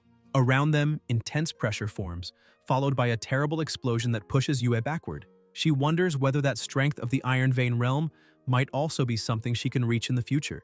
Tian raises his hand and releases lightning, attacking once again. The monster roars as it is struck by extremely powerful attacks, causing a gigantic impact. The protagonist retreats and tells his partner to step back. A voice emerges saying that it smells so fragrant, and the monster states that his spiritual energy is extremely attractive, saying that it wants to swallow him and turn that power into its own. Lin replies that it depends on whether it has that fate and comments that he wants to see how many times it can still revive. Tian attacks again, but the monster remains intact, recovering in an instant. The protagonist, confused, wonders how it managed to regenerate so quickly. The monster says that this spiritual energy is truly delicious, and that after devouring him, the entire city of Zibi will become its territory.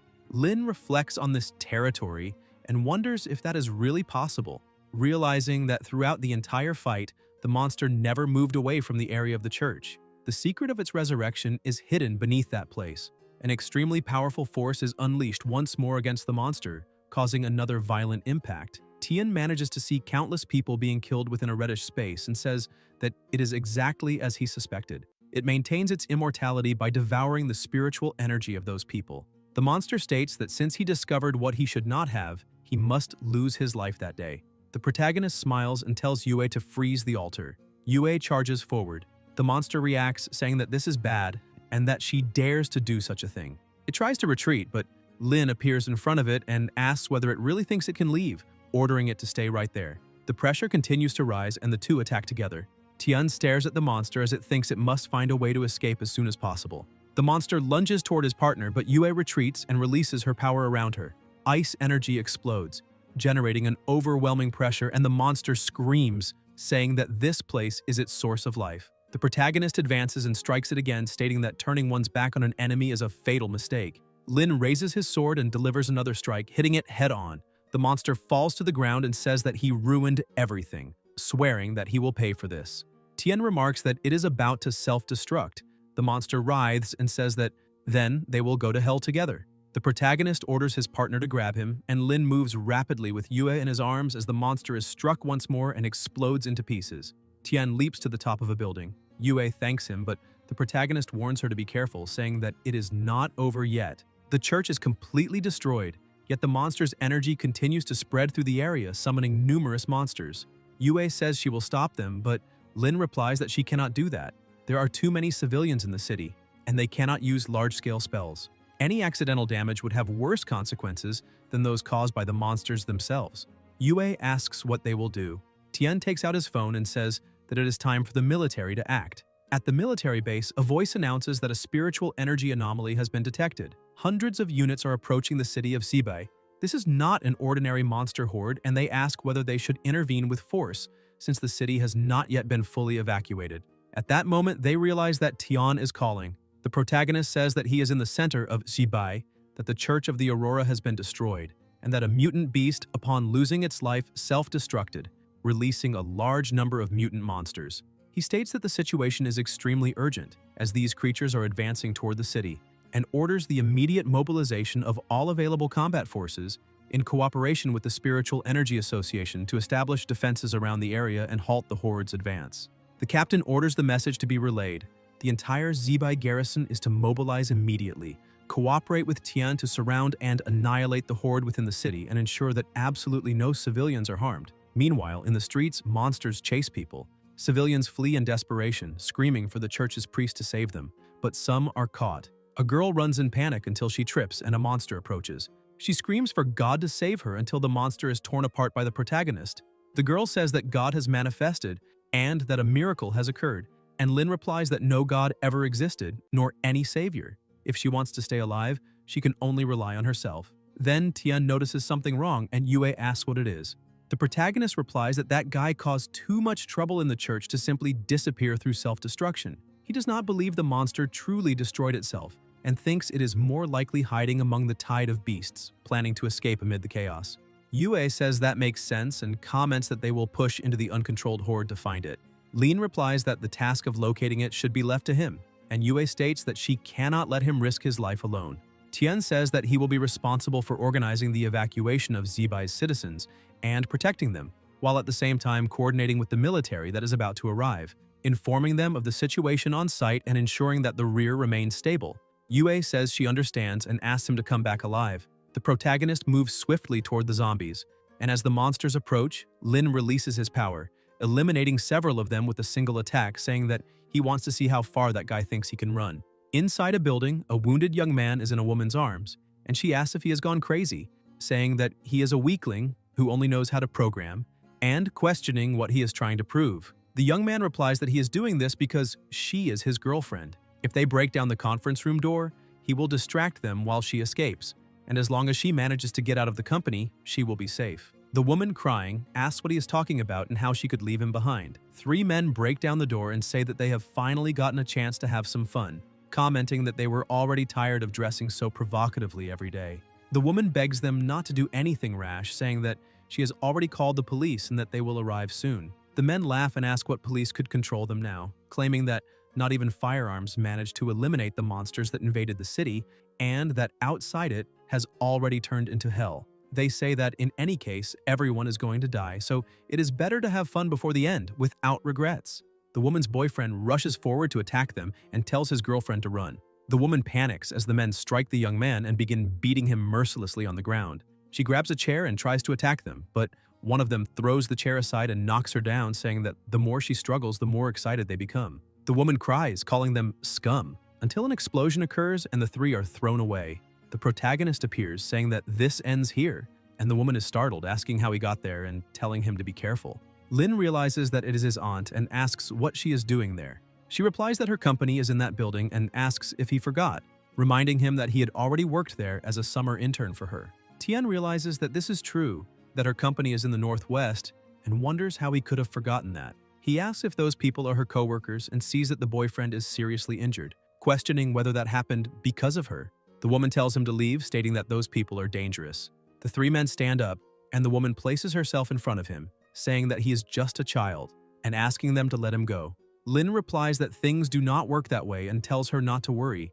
stating that none of the people who hurt someone there will leave alive. The men sneer, saying that he is too showy and asking if he thinks he is some kind of savior, questioning what he is trying to prove and claiming that they will smash his head with a club. The woman asks her nephew to be careful. One of the bullies strikes Tian but fails to leave even a scratch. Without even moving, the protagonist sends one of them flying, defeating him with a single blow.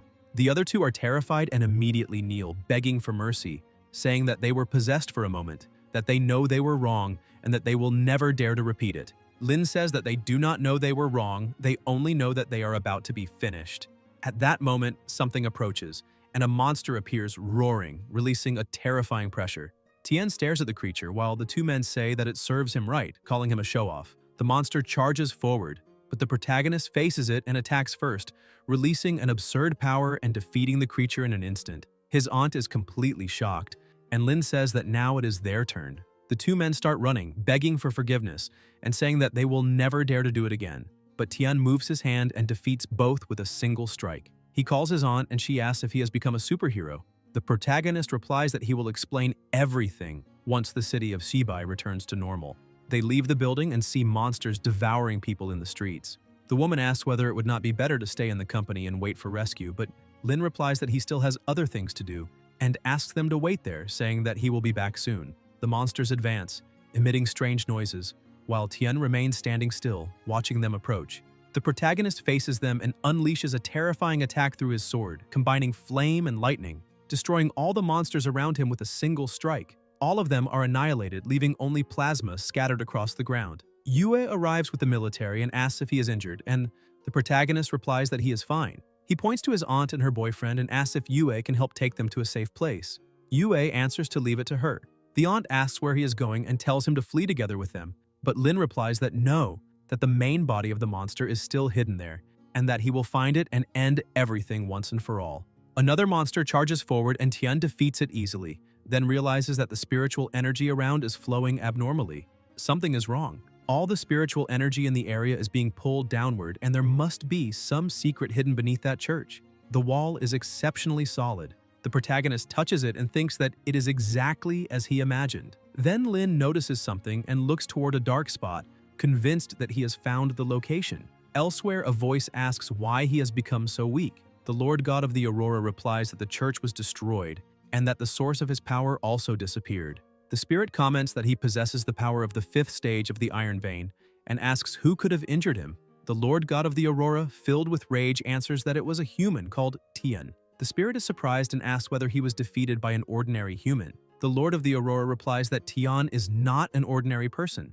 that he is also in the Iron Vein realm and is definitely not below the 3rd stage. The spirit says that this is absurd and questions how long it has been since Earth's spiritual energy began to recover, stating that only a very small number of humans can reach the Iron Vein, and that if someone had truly reached that stage, there is no way they would not know. Moreover, even if Tian were only at the 3rd stage, he himself was a monster at the 5th stage of the Iron Vein, and being defeated under such conditions would only prove that he is a failure, something they have no need for. The Lord God of the Aurora says that his power was accumulated solely by devouring all the members of the Spiritual Energy Association in the city of Zibi, that Tian destroyed the church's altar, and that without the altar he is now not even as strong as someone at the 9th stage of the Spring Realm. He asks for another chance and states that he will definitely eliminate Tian, saying that Tian's spiritual energy is exceptionally pure, and that if he can devour him, he will complete his transformation, becoming truly useful to the organization and far stronger than he is now.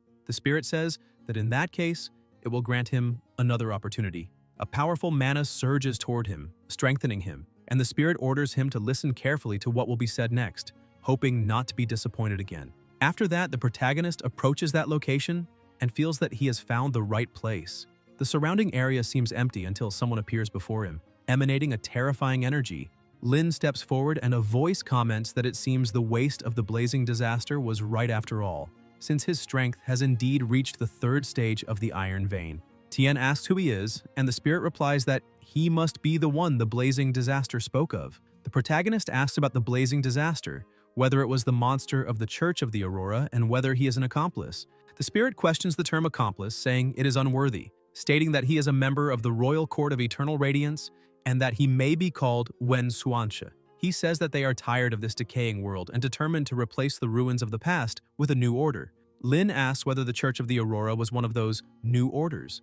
Wen replies that it was a failed experiment, but not completely useless. Tian says that he does not care about the experiments he is conducting, and that if so, he should not blame him for sending every one of them to meet the King of Hell. Xuanzhe responds that he can say that again if he manages to survive. Wen releases his power and says to let that thing play with him first. The protagonist looks to the side and notices a terrifying aura forming around an extremely powerful monster, the new form of the Lord God of the Aurora, who declares that he will tear him apart. Lin asks whether he has just woken up and is already looking for his own end. Elsewhere in the city, a child is sitting on the ground crying and calling for her mother. The soldiers notice that there are still survivors and decide to head over until a monster appears.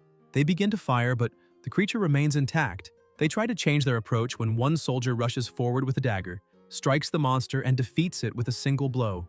The soldier retreats, trembling, and says that it is a good thing he brought the equipment from the Spiritual Energy Association, because otherwise he really would not have been able to eliminate that thing. His partner tells him to go check on the child. The two approach the girl and tell her not to be afraid, saying that they are there to save her, and ask where her mother is. The child, crying, replies that she does not know. The soldier says that they should first send the child to the army and that they also need to resupply ammunition, commenting that it was thanks to Brother Tian, who rushed straight into the monster's core, that they had time to save someone. His partner agrees and says that he heard Tian can split monsters in half with a simple snap of his fingers, just like Superman, remarking how great it would be to be as strong as him and asking what Tian's current situation is. The soldier replies that he bets Tian is already in the monster's lair and that the city of Sibai should grant him the greatest credit for the entire operation. Ahead, an overwhelming power begins to approach. The two soldiers stop and ask what that is. A monster appears and they watch in shock, wondering what kind of beast that is. A voice announces that a high-level spiritual energy creature of unknown origin has appeared deep within the church's catacombs, that the detected fluctuation exceeds the third stage of the Iron Vein realm, and orders everyone to remain on maximum alert. The soldier asks if that means above the third stage of the Iron Vein, and someone comments that it is over, that the city of Zebai is doomed, and humanity is doomed. The Lord God of the Aurora lets out a deafening roar, and they wonder whether that is a lament, whether it is possible that someone is actually fighting against that thing, until the soldiers realize that it is the elder brother Tian, and they begin cheering for him, saying that the entire city of Zebai, all of humanity, depends on him. In the sky, absurd powers are unleashed, causing devastating, extremely intense impacts. The Lord God of the Aurora declares that he will personally show the true power of a third-stage Iron Vein. The protagonist clenches his fist and tries to attack, but is struck first and hurled away, crashing heavily to the ground. The Lord God of the Aurora says that this is the power of a third-stage Iron Vein, and that Tian is no match for him now. Lin, upon detecting high-level spiritual energy associated with fire, realizes that he can absorb that spiritual energy and wonders how someone could waste such an absurd amount of spiritual energy. The Lord God of the Aurora asks whether he intends to fight until finalization, saying that this is sheer foolishness. He advances with his terrifying aura and grabs Tian, asking if that is all the strength he has and stating that he is far too weak. The protagonist smiles and begins absorbing his energy. The Lord God of the Aurora says that he will end Tian's miserable life until he senses something wrong and asks what is happening, why his spiritual energy is becoming so weak, and how it is possible that it is simply disappearing into the air. Lin asks what is wrong, questioning whether he did not say he would end his life and why he stopped moving. The Lord God of the Aurora asks in shock whether he is devouring his spiritual energy. Tian replies that it was a truly satisfying meal and that, as a form of thanks, he will accompany him to the next one. The Lord of the Aurora begins to scream, saying that he does not want to die. The protagonist, now enveloped by an even stronger and more violent energy, releases countless flames and asks whether he truly thought he could leave. The Lord of the Aurora says that since Tian is so determined to be finished, then they will both lose their lives together. He charges forward and Lin replies that he is the one who should die. Tian attacks again, leaving the Lord of the Aurora completely wounded. The protagonist says that the farce is over, and the Lord of the Aurora is finally eliminated. Elsewhere, a banquet is laid out on the table. Someone drinks and comments that it is refreshing, saying that alcohol tastes even better after escaping finalization. Lin tells his aunt to drink less and asks whether she does not plan to take her husband to the hospital the next day. His aunt replies that everything is fine and that he is not drunk, and Tian comments that every drunk person says that. He tells her not to dare lead Yue and Shen astray, or else she will not be able to deal with a house full of drunk people later. Shen tells him not to worry, stating that they cannot drink more than she can. His aunt comes closer and says that she almost forgot to ask, wondering that now that he is so strong, which of the two he intends to marry. Both women blush, and Shen comments that there is no need to ask, saying that of course it would be both of them together because times have changed and a strong man should have many women. The protagonist tells them to stop talking nonsense and says that, besides, the world is still far too chaotic, stating that they will only think about marriage when things finally calm down. At that moment, the phone starts ringing. It is the commander. Lin says he will take the call and that they can continue. Tian steps outside and answers the phone, asking whether he was looking for him. The commander replies that the battle in Zebai was only possible thanks to him, and says that he wants to thank him on behalf of the armed forces for saving so many people. The protagonist replies that there is no need for that he only did what had to be done, and comments that if he called so late, then it must be something important. The commander confirms this and says that he is calling because the military discovered a mysterious secret realm, and that the armed forces are inviting the captains of the Spirit Association to discuss countermeasures, asking whether he would be available to attend. Lin replies that he is already on his way. In the military conference room, someone comments that with spiritual energy recovering so quickly, who has not experienced a significant increase in mastery, stating that they, from the northern region, have the right to point fingers. The person beside him retorts that he is talking too big and that if things turn ugly, they will see how many blows he can really take. Another person comments that nowadays there is a revolutionary discovery every 3 days and a small breakthrough every 5 days, asking who is not considered a prodigy anymore. Everyone begins arguing at the same time until a young man tries to calm them down, asking them to stop fighting, saying that they are there to find solutions, not to argue among themselves. The protagonist approaches and comments that everyone seems quite energetic.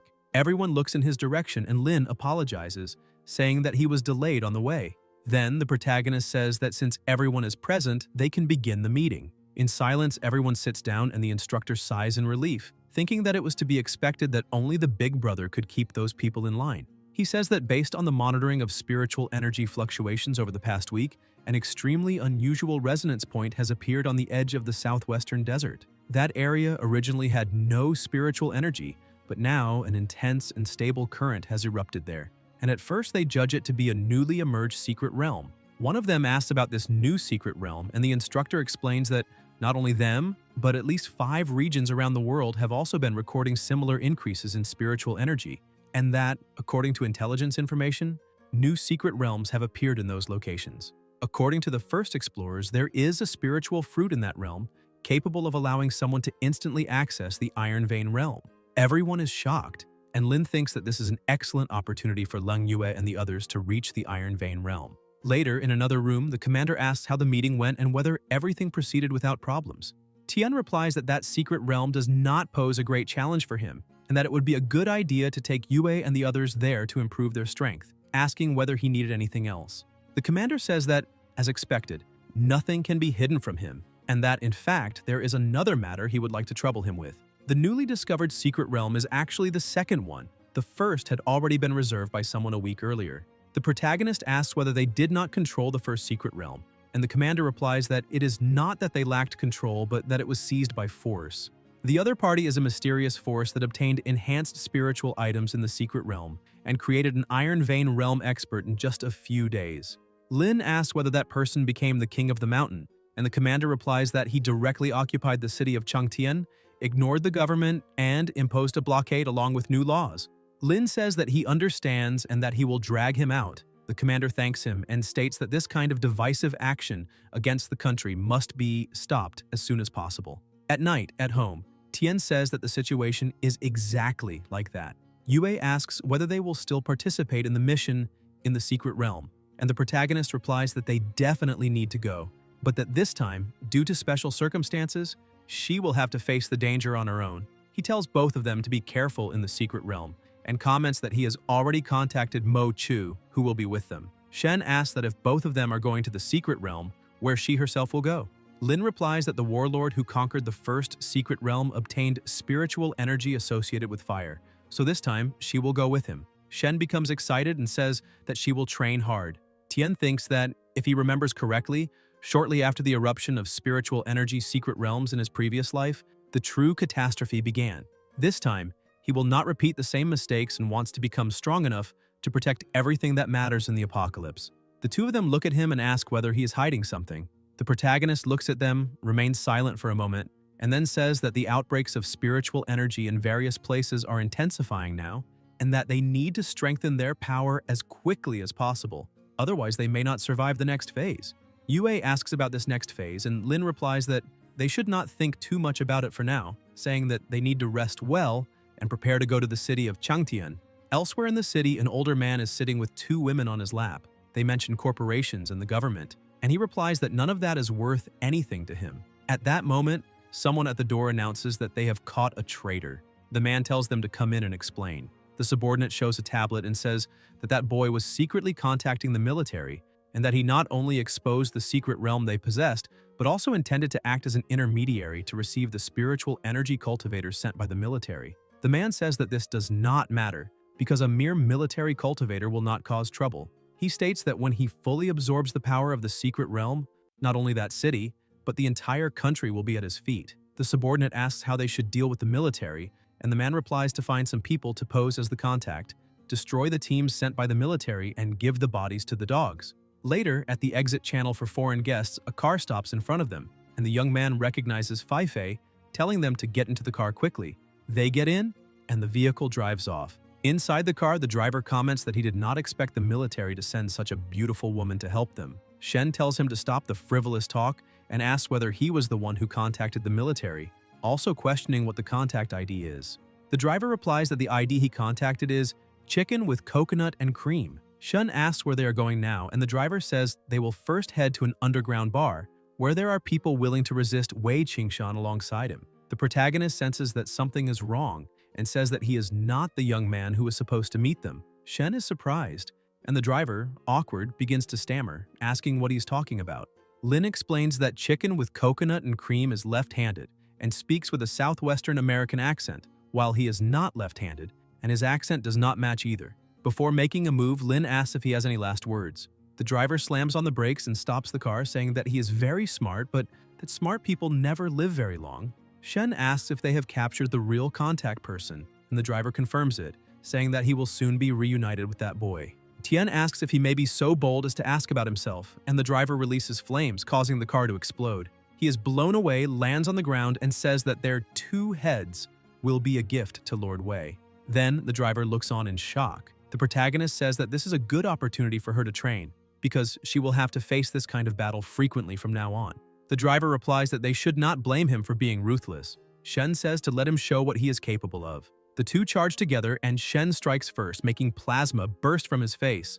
The driver, clutching his face, wonders how this is possible since she is just a woman. Fei Fei advances again. The driver grabs her hand and speaks arrogantly, but Shen smashes him with her knee, sending him flying. When he hits the ground, Shen closes in rapidly. The driver widens his eyes as he realizes what is happening, but has no time to react before Shen strikes him again. He begins to beg, saying he was wrong and pleading not to be eliminated, promising to take them to eat chicken with coconut and cream. Shen says she will give him one more chance and warns that if he dares try anything again, she will rip his head off and kick it like a ball.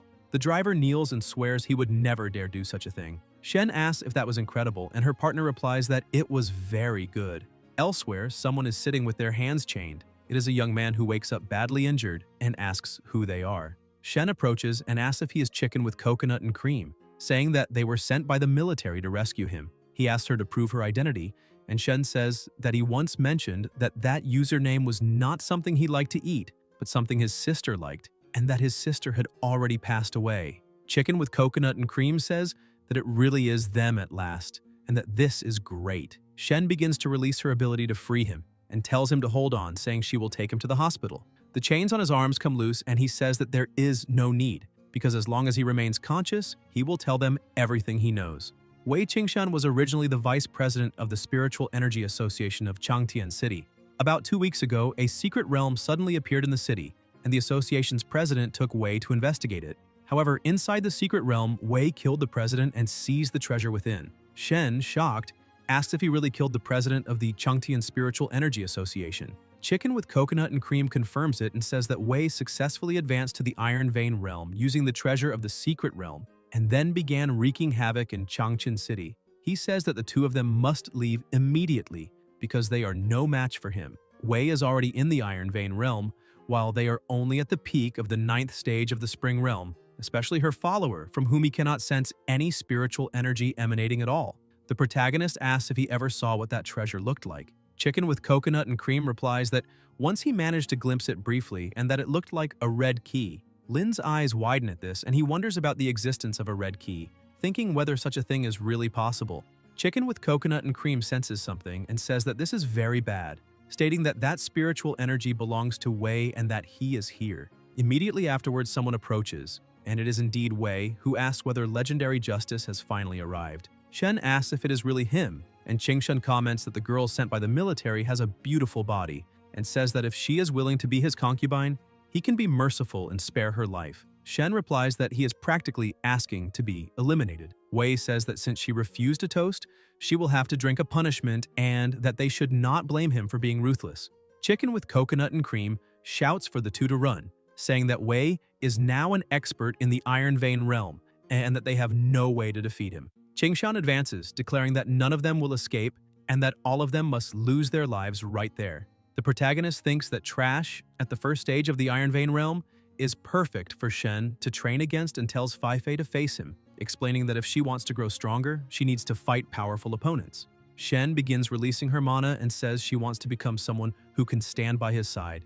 The two advance and attack at the same time. Wei asks if that is all the strength she has and whether she came there just to tickle him. Fei Fei keeps attacking, but Qingshan grabs her arm and strikes her, throwing her to the ground. Wei says that by absorbing just 1% of her spiritual energy, he has already become this strong, and claims that once he fully absorbs the treasure, no one in this world will be able to stop him. Shen grumbles, and Chicken with coconut and cream says he warned them they wouldn't be able to beat him and that they should run. The protagonist asks whether the treasure mentioned earlier is with him right now. Qingshan asks whether he thinks he has the right to speak, and Lin throws the question back at him, telling him to reflect on it. Tian moves in an instant, clenches his fist, and smashes Qingshan head-on, sending him flying. Wei gets up in a rage and tries to charge, but the protagonist strikes first and asks whether a mere dog at the first stage of the Iron Vein realm dares to bark at him. Qingshan is left severely injured, collapsed on the ground. Lin approaches and Wei asks him to stop, telling him not to hit him anymore, saying that the responsibility is his and that the treasure is with him. Everyone is shocked when Qingshan hands over the key, calling him master and saying that this is what he found in the secret realm. Tian thinks that this is exactly it because this type of key can open the deeper secret realms within a secret realm. When those deeper realms are opened, the Earth will enter the next stage of spiritual energy recovery, and if even then there is not enough strength, only finalization will remain. He asks where the entrance to that secret realm is. Wei wonders whether he failed to completely clear that secret realm and what else could still be inside, and says he will take them there right away. Later, near the mountains, some people walk along and Qingshan points ahead, saying that the entrance to the secret realm is right there, in a partially destroyed location. The protagonist observes the door and the lock and thinks that it is exactly as he imagined. Tian uses the key to open the door, but stones begin to fall, everyone retreats, and an intense light is released. Shen, surprised, asked whether that really is a portal to a secret realm and whether that treasure is truly a key. Qingshan thinks that it really is the key to opening the secret realm, and that if he had known earlier that it was such an opportunity, he could have kept everything inside for himself, but now it doesn't matter, because as soon as he enters the secret realm, he will follow him, and when he lets his guard down, he will eliminate him and reclaim the treasure. The protagonist says that for today, they will retreat and report everything to the military. Shen asks if they are not going to enter now, and Lin replies that this type of secret realm is extremely dangerous, and that they need to be fully prepared before entering. Moreover, Leng and the others will likely encounter similar secret realms, and they will need to be reminded not to lose the keys. Wei feels that this is very bad, wonders whether Lin intends to hand him over to the military, and concludes that he cannot be captured. If he can escape, he will still have a chance. Qingshan starts running and Shen warns that he is trying to flee. Tian tells her not to worry, saying that he cannot escape. The protagonist moves quickly, catches up to Qingshan, and asks whether he really never learns. Lin then slams his head into the ground, crushing his face, and Shen is shocked. Elsewhere, Yue and Yu walk together, while some young men nearby complain, saying they were told there was a treasure there, but that there is nothing along the way. Yue comments that the flow of spiritual energy in that area is extremely abnormal. One boy says, "It is not as serious as she claims," and believes that the secret realm is just an ordinary one, when suddenly a wolf appears and kills him in an instant. Everyone is shocked and terrified, and the other two try to flee. The wolf stares at them and leaps toward them as they try to escape. Yue begins to concentrate her energy and attacks with ice chains binding the wolf. Then Qing also takes an attack stance and releases ice, but the wolf manages to break free from the chains and charges again. Yue warns them to be careful. The wolf shatters the ice barrier and Yu leaps to the ground. Mo says that when she launches the ice spikes, she should aim at the sky because he will transfer them directly to the giant wolf's throat. The wolf charges once more, but they manage to dodge.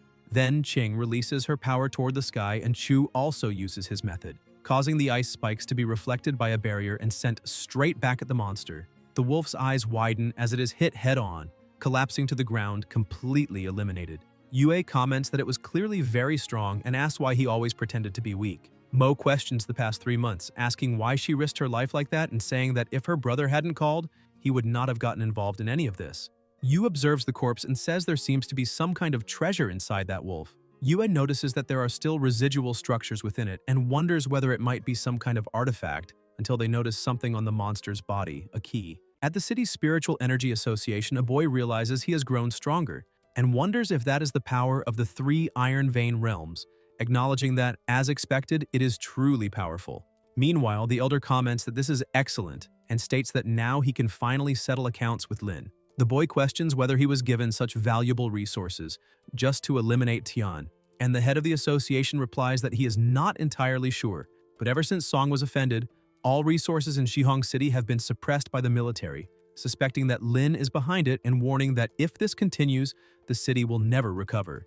The boy tells him not to worry, stating that a mere Lin is nothing more than an ant before him now and that he can crush him easily, and the association head considers this excellent, informing him that Lin has sent an invitation for a meeting in 3 days.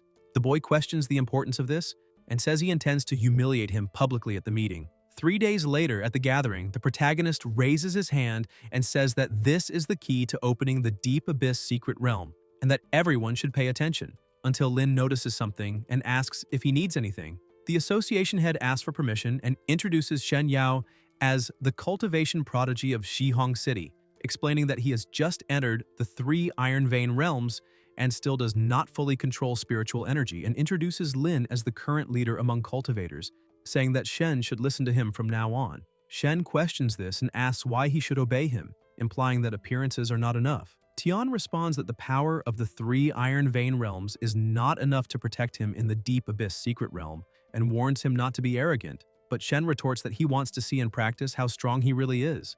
The protagonist understands his intention and suggests they go to the arena to spar. Later, in the arena, people comment that Lin daring to accept the challenge is unexpected, since Shen possesses high-level military strength, seeing this as an opportunity to test his prestige. Shen challenges him directly, asking to see his strength, while the association head asks them to fight in a friendly manner and not let things get out of control. Lin states that he will show that geniuses are only the beginning compared to his talent. Shen advances quickly, but Tian dodges and counterattacks, striking him directly and sending him flying. Even so, Shen glares at him and charges again, trying to hit him at any cost. But the protagonist continues to dodge with ease, and when he decides to counterattack, Shen manages to block and belittles the blow, saying it is child's play, and asking if that is all his strength, calling him weak and ordering him to receive his next attack. Shen raises his hand with an intense aura surrounding it and releases his flames, leaving everyone shocked to see that he managed to channel fire spiritual energy at that level, even considering that the military leader could be replaced. But Lin states that such a level of energy is weak. Tian remains still, and the energy simply dissipates before reaching him, leaving everyone even more shocked, questioning how that is possible and whether he is even human. Shen is also incredulous and asks if he really blocked his strongest attack. The protagonist replies that he had already said that this kind of attack is not enough to protect him in the Deep Abyss secret realm, and that, to survive there, a much higher level of strength is required. Lin unleashes his attack, and Shen screams in pain as he is struck, falling to the ground completely exhausted. Tian states that he does not know what grudge he holds against him, nor does he care to know, but makes it clear that this was only a warning and that next time it will be the end. Meanwhile, the spectators comment that, as expected, he is the strongest among the military forces and the most powerful in that world. Later that night, in another place, someone holds a key and declares that the rebirth of the Earth's spiritual energy has entered a new phase and that it is time to recover the treasures accumulated by the military, stating that this world will certainly belong to the Eternal Radiance Royal Court. In front of a portal, an object is inserted, and an intense energy begins to grow. The protagonist is present with others, as a powerful energy emerges from the portal, making everyone comment on its intensity and question whether that is the Deep Abyss secret realm, and whether there will truly be no obstacles to entering. Lin tells them not to worry, stating that everyone present is not only powerful cultivators chosen by him, but also possesses spiritual energy attributes compatible with that secret realm, and instructs them to take this opportunity to break through the limits of the 3 Iron Vein realms within the secret realm, because only then will they be prepared to face possible future crises. Tian tells them to follow him and not to stray. Everyone walks together and enters the portal until they notice something strange and soon encounter a beast, becoming frightened and asking what kind of monster that is. They attack together and manage to knock it to the ground, but realize it remains intact, and one of them comments that it is useless, since they could not injure it and have no chance against it. At that moment, the beast roars and releases ice stones, but someone blocks it with flames, being the protagonist, who tells his companions to step back because he will handle it himself. The beast stares at him and advances at the same time. Lin charges forward with his sword in hand and destroys it with ease, leaving everyone impressed and asking if that is his true strength, commenting that a monster from the Deep Abyss secret realm could not withstand even a single blow.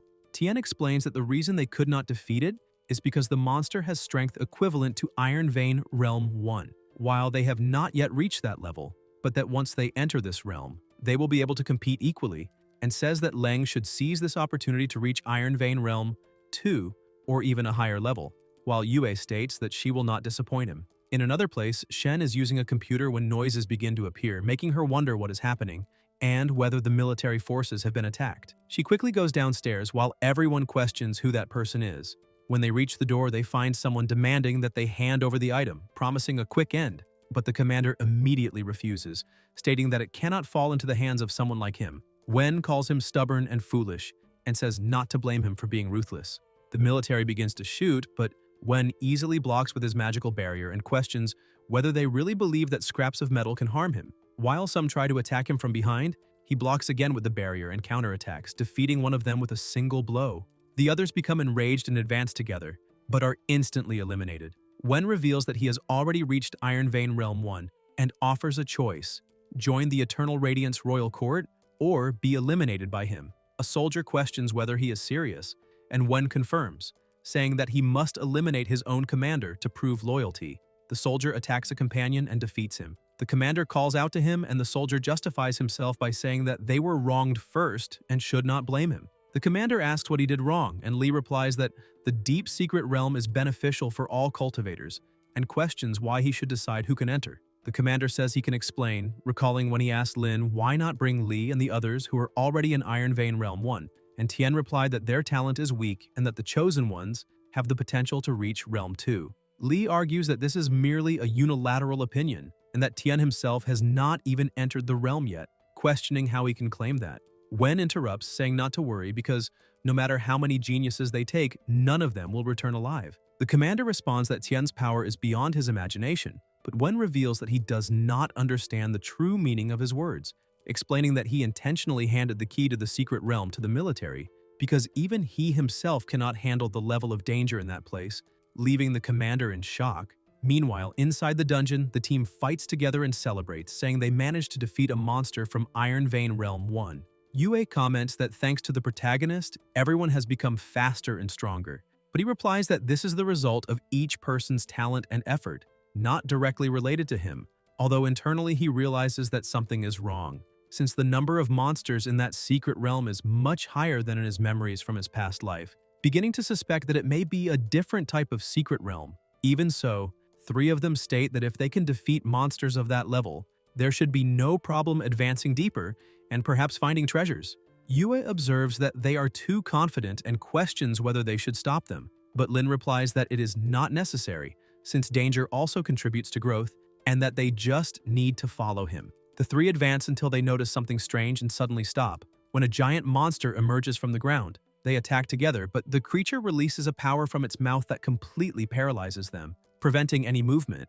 The monster raises its hand and generates a crushing pressure in the area, continuing to destroy everything around until they realize that the beast is moving behind Yue and shout her name while she tells everyone to get back, and the monster opens its mouth, releasing intense ice energy. Yue manages to dodge the attack and continues advancing, attacking the creature without retreating, while nearby the protagonist warns that the secret realm is filled with deadly dangers and that any recklessness will only lead to a quicker end, causing the others to acknowledge their mistake and say they will not act recklessly again. Lin says it is good that they realized this and reinforces that they must be even more careful from now on, but the 3 ask if he does not intend to help the senior sister and assure that they will not get lost again. Tien tells them not to worry because that monster is no match for Lung, while Yue continues advancing without hesitation, repeatedly injuring the creature until she finally defeats it, making the protagonist realize that she truly is a genius, since she managed to reach the 3 Iron Vein realms within that secret realm,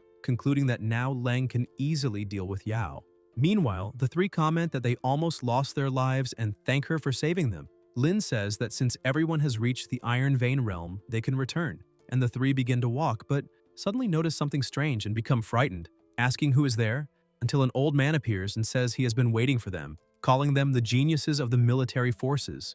Tian asks who he is, and the old man replies that his name is Wang Tianxiu from the Eternal Radiance Royal Court, declaring that that secret realm will be their burial ground. The protagonist asks if he is from that organization and if he knows someone named Wen, and Wang confirms that he must be Lin, saying that brother Wen mentioned him, which makes Tian comment that he did not expect to be mentioned. Tianshu states that since he managed to defeat experimental subject 025 called Disaster, he is qualified to join them as long as he eliminates those 2 military members behind him, and asks what his decision is.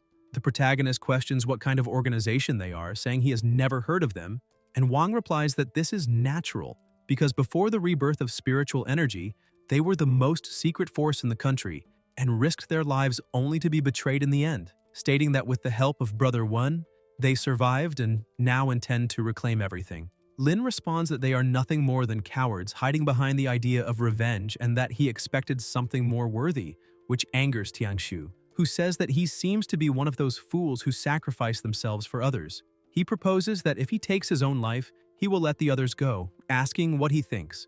Yue immediately tells them not to listen to that idiot, while the others agree and say they will defeat him together. Tian asks for calm and clarifies that he misunderstood, stating that he despises him not for seeking revenge, but for being too weak, so weak that even enemies do not bother to eliminate him, which enrages Wang, whose aura intensifies, as he says that he is asking to die. Tianxu advances while the three team members warn the protagonist to be careful, stating that that man is even stronger than the previous monster. The protagonist faces the attack and blocks it, and Wang begins to pressure him, saying to see how many blows he can withstand, while Lin watches silently, and Tianxu mocks him, asking if that is all he has, stating that Wen was right in saying that he only managed to defeat disaster because the enemy was useless. This makes the three question whether even Tian is no match for him and how strong he really is, while Yue analyzes that that man's strength must be above the 4 Iron Vein realms and concludes that she would only get in the way if she interfered, until a voice says that he has not yet had the opportunity to test his strength in that secret realm, and the protagonist releases overwhelming flames, making Wang surprised and ask what kind of energy that is. At the same instant, Lin advances, strikes the opponent and sends him flying, leaving Tianxu on the ground in disbelief at the existence of such power. Tian asks whether someone in the 5th Iron Vein realm really thinks they can face him, which leaves everyone even more surprised, asking if he can destroy someone at that level with a single blow and whether he has already reached the 6th Iron Vein realm, unable to understand how someone at that level can exist. While Yue wonders how she will be able to reach him, the protagonist states that before he dies, he must answer some questions. And Wang, frightened, begs not to be killed and says he will tell everything. Lin asks how he managed to enter without being noticed, and Tianxu replies that he did not enter secretly, since he had been there for a long time waiting for them, which makes Tian question what that means. Wang explains that the key to that secret realm was originally discovered by the Eternal Radiance Royal Court, and that to deceive the military cultivators and make them enter, they deliberately gave the location to Wei Qingshan, leaving everyone surprised. While Yue questions how such a vast secret realm could be controlled by just one person, concluding that they clearly underestimated the situation. Tianxu responds that it is because Wen is leading the main force to directly attack the military headquarters, which leaves Yue shocked upon hearing this, and the protagonist immediately states that they need to leave the secret realm and return to headquarters as quickly as possible. Everyone prepares to run, but notices something strange as flames begin to surround them, and Wang declares that no one is going anywhere and that they will all die there together. Lin asks if, to prevent him from returning, he is really willing to sacrifice his own life, and Tianxu responds exalting the Eternal Radiance Royal Court, while a portal begins to open and the boys, frightened, ask what that is. The protagonist recognizes that, if he is not mistaken, that must be the final boss of the secret realm, while Yue asks what they should do. Lin thinks that final bosses usually leave extremely valuable treasures when defeated. A presence is summoned, revealing the Abyss Plasma Prison King at the peak of the 7 Iron Vein realms, and the creature rushes toward them, leaving everyone terrified upon realizing the level of that monster and believing they are doomed. But Tian advances without hesitation and faces it directly. Both attack at the same time, and the pressure generated is so intense that everyone around is knocked to the ground. The king crouches while the protagonist remains firm, and Yue, observing, begins to wonder if her partner is as strong as that creature, considering whether he has already reached the peak of the 7 Iron Vein realms. The king advances again, but Lin dodges easily and evaluates that although the power is high, the speed is far too slow. Tian clenches his fist and strikes it directly, making the king roar violently, and the protagonist states that the peak of the 7 Iron Vein realms is nothing impressive. As the energies around surge, Lin moves his hand and attacks again, but the king opens its mouth and blocks the blow before dodging. Tian states that it must be destroyed right there, and the protagonist extends his hand, releasing even more power until, with a decisive strike, the king's head is torn off, leaving Yue completely shocked upon realizing that he eliminated an enemy at the peak of the 7 Iron Vein realms with a single attack. While the others confirm that he is the strongest in that world, Lin jumps near the body and observes the items left behind, curious to see if anything valuable dropped, until he notices crystals floating in the air and Tian recognizes them as spiritual energy crystals, realizing that he has found a true source of wealth. He asks the system to quickly scan and identify the attributes of those crystals, being informed that they are crystals of fire, wind, and space elements. And since he does not have abilities related to wind or space, the system asks if he wishes to absorb them. The protagonist throws some crystals to Yue and asks for help collecting them. Yue picks up 2 of them and asks if that is really the reward for defeating the monster and what he intends to do. And Lin replies that he obviously wants to acquire new attributes. Yue asks if he intends to directly absorb the spiritual energy of those crystals and warns him to be careful, as she feels that the energy contained in them is extremely violent and dangerous. But Tian tells her not to worry and asks her to just wait, stating that he will finish quickly. The protagonist closes his hand around the crystal, releasing an intense energy, while the system notifies that a high-level spiritual energy attribute has been detected, being the spatial attribute, and asks if he wishes to absorb it, to which Lin responds affirmatively, beginning the absorption process while Tian screams due to the force of the energy. At the same time, elsewhere, a man states that he has finally reached his destination, remembering that previously Wen had told the commander that he must choose between his granddaughter's life or the object kept in that place, leaving the commander furious, while Wen strangled Shen and said that it seemed her grandfather did not care about her life. But Shen decides not to make any sound, even at risk of death, determined not to let him get what he wants. The commander, pressured, decides to open the door and, in the present moment, places his hand on the biometric reader, causing the door to open, leaving Wen satisfied as he states that he finally obtained what he risked his life for in the past. Shen is thrown to the ground and the commander runs to her asking if she is okay, to which she replies yes and asks what exactly that dagger is. The commander sighs and explains that the artifact was discovered 3 years ago when they detected a massive source of spiritual energy near an ancient tomb on Changbai Mountain, and the first team sent to investigate lost contact after entering, leading to a second support team being sent. But unexpectedly, Zhuanxi's unit went mad and began seeing allies as enemies, resulting in a violent internal battle. In the end, they managed to recover the dagger brought from the tomb, but Wen escaped with part of the unit and disappeared, and it was later discovered that the spiritual energy emitted by the dagger could drive people insane, which is why the item was classified as forbidden, extremely dangerous, and sealed in that place to prevent further tragedies. Wen states that the dagger has finally returned to his hands, and declares that he will take revenge on those who harmed them, building a world that belongs to them. But the commander rebuts, saying that evil cannot triumph over good and that he will be punished. Wen questions this so-called punishment and asks how he dares to speak of it, staring at him directly, and the commander insists that he has said many times that all of this is nothing more than his illusions. Wen reacts by saying he will prove whether the death of his granddaughter is an illusion or not, leaving the commander desperate, while Wei, with the dagger in hand, advances ready to attack, making the commander, with tears in his eyes, shout for him to stop. Meanwhile, Shen, in the face of danger, can only think of her partner, wishing to see him one more time, until someone suddenly appears and throws Wen away with force, making Zhuan spit blood and crash to the ground. Shen looks in shock at the scene and the protagonist appears walking and states that they have met again, leaving Shen extremely relieved, running to hug him and saying that she thought she would never see him again, while Lin reassures her saying that he is back now and that she is safe. The commander asks if he was ambushed in the secret realm, and Tian calmly replies that there is no need to worry, as the situation there has already been resolved, leaving the commander surprised as he realizes that this means that young man dealt alone with the forces Wen had prepared. Tian orders everyone to leave quickly, while Yue asks if he really returned to the military headquarters, and one of the boys confidently replies yes, stating that his brother is invincible. Wen observes everything and says he did not expect him to return alive, while the commander, remembering the blow he received, wonders if he really survived. The other boys who were in the dungeon also appear alive, making Wen realize that they likely fought Wang in the secret realm and barely survived. He mockingly comments that they look like ghosts and must have suffered greatly at the hands of the people he sent, saying it is surprising that they survived, but that they should not try to play heroes, because if they had hidden like cowards, they might have had a few more days to live, and states that therefore he cannot blame them. He advances with the dagger in hand, but the protagonist grabs his face and says that that equipment is too valuable and that they should fight outside. Then Lin throws him away with a violent impact, and Tian strikes him again, causing an explosion. The protagonist leaps and declares that it is time for him to pay for what he has done.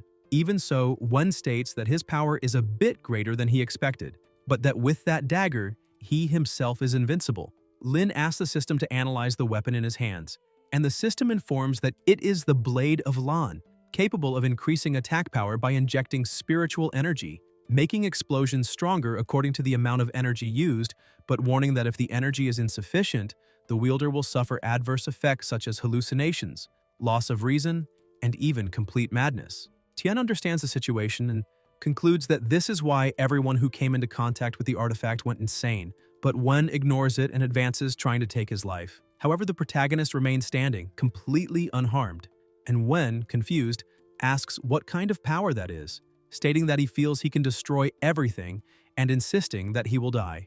Massive attacks are unleashed with crushing pressure, making the soldiers around question whether a human being is capable of causing such damage and whether the protagonist is in danger. Wen begins to laugh, believing he has the advantage, until a voice interrupts him saying that he is making too much noise, revealing the protagonist completely intact, which leaves Wen irritated and incredulous, asking how that is possible. The protagonist calmly states that if that is all the power he has, then the dream of the Eternal Radiance Royal Court will never come true. Guys, if you enjoyed the video, leave a like, comment, and subscribe to the channel so you don't miss new content. Thank you.